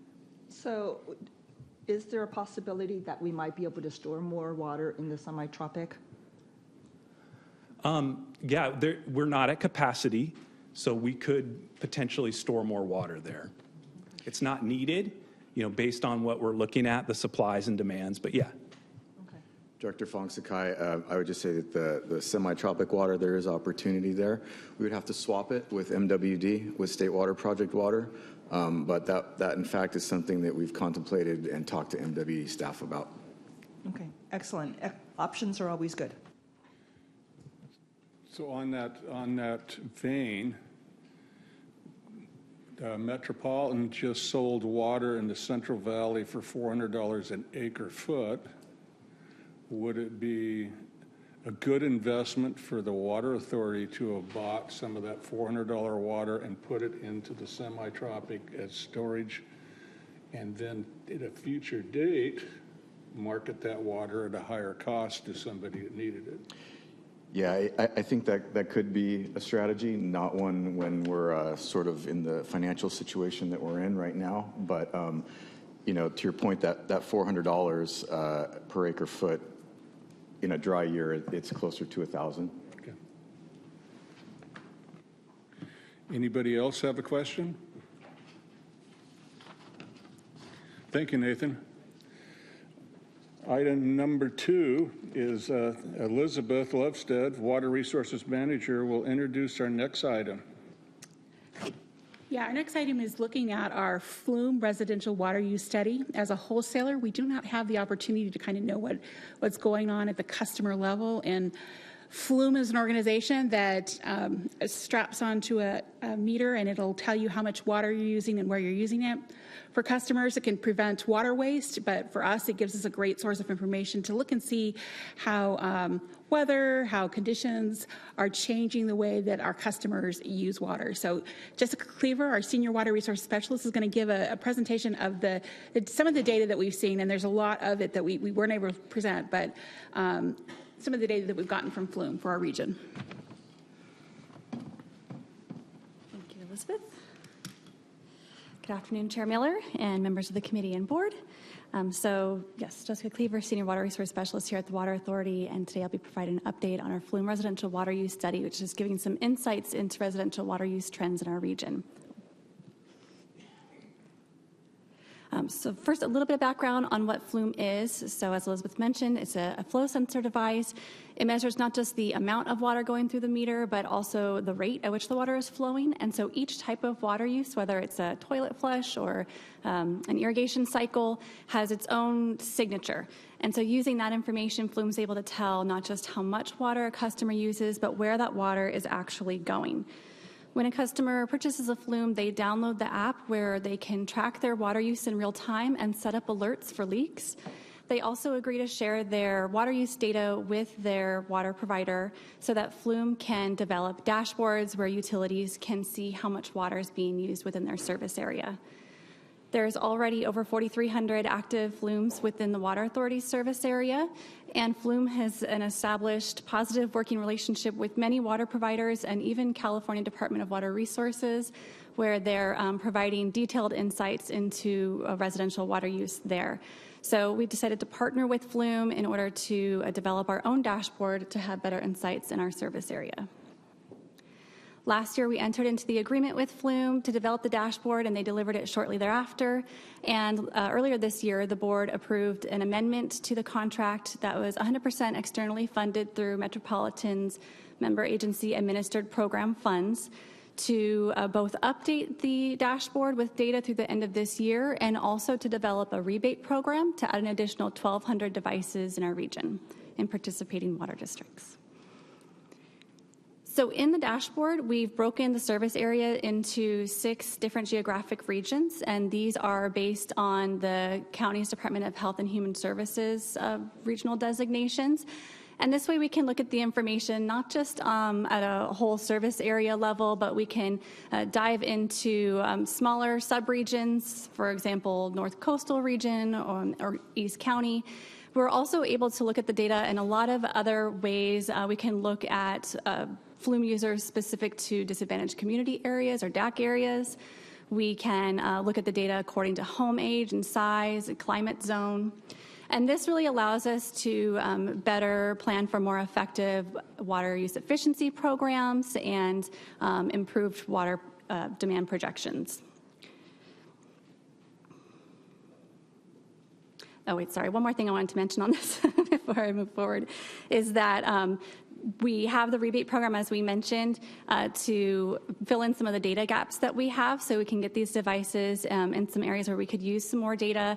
And also, we believe there's a bit of a self-selection bias with some of the residents that already have these devices. They've gone out on their own volition and used their own funds typically to install these devices are probably a little more water use efficiency minded. So to get a bit more of a representative sample of who's out there, we're trying to target users who might not typically be inclined to purchase these devices, whether it's due to lack of interest or whether it's due to a lack of funds. So the rebate itself has a very low barrier to entry at only $25 deposit. And after the resident installs the rebate, they get that refunded. So it's essentially free after the rebate. Okay, so now we'll dive into the data. As Elizabeth mentioned, the dashboard has a lot of information and a lot of functionality where you could really get into the details, but obviously for the sake of time today, we'll just be keeping things high level. Starting with this information here on residential water use for Flume users in gallons per household per day over the past 5 years.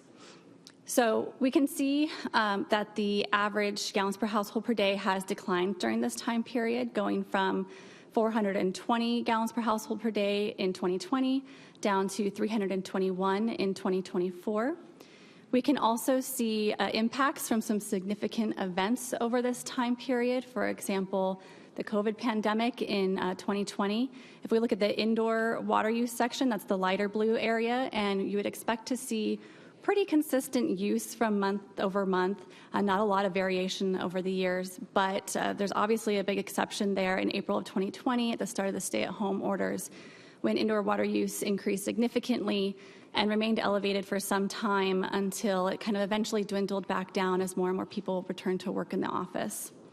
We also have a big impact in August of 2023 during Hurricane Hilary, where it's a time of the year where we typically have our hottest and driest weather, and we typically see some of our highest water use. But that storm brought with it record-breaking rain to the county, several inches in some areas, and as a result, the water use decreased significantly, and unfortunately, we didn't see it rebound in the months that followed. And speaking of weather impacts on water use, we're also able to analyze how factors such as evapotranspiration and precipitation impact water use. Evapotranspiration is a factor that's determined by things like heat and humidity, and basically dictate how much water is needed to be applied to a landscape to keep it healthy. So as evapotranspiration increases, you would expect to see water use increase as well. And for the most part, we do see the two follow pretty closely together. However, when you factor in precipitation, there does appear to be a stronger impact from rain on water use than evapotranspiration, meaning that despite what the evapotranspiration rate might be, even if it's moderate or higher, if there's precipitation, that'll still drive water use down. A couple slides ago, we looked at water use on a per household basis, and here we can take a look at it on a per person basis, which is measured in gallons per capita per day. And this is over the past 3.5 years. And for the sake of comparison, I've pulled out, so we have all households with flumes and then homes located within disadvantaged community areas. We can see that overall, the homes in disadvantaged community areas do tend to use less water, about 9% less water overall. But then they use water in different ways. So they actually use more water inside than the other homes, about almost 46 GPCD, which is important to note because we do have the indoor water use standards set by Senate Bill 1157, which currently is at 47 GPCD, and that'll ramp down to 42 in 2030. And then conversely, when we look at outdoor water use, we see that the other households use significantly more outdoors compared to the DAC areas. And then this is probably my favorite feature of the dashboard. This is where we can actually see not just how much water is going inside versus out, but we can actually see where is the water going in the home. And it's called end use analysis. And looking at the chart, we can see that showers, toilets, and faucets make up the vast majority of indoor water use. In fact, for the all household category, those three devices use up 31% of a total water use, both indoors and out. And in the DAC homes, they use 39% for those three devices alone. And then I do want to note that there's a couple of zeros on the screen there for dishwashers and water softeners. And that is not because they're not registering use, they just, due to rounding, they register as 0 because the water use is actually quite low for those devices. And then as we wrap up the data portion, I do want to leave you with the resource. If you're interested in these sort of things and want to look into it, Flume actually has over 100,000 devices installed nationwide, and they have a website. It's the Flume Water Index website, where you can actually look and compare water use information from users in cities across the nation. Here I've highlighted the average outdoor water use in California specifically. And we can see that over the past 4 years here, outdoor use has been declining. So this isn't a phenomenon that we're seeing, specific to our region. It's a statewide situation. And then also, every month has a decrease in water use. However, when we get to October, November, and December, water use has either stayed consistent or in some cases even increased. If you do go to this website, I do want to note that the information for San Diego County does include Fallbrook and Rainbow in particular has a lot of flumes, and they have large landscapes. So it does kind of skew the county's GPCD data artificially a bit higher than what it actually is. Our dashboard here internally is only with our service area, so it's a bit more representative of the GPCD. And then lastly, to circle back on the rebate program, again, this is the program that was approved through the amendment earlier this year, 100% externally funded through Metropolitan's MAP program. It'll provide 1,200 devices to residents in participating service areas at no cost after rebate. We launched just last month and have had a lot of interest, so already over 300 devices have been claimed, and we're getting several applications every day. So far, it has been a successful program. And that concludes my presentation. Thank you. We have a couple of questions. Director Madaffer. Could you put that slide back up so Gary can take a picture of it? He wants to get Which one was that? That one right there. He wants to be. And I just wanted to say, I credit Tom Kennedy. I have a small little water district up in the Julian area where we have our vacation home. And Tom Kennedy turned me on to Flume about 5, maybe 6 years ago when they first started. We were away. There was a freeze. We probably wasted 150,000 gallons of water because of a cracked pipe. And so he said, hey, we bought these for every customer in Rainbow. And they installed them. And so I got a Flume unit, and I have one at the house in Tierra Santa. And I got to tell you, I was just showing Gary. I can see today's water use was 123 gallons so far today. It is such a cool device, and I'm so excited to see this partnership with the Water Authority come together. And I would just, to any agency that can work with Flume to get these things put in as many units as possible, it's pretty amazing. Toilet gets stuck, you'll get a text saying, hey, think a toilet's running. You wouldn't have known it otherwise. That's pretty cool. So congrats, glad this is going forward. So what is the cost of one of these units to the? Get it for free I'll just speak to it because I use it. The app is free because they make their money selling the data. That's how they make their money. So you get a free unit and the app is free. And you get the data. Does it go on between? Yeah, it's a rubber band that straps on most meters. There's some meters that won't work. If they're crappy plastic meters, it may not work. So it goes on right after the meter? No, it just straps literally to the side of the meter with a couple of heavy black rubber bands. Right. And then it transmits to a receiver that might be in your garage or in your house that's connected to your Wi-Fi. And then that is connected to the net. Okay. The reason I was asking is my water meter is about 300 feet away from my house, and I just want to know where this would go on that. Mine at the Julian house is about 750 feet. That works. Cool. Yeah. Director Robach. Well, I have a lot to say today, don't I? Anyhow, so I've got a Flume at my office in downtown La Mesa, Director Hedberg's service area, anyhow, where he represents. And I've had occasion to take it out and actually show people what it physically looks like. And like Director Madaffer had said, when I had what's the correct terminology, an unhoused person had turned my spigot on, it alerted me that there was a lot of water being used at a time it shouldn't have been.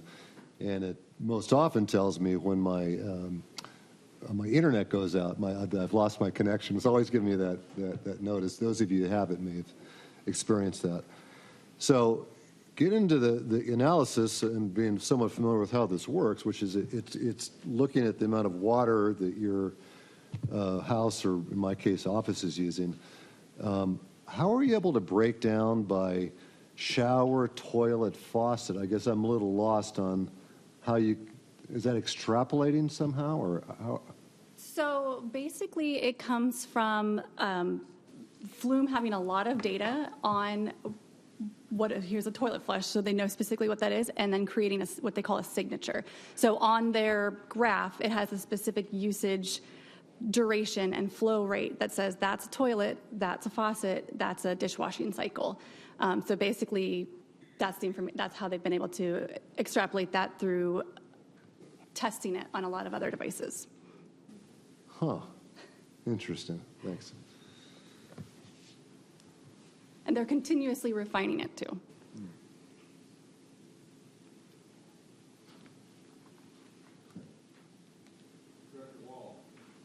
Director Wall. Yes, thank you for the presentation. Question about the privacy. I mean, if you get a flume, you're just assuming that somebody else is watching your flushing data, shower data, et cetera? Like Good that's question. what you give up? So as far as the data goes, we receive it on an aggregated level. So I'm not able to see, how much Gary is using, and that's kidding.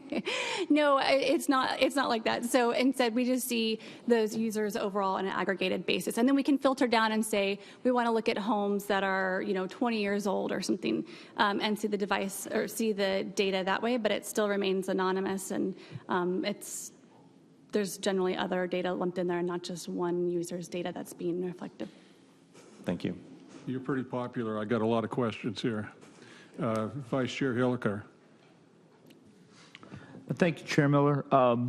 Years ago, about 5 or 6 years ago, I got the flume, and it's saved me oodles of money. So, I can't say. Everybody else has already said enough. Thank you.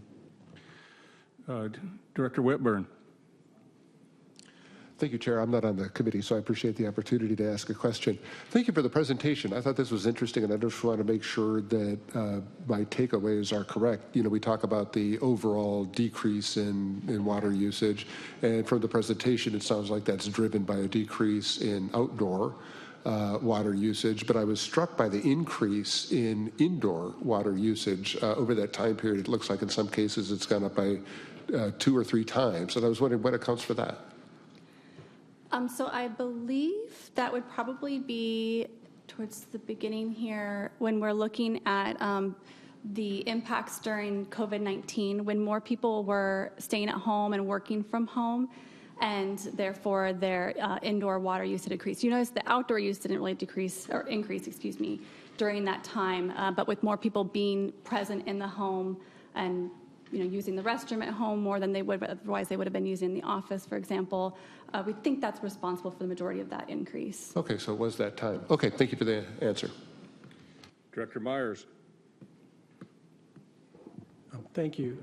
A number of agencies in San Diego County, I'm sure other places too, have invested a fair amount of money over the years in AMI, the Advanced Metering Infrastructure, which is basically our data from our meter is transmitted to a receiver, and then that goes to our central, and we monitor water from there, and we use AquaHawk as the interface. And a lot of money has been spent on that over the last 10 years or so. Question number 1 is, what's the compatibility of the Flume interface and portal with the data that comes from AMI? And have there been discussions internally with agencies about that? Yes. So largely it is compatible. There are some agencies who choose not to participate or not to promote flumes in their service area because of because they have AMI and they don't want possibly wires getting misplaced or any sort of interference in that way. And so obviously we've respected that, and that's why I clarified that the rebate's available in participating service areas. As far as the compatibility itself, though, outside of the concerns with tampering, we're not aware of any compatibility issues. All right, because in the case of those who have the AMI, we're not going to have that box strapped to the meter because we already have the data coming out of the meter already that we've paid for all that infrastructure. But you're saying that in terms of the digital data that comes out of our AMI could be compatible and we could get graphs and use the app interface, or do you know? That I would have to look in. I'll have to ask Flume and see if you're able to do that. Let's talk more about that. Thank you. I'll certainly make a note of that. Thank you. Okay, Director Coates Hedberg. Thank you, Chair. I'm a flume lover. When I found out about the flume, I was ecstatic that finally those Cal Poly students from San Luis Obispo discovered what Helix Water District needed. We have 57,000 service connections. We did not go to AMI, AMR, which collects the data, which, to answer your question, Neil, if you have AMI, an electronic type of meter, you are gathering that data. Your agency does have that ability to gather that data. And then they also have the ability to give the homeowners that data, but you have to have all the right interfaces, and it costs money, et cetera. So Helix, we didn't go that direction. We're just going with the direction of supporting the Flume, which allows any customer to put it on their meter, and I've done it myself, and you just put a bungee cord, wrap it around a meter, and you put your Wi-Fi little connector thing in your house, and before you know it, it's all communicating to each other. So I could tell you, based on my water usage today on my little Flume here, that we've used 92 gallons today. And my husband took a shower at 6 a.m., so he used 15 gallons. I took it at 7 a.m., I used 12 gallons. And the kids took it at 8 a.m. with a total of 34 gallons. You cannot manage water use if you don't know how much you're using. Do you know how long and how much water you used in your shower? No. I do, and believe me, when you know, it's like, okay, I'm going to bring it down. I'm going to work a little faster, 1.75, gallon per minute, everything. Okay. Anyhow, you can buy them on Amazon for $249 or at their website. Amazon always has special deals. Currently, SoCal Water has their rebate program through MWD, which is $150 off, but free is awesome. And since this production of free, which I've promoted to all my social networks, not on TikTok, but we've Helix given out 80 of our allotted 150 free. So if there's any other agencies that can't use it, which I know City of Carlsbad can't use it because they have the ultrasonic meters, we'll take their allotted free ones to Helix because we have 57,000 service connections that could use free. So, do you have one, Dan? I am a Helix customer. I don't, but I was just telling Director Miller that I was out of town one day and I got a call from Helix and said I had continuous flow for 24 hours, and it was the toilet running. But that's the only kind of technology I have is what you provide. Well, yeah, I think that's probably because just someone went and read your meter and saw it flowing, perhaps. It's something. my meter. But anyways, oh, well, it might be a special meter. We have about 1,000 special meters. Yeah, there you go. There you go.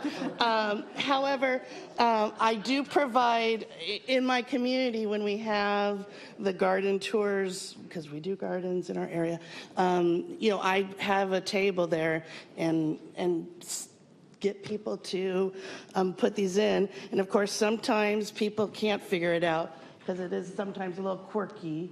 And so I provide helping assistance there. And I don't get any money from Flume, but I do hope they can sponsor us at the garden sometime to offset other costs. Anyways, Did I hear all. that right? Chair? The other new partners with the so. garden? Yes, we're on it. Thank you. That's all. Director Freehoff. Great, thank you. Thank you to staff. I'd requested this item be put on the agenda. Can you go to slide 66, please? I don't have my glasses. There we go. Again, some great data. And I made a lot of presentations over the years to the public on water use. And I think having this new data is going to be so helpful as we go out to the public and they get a better understanding of how their water is used. And the one thing I observed here is that we still now, though, the highest percent of the water use and residential customers is outdoors. And so again, I think that helps in our conservation or water use efficiency programs where we need to target still is really on the outdoor use. So again, I appreciate having all this data. Just being an engineer, I love data.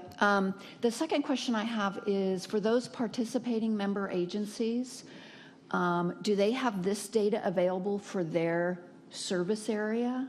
Because I think that, again, the demand forecasting is now going to come from the member agencies. So I thought it'd be nice if the member agencies had access to this data. I know Rainbow has control or looks at that data, but Helix, we do not. This is all the customer's job. So, and so right now, what we have in our dashboard is, as far as, geographic regions, we just have those 6 regions, the county regions, that we can share information from that. Retail agencies are also able to partner with Flume and get dashboards of the flumes in their service area, and they even have actually more detailed analysis than what end user level information. So that is an option. And then another option is we have an option of dividing the information according to member agencies, but there is a fairly significant cost that's associated with that. Okay. So, but we do have the 6 regions at least. Yeah, and if a member agency so choose to do that, they could. They certainly can, yes. Yeah, just curious. Okay, thank you. Okay, well, the questions are gaining on us. Director Molina. Thank you. I want to be a Flume lover too. So I actually, for our constituents, I try to do this myself just now as you were speaking. So I went and clicked on your link, and it says, unfortunately, this offer has reached capacity and is no longer available in my service area. So, I mean, I can still purchase it at the regular price, which I think is probably a deal. But so I just want to make sure that if I'm going to be sharing this information to our constituents, I don't want to let them down and be like a bummed moment because, we're not available. So I literally try to be a Flume customer now. But I don't think City of San Diego is allowing flumes to be put on their meters because, once again, you guys have, the City of San Diego has special AMI electronic meters. Oh, okay. So, but you might want to follow up. I probably will. Well, thank you. It just said it reached capacity, and I was bummed about that. I thought Mr. Whitburn here took them all in his district. So yes, there are some service areas that are not participating. I didn't know what the message would be. I thought it was going to be that they're not available in their area, but I can definitely look into that. We do have one member agency that has reached their capacity already. No, it's not, but they're not too far behind. To try to give people a fair shot, we have broken it down to 150 max per member agency for the time being. So there is one that has, that's Otay, good job. And then, again, there's 3 that are not allowing the rebate in their area. If you are in an area that allows the rebate but has reached capacity, there's also the Metropolitan's rebate that is available, which provides $100 off. Director Arant. Valley Center's not participating because we're fully AMI, and I just didn't want dueling data, you know what I'm saying? But we will sell our share to other agencies. We have a share, right? And the other thing is we sit around here every month wondering, why are we all going broke? That's an open question. Director Boyd Hodgkins. Thank you for the opportunity to speak. I'm not on the committee. I have 2 comments. Regarding the data for households versus disadvantaged communities, I think it would be more informative to break that out by number of people per household. Otherwise, it's not terribly informative. It looks like disadvantaged communities are using more water when that may not be the case if you break it out per person. So I would suggest that you consider doing that so that you can show a little bit more information in the data. Secondly, on this particular program, it would also be helpful, I think, if you had photos of the meters for which this does not work, because otherwise people might be really excited about this. I'm really excited about this, but I don't think it works on my type of meter. So just so that folks don't sign up and so that, there's confusion about how many meters have been or how many flumes have been disseminated versus, how many can actually get used, it might be helpful to have a photo of the meters for which this does not work as part of the website. Thanks. I do really appreciate that. That's a good point, and we will work on doing that so that people aren't disappointed whenever they go to apply. I do want to say for the comparison between DAC and the other homes, let me make sure I'm in the right one here. When we look at this one, this is a per person analysis. So for this one at least, we do have that comparison. This end use analysis, though, is on a household level. So no, it doesn't factor in how many people are in each household. So. Dr. Croucher. Yeah, you said that we've reached capacity with one agency, which happens to be OTI, and that's a 150. Is that 150 based upon agency regardless of size? So an agency that has a very small amount of customers would still get the 150 versus an agency with a large amount of customers? We mostly just capped it at 150 so that they weren't all gone from one agency quickly. So just so everybody had a chance to participate. Okay, and how long has that been going on? Since June. Since June, okay. So if at some point in time we look to do that, if any agencies aren't using their capacity, if that can be shared with others. Thank you. Equally. Director Madaffer? So I was just going to say, full disclosure, several years ago, our firm represented Flume and worked with them around water agencies around Southern California. So it's great to see this happening. So getting back to Director Meyer's question, knowing a little bit about the AMI, it's really like she said, it's up to the agency. Frankly, the data coming out of Flume, AMI can't produce because the pulses that are coming out of a Flume device are usually about every 5 to 10 seconds. And so AMI is not designed for that. And that's the difference. And that gets back to Director Robach's question earlier, too. They create algorithms and figure out exactly what kind of appliances and what their usage patterns are. I was showing Gary just a minute ago. I said, oh, yeah, here's where my wife had a bath, just like you were saying. Here's where the landscaping gets watered, at 3 in the morning. And you can see all of that very graphically. It's pretty cool. Sounds cool. Well, I do have some lights that are still lit up, but everybody's talked that had their light up, so maybe you didn't turn your light off, your speaker light, before I cut everybody off. Okay, I got a clear screen. Thank you for the presentation. Apparently you hit a nerve because everybody liked it. Okay, there are no more information items, no more reports, no closed session. We're adjourned. Formal board in 5 minutes. All right. Good afternoon, everybody. I'd like to call the July 24, 2025 formal Board of Directors meeting to order at 2:56. We have no remote participation requests from directors. Therefore, all votes today will be cast using the voting buttons at your seat. What a concept. They should work. Yeah, I mean, theoretically. We'll see. As we move through our agenda, I will be moderating requests to speak. To request to speak, please press the speaker button at your seat. Vice Chair Hilliker, will you please lead us in the Pledge of Allegiance?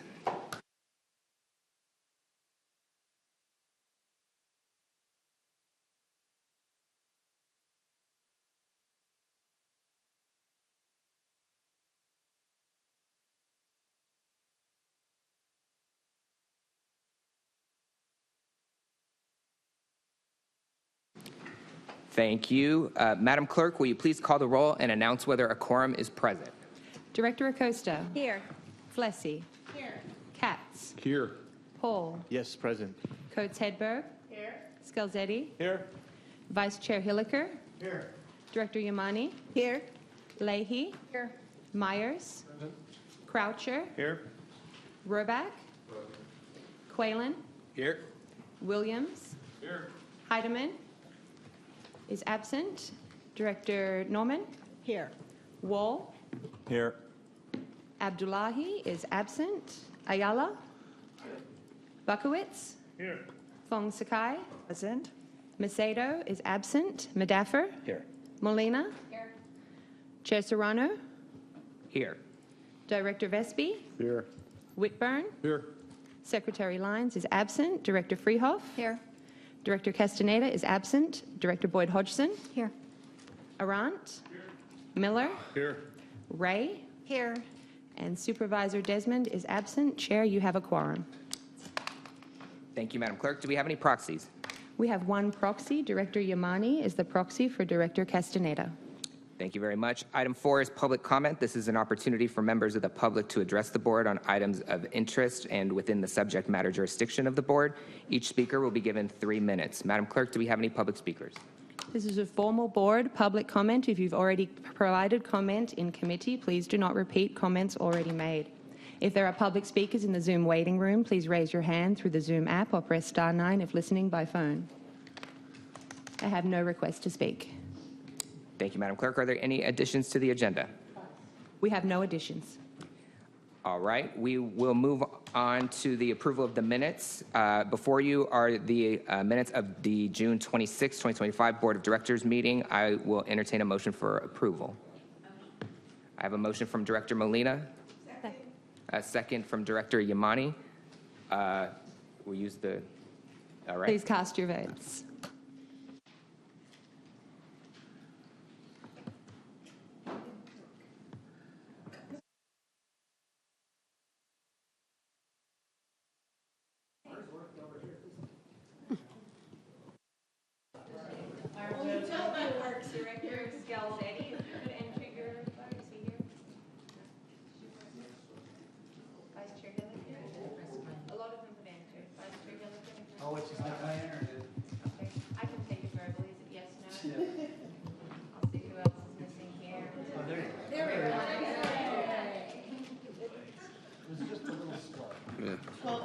Come on now, trust in the process. All right, thank you very much. Item 7 is our presentation and public hearings. We have one presentation on today's agenda, which is the announcement of the employee of the third quarter. And I will turn it over to General Manager Denham and Director of Finance Harris for this presentation.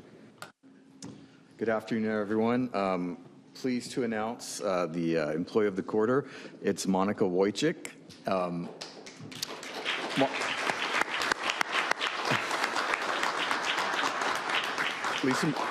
Lisa Marie Harris is going to say some things about her, but I just want to say the stuff that Monica has done at the Water Authority has kind of been transformational behind the scenes with our budget process and how we prepare data. Like, coming off the heels of this conversation about the Flume water device, she's kind of a one-off with the budget and how she manipulates data. She's done some great things for us, but Lisa Marie, go for it. Thank you, Dan. I just want to make a note that finance has done it again.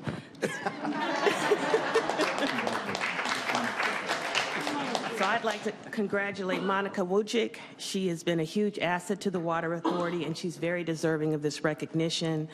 I personally hired her back in 2016, and she actually started as a temporary employee. But from day one, she took the job seriously. She put in 150%, and she did her best to work hard every day. And as such, she's been promoted actually 3 times. And so she is amazing. And most recently, she developed, using her Excel skill sets and using Power BI, she was able to develop an internal rack model that was used for the entire rate redesign effort. And so she's really began to continue to utilize her skills, and she's very ambitious. She's earned numerous certifications, and she's not done yet. But her model is, and then I just like to say that I'd like to personally thank her for her outstanding work, and it's such a joy to have someone that is so dedicated to the Water Authority. So congratulations, Monica.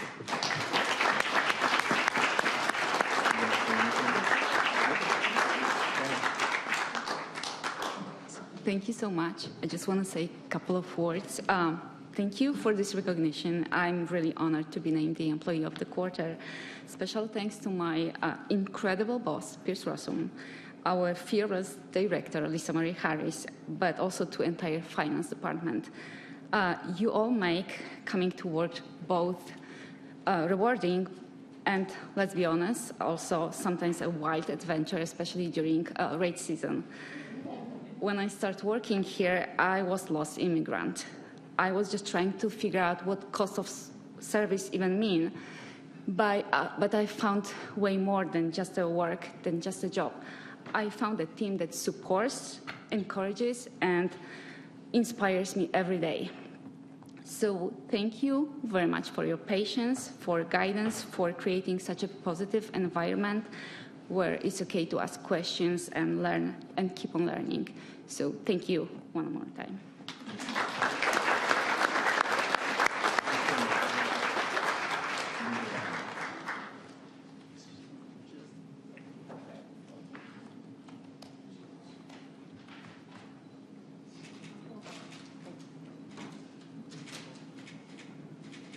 Thanks so much.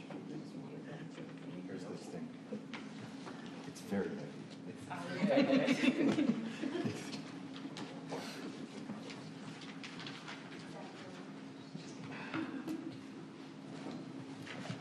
All right. Thank you to our general manager and Director Harris, and congratulations once again to our employee of the third quarter.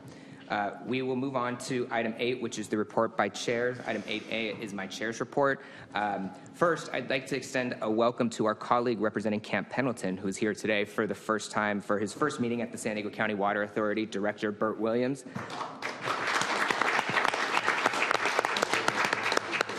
Director Williams, I would offer you an opportunity to address the board.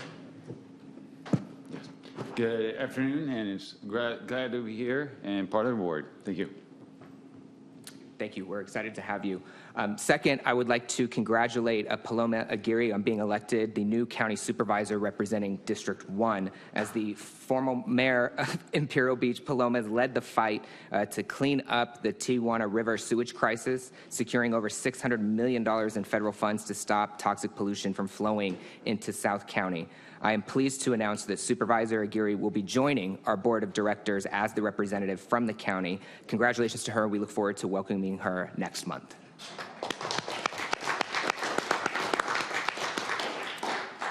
I did want to take a moment to address a couple of leftover items from last month's Board of Directors meeting. First, with regard to one of the items that we took up related to the Brownstein contract. As I've shared with you all relative to that item, my utmost priority and consideration was that our MWD delegates were supported and had what they needed to be successful.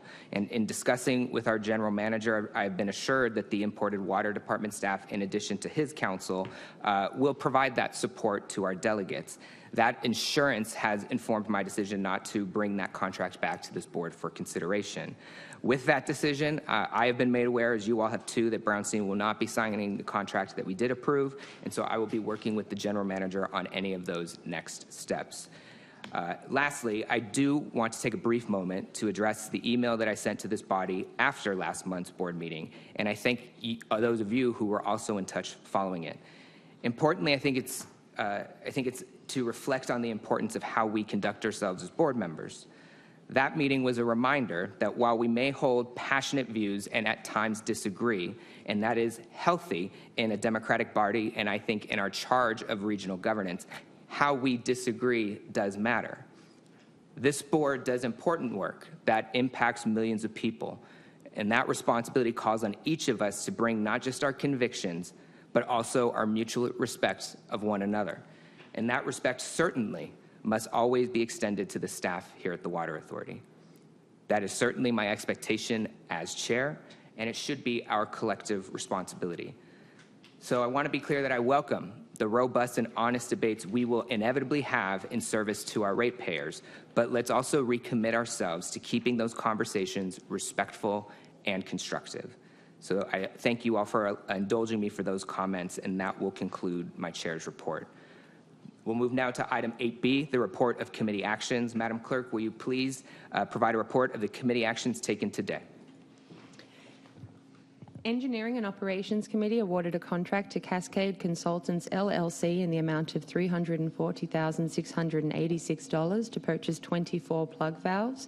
They accepted the Pipeline 5 relining San Luis Rey Canyon project as complete and authorized the general manager to record the notice of completion and release funds held in retention to JF Shea Construction, Inc.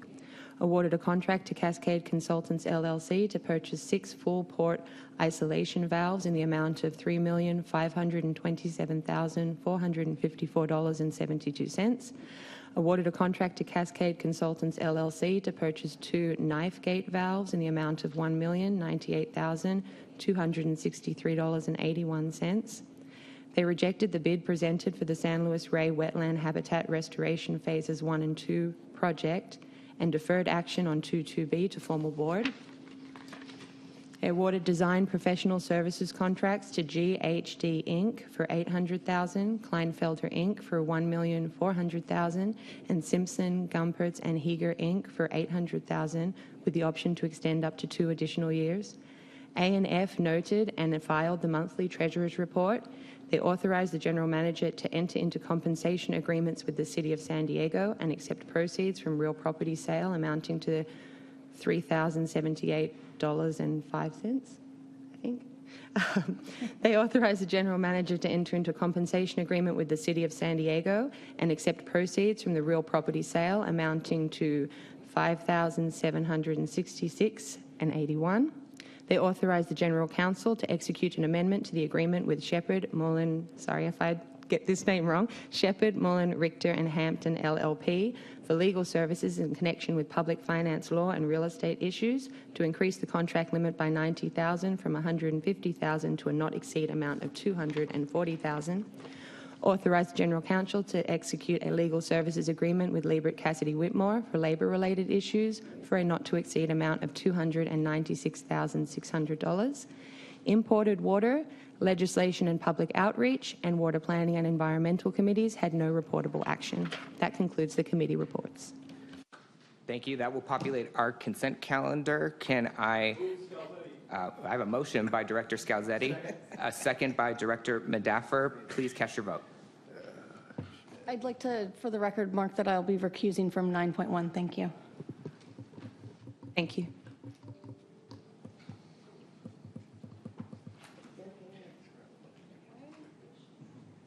And Madam Clerk, I'd like to register an abstention on item 9.7. Thank you. I would also like to abstain on 9.7. Thank you. Abstain on 9.7, please. Thank you. Consent calendar passes with noted abstentions. Thank you. Thank you. And we do have one item that we need to take up that was deferred to us from the E&O committee. That would be item 9.4, the construction contract for the San Luis Rey Wetland Habitat Restoration Project. The motion is on the screen that was deferred out of committee, and we can take vote on 22B whenever you're ready. I have a hand from Director Molina. I'd like to make an alternative motion, if that's okay. Yes. Go ahead. Great. Thank you. I appreciate all the discussion, and I think with everything said, I like to move to rebid the project with revised specs as appropriate and based off the feedback, still subject to the PLA. Thank you very much. I have a motion from Director Molina, a second from Director Medaffer. Hey, General Counsel. Thank you. Director Scalzetti. Thank you for the discussion. Just wanted to clarify, this contract could, at one point, if this motion doesn't pass, but could allow both private and PLA people to bid on the same job if we have another roadmap, correct? Because I think there's some confusion in the room. If we can only go black or white, I want to make sure if we go either way, both parties are able to bid on these projects. Appreciate the question. I defer to staff. With the motion on the floor, if the motion were to pass, the contract would be bid subject to a project labor agreement. And what I was asking is if it doesn't pass and there's another motion to open it up to everyone, it doesn't discriminate against PLAs from bidding against it, right? Correct?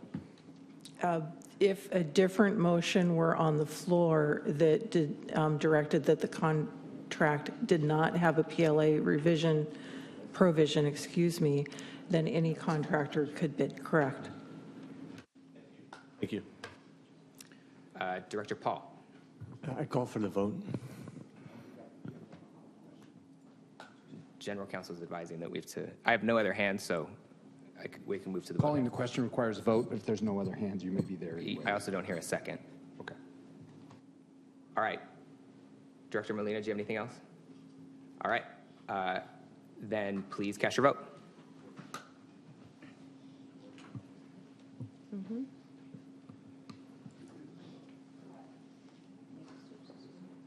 Yeah. You can take that down, Nick. We're voting on under a PLA.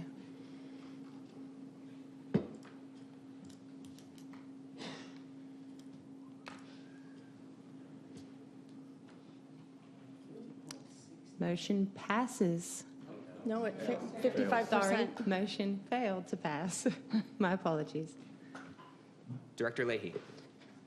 I'd like to motion staff's recommendation, please. I have a motion from Director Leahy, a second from Director Scalzetti. Any further discussion? Sure. So from staff, if this fails, does that mean that then staff has no direction to move forward, and then we cannot bid, we would miss our deadlines, and we would not be able to bid this again for approximately a year? I'll let someone else talk to the bidding process, but if we don't get direction today, we're going to fall behind on the schedule for the mitigation project. I think that you heard earlier that the ability to purchase mitigation credits is non-existent. So what we would be looking at is potential loss of that grant funding. And then I can't tell you order of magnitude the severity of fines from the wildlife agencies associated with the project. Okay. Then I would ask my colleagues, even though I understand the support for the PLA, I would ask that we don't hinder the agency in being able to do the work that we promised our regulatory agencies and our environmental partners, and that we don't lose that grant funding that we have worked hard to earn. So I would ask the consideration of this motion. Thank you. Director Coates-Hedberg. Just clarification on your motion. If you're a PLA or private, you can both submit. So this is opening up to everyone submitting.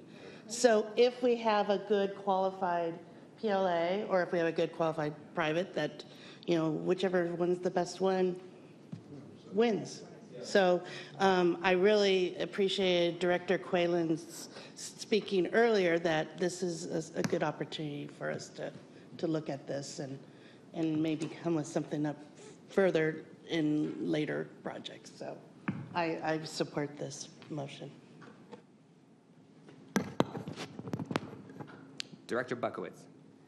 I feel the need to clarify Kathleen's statement.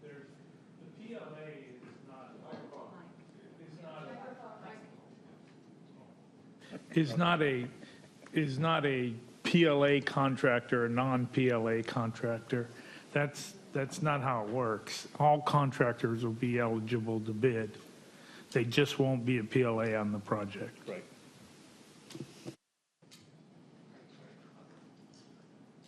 Director Yermani. Mr. Chair, I think I got the answer from the question of Mr. Bakowicz. Thank you. All right. Seeing no other speakers, we will move to a vote. Please cast your vote. Cast your vote now.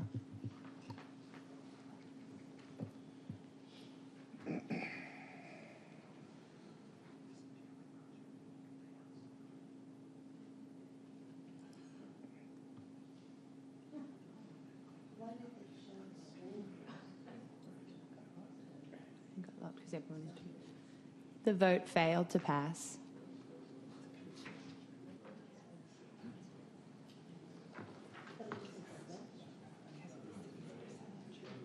Director Katz, could you enter your vote?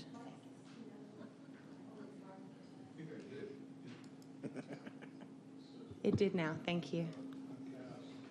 Uncast is because the city of San Diego only has 4, it doesn't have enough votes from the city. That's why it's, The city canceled themselves out with the voting.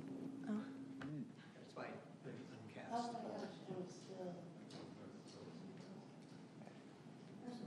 I think we should revote. I think Venus should make your motion. Director Whitburn. Thank you, Chair. Seeing that we're sort of divided on this and that there probably is a consensus on wanting to move something forward, I would move that we put it forward with the revised specs and with a requirement for a PLA one more time. And should no acceptable bids, or should there not be sufficient bids under the putting it out with a PLA, that we then put it out without the requirement for a PLA. I'll second that. So I have a motion from Director Whitburn, a second by Director Madaffer. Director Ray. Thank you. Do we have time to do that, to put it out with a PLA, and then if we don't get an acceptable bid, put it out again? I mean, this is an urgent, my understanding was this is an urgent thing, and that if we don't do something soon, we run out of time. I'm not going to speak to the timing. I would just comment on the motion. This board can't bind a future board action. So that the second part of that would be advisory. I mean, you all would be sort of voting on it, but theoretically, people could change their vote in the future. Director Yamani. Thank you, Mr. Chair. I think this decision that the board is making right now, where, as per Director Whitburn said, is kind of divided, maybe this put everybody on notice that when this bid goes out again, that they're gonna consider to put in their bid right away. Thank you. Director Leahy. Thank you. My concern with this is that the union contractors have now established the price and that they could easily just have one or two others that go above that. And that would be my concern with rebidding as is and repeating what we just did. And I say this as someone that worked for a contractor who also bid on a project that no one wanted to work on, and everyone made it worth their while. And the price went up and it was awarded to one single bidder because no one else wanted to bid against them. Union, non-union, doesn't matter. And so I'm just speaking from experience that is going to be a major concern, that we are setting ourselves up for even more or even higher costs on repeating what we have already done. Thank you. Director Molina. To that point, I'd like to ask staff if changing the specs, as I had originally mentioned in my motion, would help in any way to give us a better understanding of cost and budget. Changing the specs is a kind of a complicated term. The specs are hundreds of pages of project requirements, so unless there's a more specific specification requirement that we're discussing, I really can't comment on what it would do to the price. And just to add to that, so during the previous bid phase, we did address all the questions that came in from the contractors that submitted questions. The specifications have been updated, as well as any drawing revisions have been updated in preparation to rebid this project. So those have all been addressed. You heard earlier in committee from Summer Adelberg in terms of the other comments that were made regarding the changes that were being suggested. And in order to meet our permit requirements, we cannot make those revisions, as you heard. I'd welcome her to come up if there's additional clarification that needs to be made. In terms of the urgency to go out to rebid is to meet the construction or the environmental restrictions that we have in place. As you heard earlier, where we need to complete some of the clearing by January 15th. That's an annual requirement based on the environmental restrictions that we have. So I guess just to follow up on that, and based on what our general counsel mentioned, is the motion on the floor something that's feasible, since the second part of Director Whitburn's motion is pretty much not valid? So wouldn't it just go back to being my motion? Well, I didn't hear what. Director Molina, I think you might need to restate that. I apologize. Sorry. Well, based on your comments regarding not tying the board to future action, so pretty much, I think the second part of Director Whitburn's motion is moot, because obviously it just really doesn't really hold any I think power until the next vote. So wouldn't that just take it back to the original motion that I made? Assuming that your original motion was to let an RFP with the PLA? That was it, yes. Right. Yeah, and it's commentary, it's advisory. I don't think there's anything necessarily wrong with Director Whitburn's motion. It's just that it just doesn't bind the next. I mean, I like his motion, but I just want to make sure that it just sounds like it's the same thing. Yeah, I just want to make one observation. So the PLA, this project was subjected to the PLA by vote of the board, I believe in 2023, whenever we adopted it, and it was one of the original projects that was included. The RFP was let with the PLA pursuant to that board action.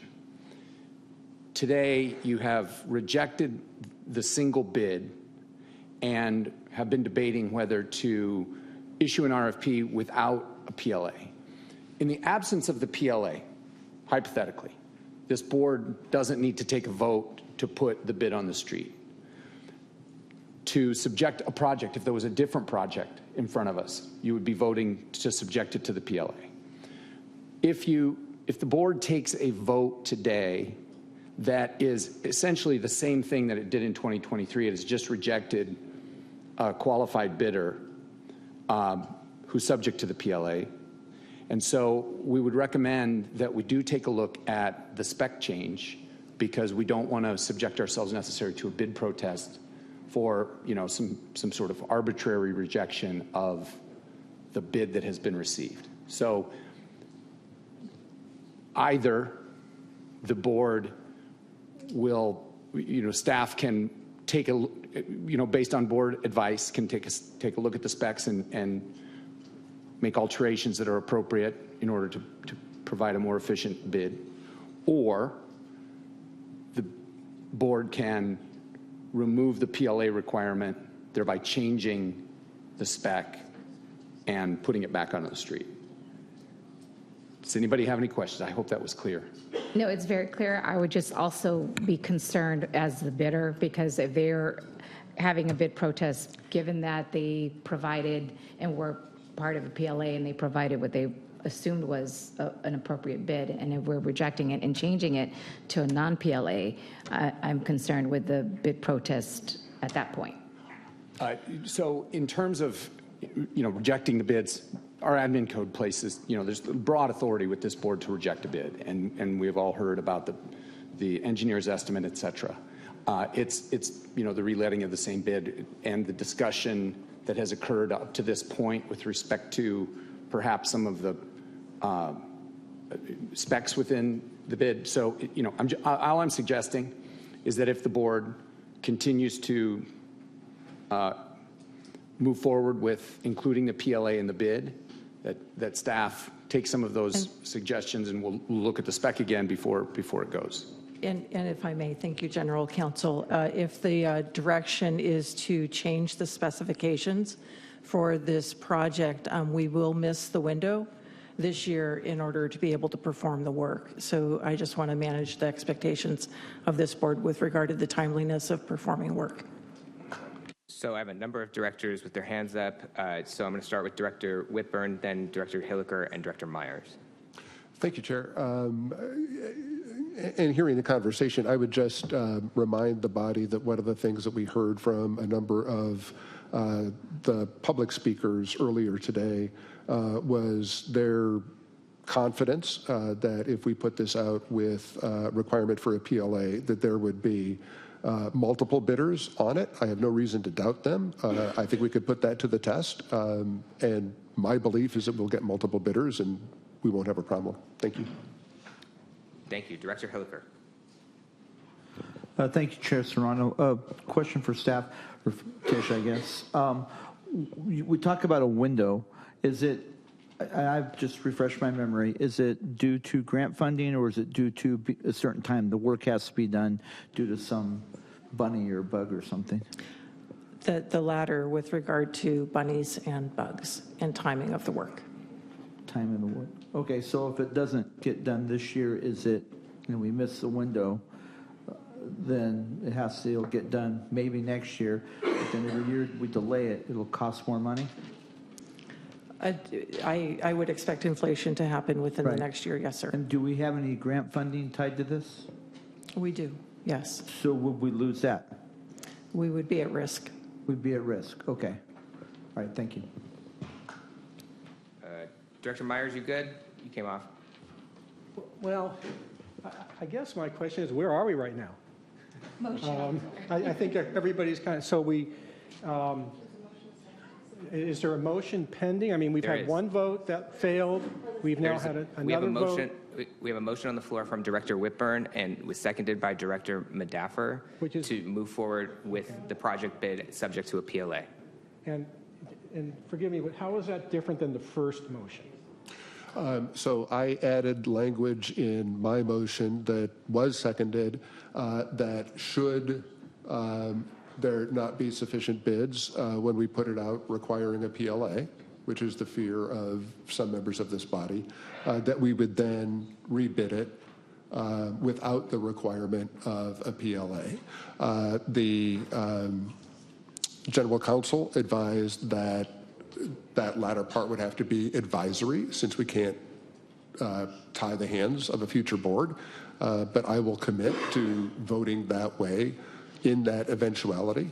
But based on the public comment we heard from some of the people this morning, I don't think that's going to happen. I think if we put it out with a PLA, we'll get sufficient bidders this time, if that answers your question. It is helpful. And I think that's why, and it's more clear to me why there are questions being asked about what the impact is of that delay. And I'm hearing different things. So can I hear it again? Maybe is what happened? We're not going to be able to get it out to bid in this 30-day window. What is the consequence of that?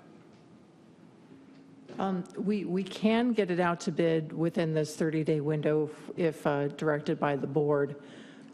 We would miss the window if we were directed to go out to bid a third time. Okay.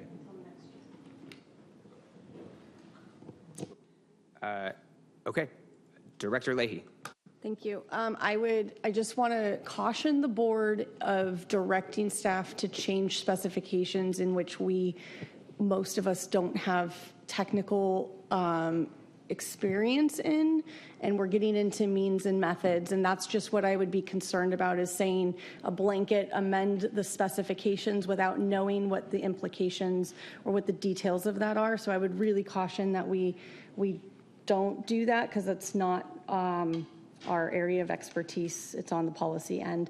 I would also ask that if that's something that you're willing to do in the future and risk the however much money in grant funding that is on the line, that we do that now and we make that decision today, as opposed to delaying the project a year. And and you can correct me if I'm wrong, but I believe the birds and bunny season, the bird nesting season, is January 15th to September 15th. So you cannot do any clearing and grubbing in that window. You have to only do that after September 15th until January 15th. So it's a very small window that we're working in. And we're also risking the fact that when we go out to bid next year, look at how much prices have raised every year. We're talking 15, 20%. That $17 million next year might be more. So I think that we're trying to, I understand the political and the positions on things as like it goes with unions, but I think we're cutting off our nose to spite our face. Thanks. Director Ray. Thank you. I want to preface my statement with saying that I understand that everyone votes their conscience, and I respect that. That's why I brought it to the full board, so you could do that. But I would also, my comment is that the people who voted no, a month ago, you were sitting in this boardroom arguing over $150,000 for the conservation garden because of ratepayer costs and affordability, and yet you're unwilling to do something that could truly millions of dollars, have a millions of dollars effect to save our ratepayers.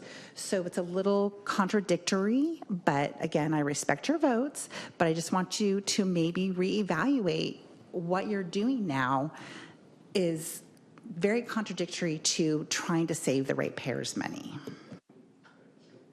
Director Madaffer. You know, I think it's just important to remind everybody the PLA isn't preventing a contractor, union or non-union, from bidding on this. And I think given all the attention we're hearing today, there's probably going to be a little bit better outreach, you know, with the RFP. And that's the reason why I think I support the motion today. I think it's a good one, and I don't want to lose any money when it comes to grant money. So I would just, you know, we took a pass on this back in 2022. We've moved forward. I would just hope that we could move forward again today for the good of the agency. I realize political issues are strong for some folks, but maybe on this one, hold your nose and support the motion. Thank you. Director Scalzetti. Yeah, I just want to remind everybody that potentially this is going to cost us a couple of percentage points in our rates next year. There's no ifs, ands, or buts about it. If it's going to be an extra $10 million, it's pretty easy math. It's about $4 million per percentage. So I want you to know if we're here cutting rates and we're here doing what we should be doing for the people, let's do it. Let's stop having special interests in the back of our heads, and let's do what we all purposely are here for, is to protect our ratepayers. Thank you. Director Yamani. Thank you. You know, I mean, we're talking about political interest or interest there, interest here. There's only one bid that came in. So I think what we're doing is to open it up and to put everyone on notice, so then we get a better proposal, hopefully. And so there's no interest. I'm just bidding, I'm just voting, just like what Director Ray said, with what I believe is right for this organization. Thank you. Director Quaylen. Yeah, thanks for the time to speak here. So I'm kind of Your mic, Director Quaylen. I'm a little confused here that, so maybe someone explain to me that if there is no PLA agreement, a union contractor can bid the job without any concessions made within their organization. If there is a PLA agreement, an open shop can bid the job, but has to make concessions to their company. I hear the argument, well, you get to play. 100% you get to play. But to use a baseball analogy, that's like saying you can play, but when you come up to bat, you have an 0-1 count. You can play. We're letting you play. But it's a little bit different for you. They're not quite the same. And maybe we table this PLA agreement another time, but to me, it's not apples to apples.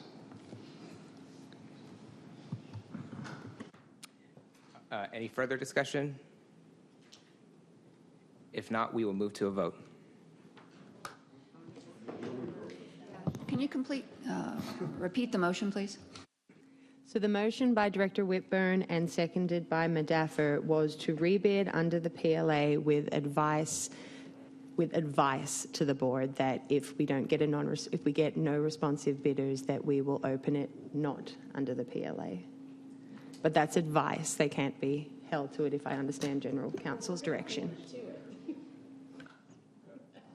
Director Flessy. I just want a clarity. Did we get a responsive bidder on our last one? Staff? Yes. One. So we got one responsive bidder. So Thank you. So To there be was a clear- responsive bidder out of the over 20 that were qualified from the mandatory pre-bid. Great. Okay. Please cast your votes.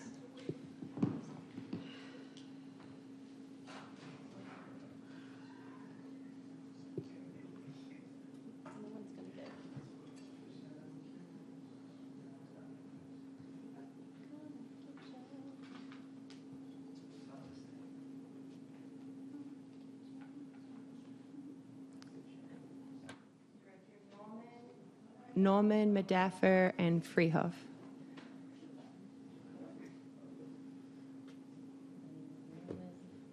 Just Norman. Okay. Thank you. Vote failed.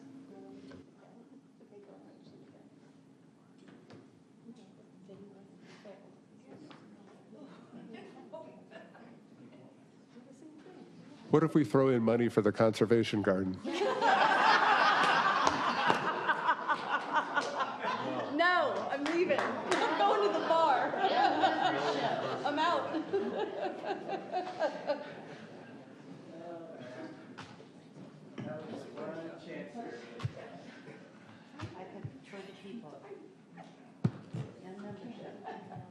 Director Scalzetti.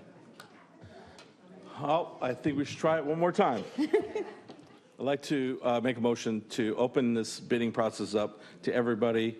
Let's just get this done. Let's take the time and actually use this data for what we need, because we're all on the fence wanting to know, is this the problem? Is this the problem, or what's going on? This isn't the first time it happened.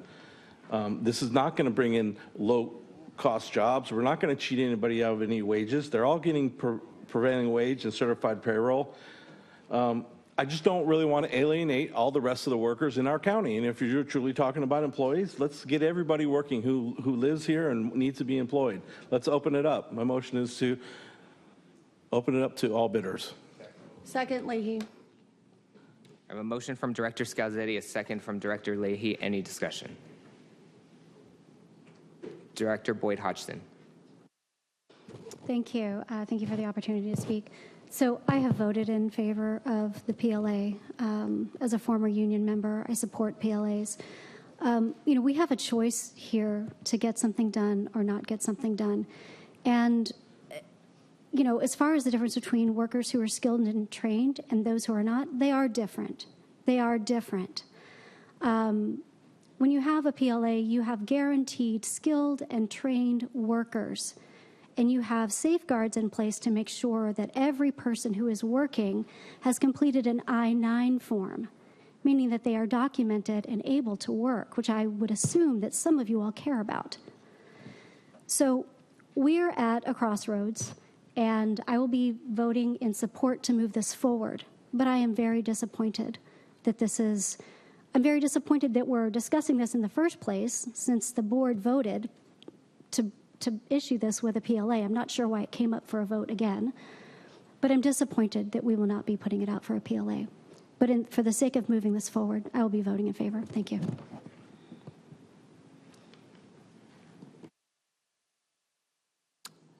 Seeing no other discussion, we will move to a vote. Please cast your vote. Voting is open. Please cast your vote.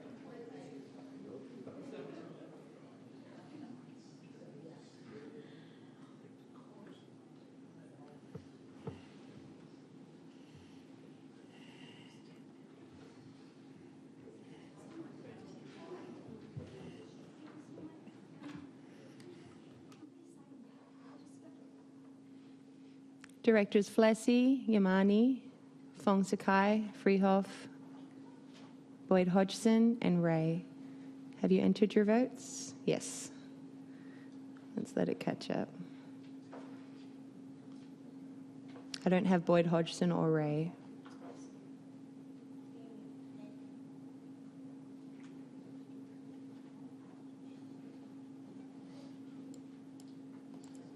Thank you. Vote failed. All right, we are going to recess for 10 minutes and staff will come back.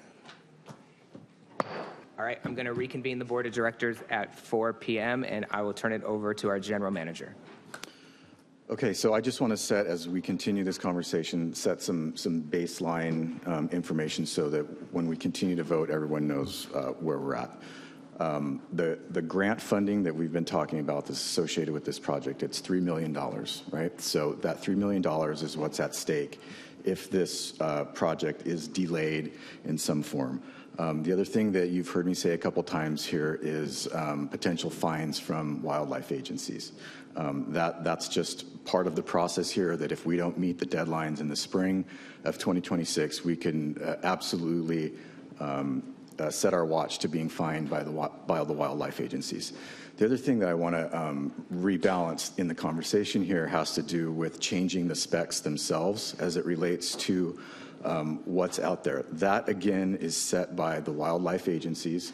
And so when we talk about, I think it was mentioned a couple times about plantings and monitoring for 5 years, et cetera. That's not a water authority requirement. That's a regulatory agency requirement. So some of these specs, we can look at them, but I'll be honest with you, they're probably not going to change too much because that's what we're required to do per the wildlife agencies.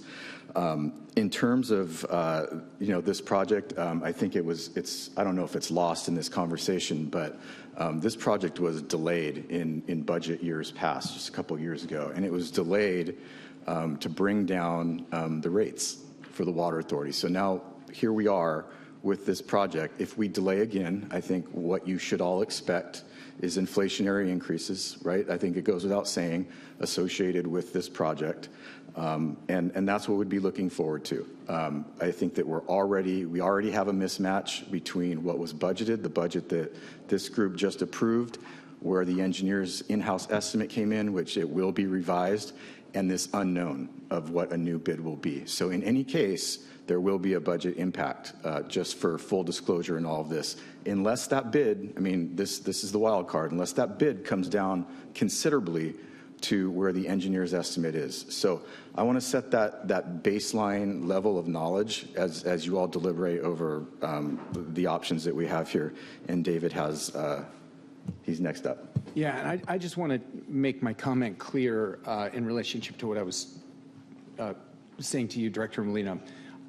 The board voted to subject this project to the PLA under the admin code in 2023. So what this board is really voting on is removing the project from the PLA, making a new determination that the PLA does not apply.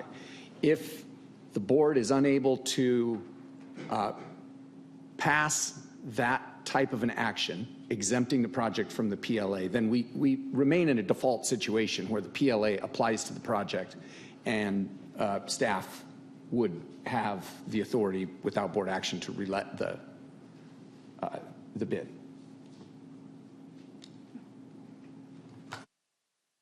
You mean the board would not have to reject this bid, or which we already No, did? the board has earlier, already right? been rejected. Perfect. Yeah. No, that's done. Perfect. Thank you. Right. Thank you. Okay, hearing that, I'm willing to entertain more discussion or motions. I have a couple folks on the lights. So Director Whitburn, then Katz, and then Leahy. Thank you, Chair. I appreciate the comments of the General Manager. I agree that we do not want to delay this if at all possible. I understand the issues involved with that. I agree that we should move this forward. To the General Counsel, did I hear you say that if no action is taken today, this would move forward with a PLA and simply be rebid with a PLA? Is that the status quo if no action is taken today? That's status quo, correct. All right. Well, I would support not taking action today. That way nobody has to be put in a position in which they don't want to be put forward in. And if we take no action, then this will simply move forward under the PLA. Director Katz, nope. Director Leahy. Trying to think of a funny way to say that whoever supported that item is on the hook for the grant funding that we would lose. That is my concern, is that we're going to have a repeat of this. We've bid multiple projects with the PLA. We've seen that they're coming in with one bid every single time. They're coming in over bid every single time. We've had conversations, and I know that we've talked about it prior to the discussions of bringing back limits, set the boundaries. And my understanding was our officers and our staff had been talking to the unions about this and about the board's concern of only getting one bid each time, and that the unions were aware that these projects were coming out. And so my concern is that's not going to change anything. I'm not sure how we can make people more aware or more interested in bidding the same thing. It's all online. They all get notifications. It's automatic. If they're not doing that, then they're not paying attention, and that's their business decision to not pay attention and to not bid these items. It's just like when we send out a notification to our customers and they complain, well, I didn't know that. Well, you didn't open your mail. We sent it to you. We emailed it to you. We can't go around and knock on every door and beg you to show up.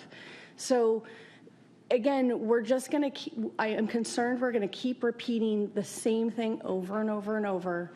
And we've tried it. Those of us that may not love the PLA agreements, we've done it this way. Maybe try it the other way for one project, and let's see how it goes. That would be my preference. You know, give us 50%ers a shot. So I would make the motion one more time, if anyone's singing the song in their head, to support staff's recommendation to bid the item, removing the PLA requirements for this project. And then we'll see. I have a motion by Director Leahy, a second by Director Scalzetti. Director Roback. All right, so myself, you know, I'm elected by the ratepayers. So I know a number of the directors here of water districts. I think we're all definitely elected by the ratepayers. Some people are appointed, some people are general managers, but I'm elected to represent the ratepayers. Ratepayers, I keep saying this again and again, water safely, reliably, at the lowest possible cost. So whatever we're doing to add cost, especially after what we've been through, this has been gone over many, many times here today, on the budget and paring all costs down, right? I mean, I had 20 years at the Water Conservation Garden. It just broke my heart what happened, you know? Pulling that, taking $50,000 out of it. We're talking about millions of dollars with a straight face, you know, that this is a good thing. That's not a good thing. It's a horrible thing. And if you're here to represent the ratepayers of San Diego, the people that elected us, this is a complete disservice. They're not asking for special interest. They're asking for what are we doing to rein in costs? And we all know since the pandemic, things have just skyrocketed. I went to have a pizza yesterday at Felipe's. We were talking about this, Matt and I. $40 frickin' for a pizza, you know? And let's do something here to, like, actually do something to rein in costs. Thank you. I do like Felipe's too. It's a lot of cheese and kind of expensive though. Yeah, the white pizza. That's the best. It's my girlish figure though. Director Freehoff. Great, thank you for the opportunity. I have a question of our general counsel, a follow-up from a comment you made previously during our discussion. And so I just want clarification. So my understanding is that the bid we received, they were qualified, but the staff looked at it and there was so much diversion from the engineering estimate that staff felt it was necessary to come back to the board and potentially rebid it. If we now do it with the same assumption that it's a PLA and we had a qualified candidate and we really don't change the specs that much, are we in any problem there? Because I think you alluded to, isn't that what you kind of alluded to previously? Whether we receive a bid protest, those things are variable. What I'm saying is simply that we had an engineer's, this wasn't close, right? The engineer's estimate was quite a bit lower. So staff has reasons far beyond the PLA to question whether or not it would be wise to reject that bid. And this board has broad latitude, like I said, under our own admin code to reject bids. So from that perspective, I see no problem with the rejection of the bid. And conversely, under that belief that perhaps something was amiss in the response that led to those high costs, this is to some degree a ground truth.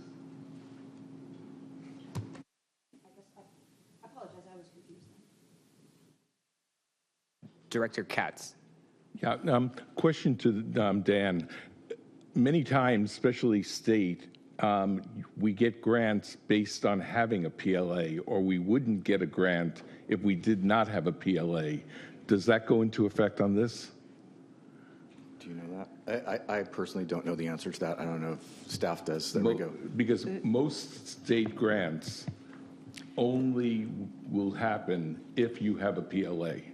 This is a federal grant, and it is not subject to a PLA. Great, thanks. I didn't speak about this during the committee, and I haven't spoken yet, so this is my first time. When this board passed having PLAs in October of 22, I was really excited and very proud of this board. Felt the same exact way when Metropolitan did it, when Sandag did it, when the city of San Diego did it. There are huge benefits of having a PLA. And all different construction companies can bid on it, whether they're union or not union. And there are benefits of having the PLA. We voted for this project specifically to have the PLA in 2023, along with many other CIP projects. I urge us to move forward with this. I think we will get many more companies bidding on it, and I think the costs will be much less. I think we need to not keep litigating this and move forward. I really urge you to vote no on Director Scalzetti's motion, and then have another motion and move forward with this, or let's just rebid this using the PLA and not have a motion. Thank you. Thank you. Director Molina. Thank you. I just, again, not to beat this horse to the ground again, but I think we were asked earlier to vote our conscience and vote, what we believe in. And so I'm here representing not only city, but my constituents that, my boss represents and that we represent. So when we're talking about rates and when we're talking about budgets, I take that very seriously. And that's why I think that when we have something like a PLA, is representative of workers, and those are the workers that actually are paying our rates.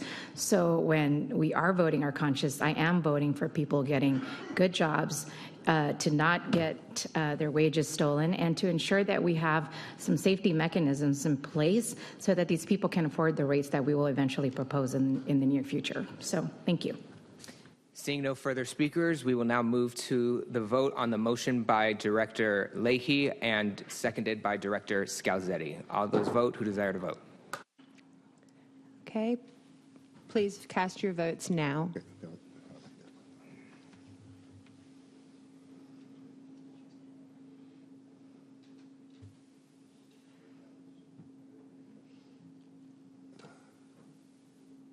We have, okay, 2 more. Director Molina?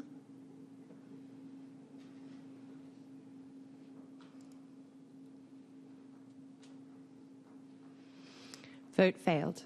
We're not winning hearts and minds, are we? Thank you. I'd like to make a motion. Director Molina, sorry. So I try this again.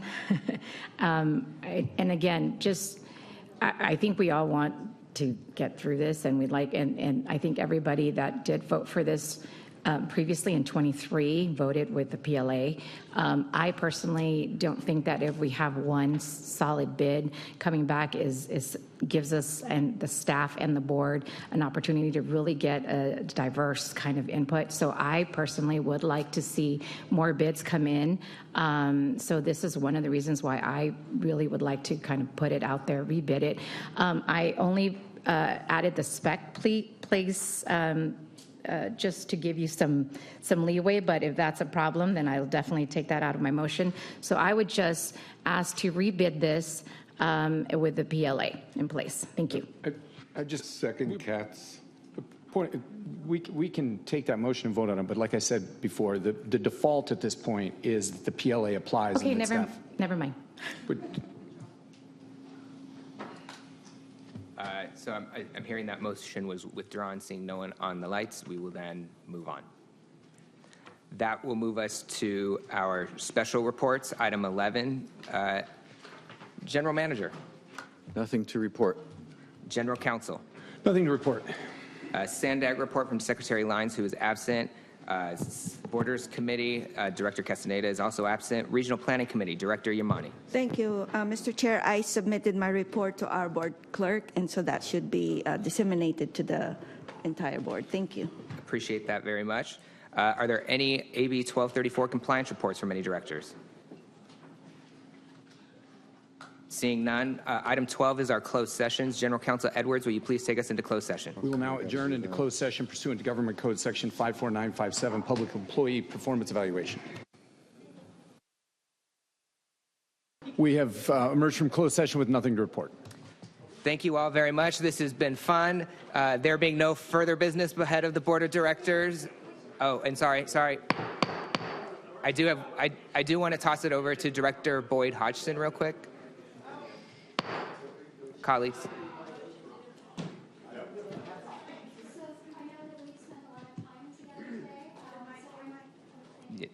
We spent a lot of time together today, and I have enjoyed it thoroughly.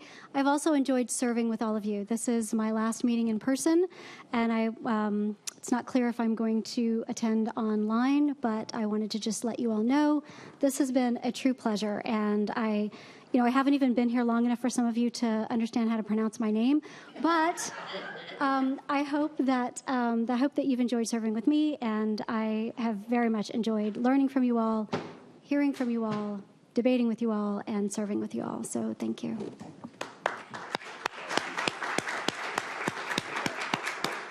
Director Boyd Hodgson, I think I speak for all of us when we say we have enjoyed serving with you. We thank you very much, and we wish you all the best. There being no further business ahead of the Board of Directors, this meeting is now adjourned.